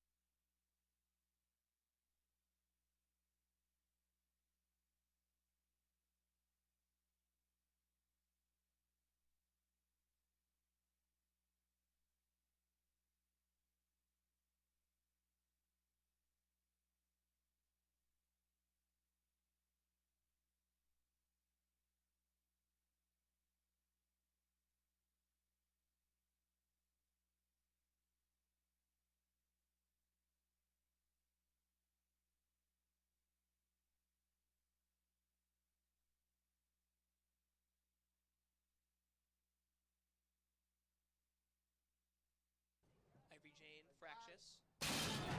And we're off and racing. Ivory Jane was alert, along with LB Vegas Drain, who veered in slightly with Sizzlin' Ivory. Sizzlin' Ivory straightens out, and then to the outside there is Let's Get After It. Let's Get After It. Oh, we have a faller. We have a faller on the outside. I believe that was Valiant Richard. In front, it is Let's Get After It, along with Code Blue. And at the wire, it is going to be a photo finish. Let's Get After It and Code Blue between them. It was One Grand Eagle.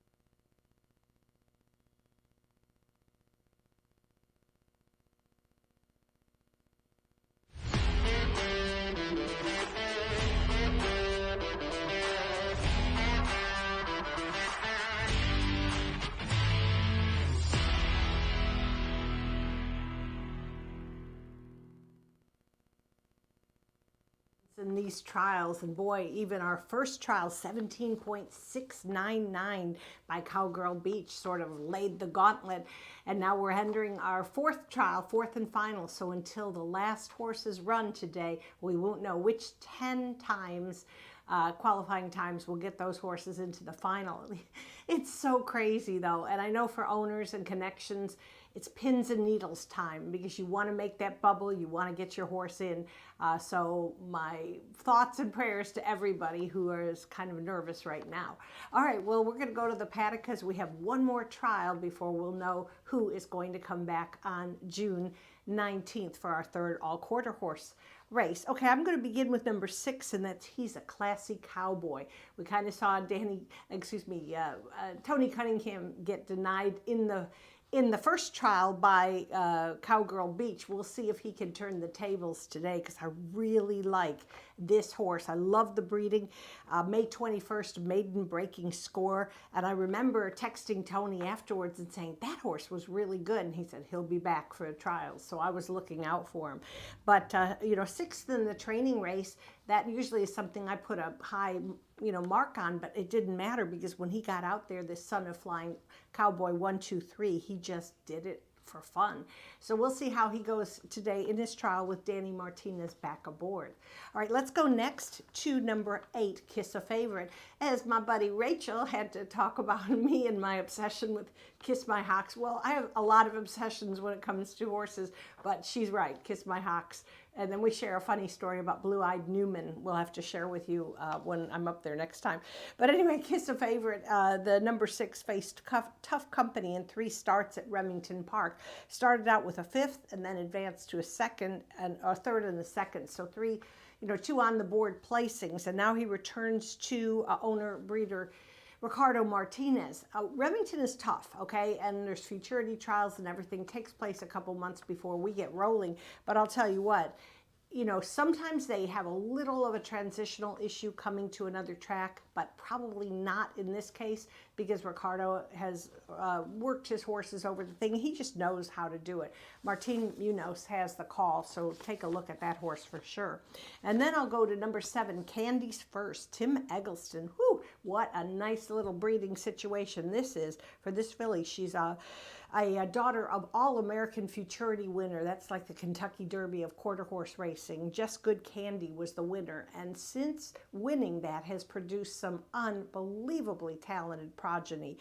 Now, unfortunately, this horse did not win in the debut. This filly was bumped and she ended up advancing to 4th under Eduardo Diaz, who's got the return call. Still has a really good chance. Obviously, like I've mentioned so many times, yeah, you got the talent, you got the breeding, you got a great trainer and a great jockey, but if another horse, 1,200-pound horse slams into you, you're not going to win that particular race. But give a look to her, Candy's First today. And then my final choice, a little bit of a puzzler, well, a surprise, maybe, maybe not, but number 3, and that's AP Valiant Princess. And let me tell you something.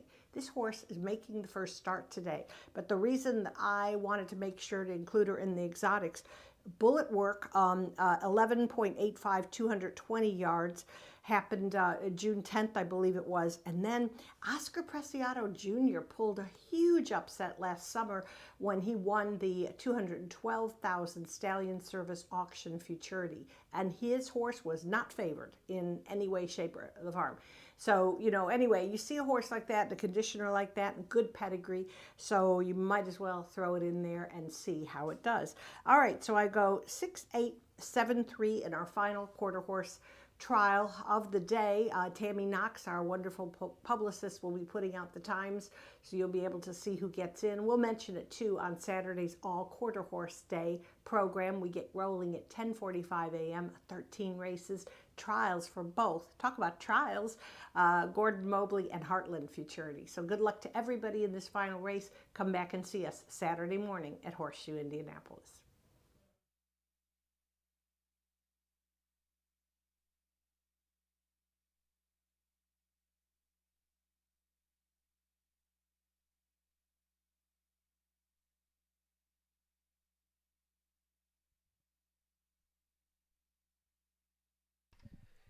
Quick equipment change. The number 4 horse, Bar B, will be entered into the gate with a flipping halter. They have a flipping halter, so slight equipment change for the number 4, Bar B. A flipping halter will be on her.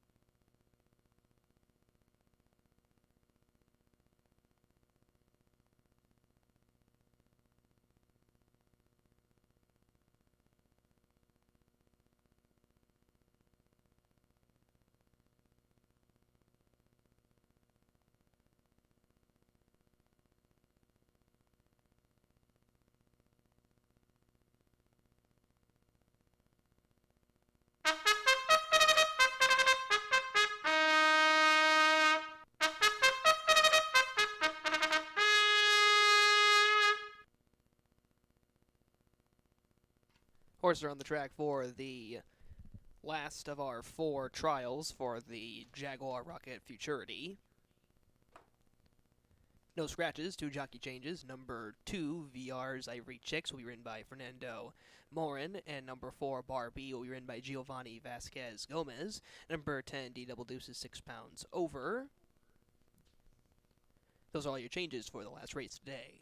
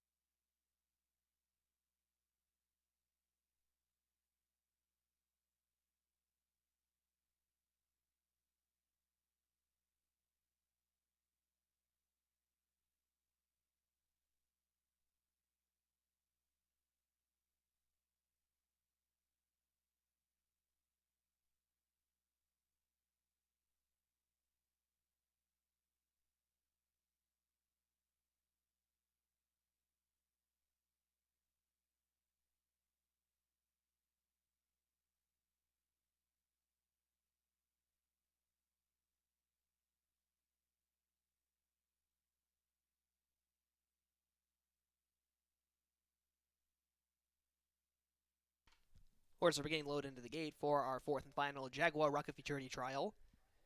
First going in, Barbie, and he's a classy cowboy.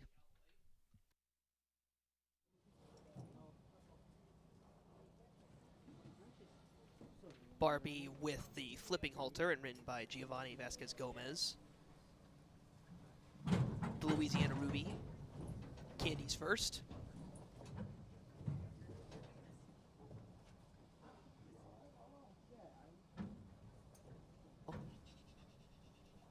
I'm a Dashing Cartel. Kiss a Favorite goes in. VR's Ivory Chicks. Little hesitant to go in.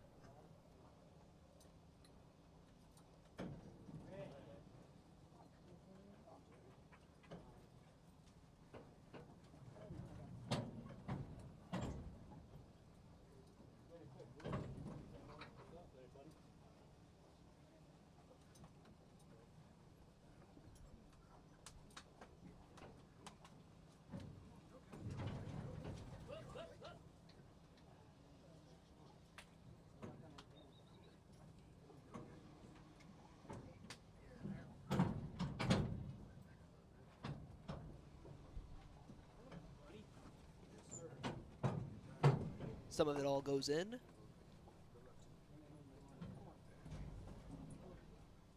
We're ready for the start.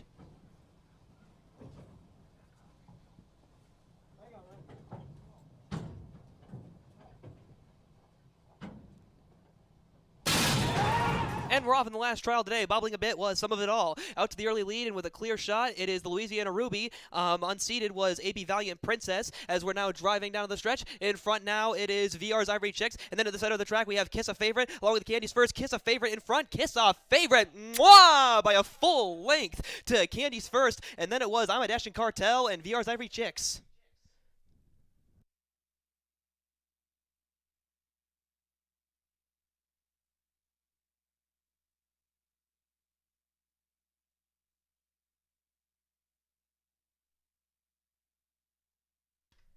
Inquiry involving the start of the 12th race. Results unofficial. We have a inquiry involving the 12th race.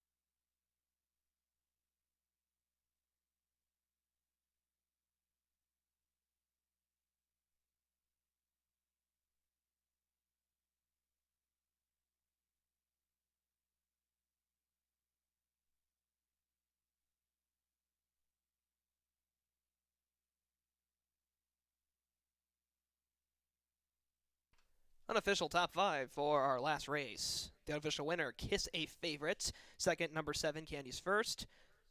Third, number 9, I'm a Dashin' Cartel. Fourth, number 2, VR's Ivory Chicks. Fifth, number 6, He's a Classy Cowboy. 8, 7, 9, 2, 6 unofficial results, and the inquiry sign is still up.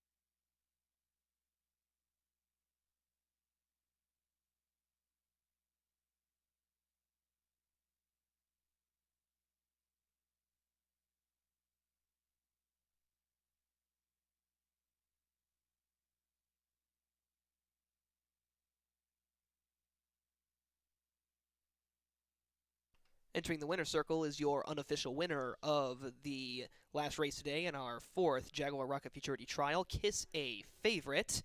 This is a 2-year-old Bay Filly by Kiss My Hawks out of Eyes of Favorite by Favorite Cartel, bred, owned, and trained by Ricardo Martinez, and ridden to victory by Martin Munoz. Congratulations. Results still unofficial, and the inquiry sign is still up.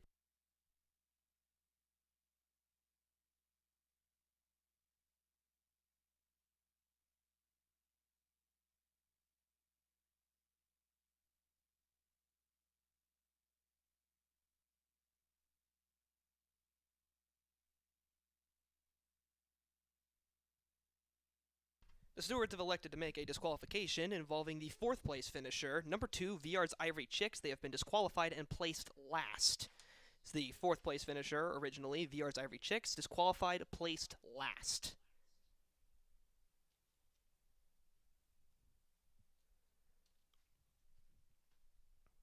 Results are still unofficial.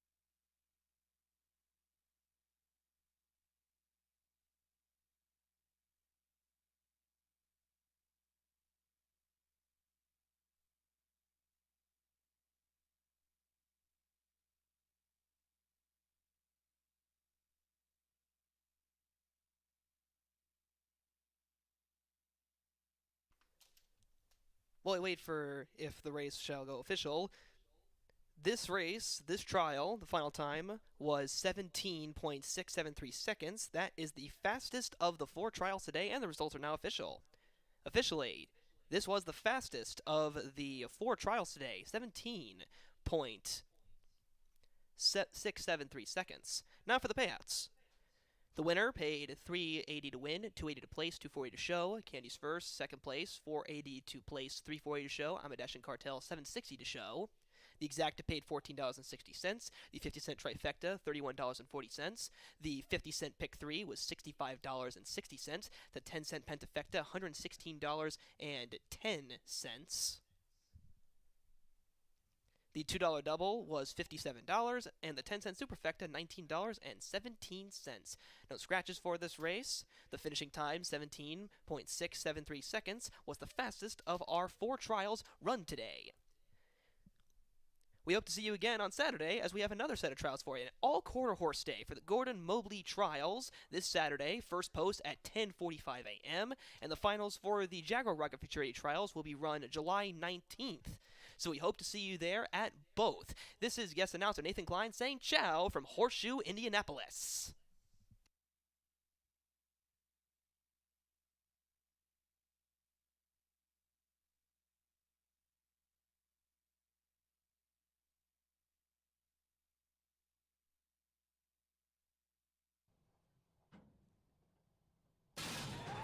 And we're off in the last trial today. Bobbling a bit was some of it all. Out to the early lead and with a clear shot, it is the Louisiana Ruby. Unseated was AB Valiant Princess as we're now driving down the stretch. In front now, it is VR's Ivory Chicks. And then at the center of the track, we have Kiss a Favorite along with Candy's first. Kiss a Favorite in front. Kiss a Favorite, mwah, by a full length to Candy's first. And then it was Amadesh and Cartel.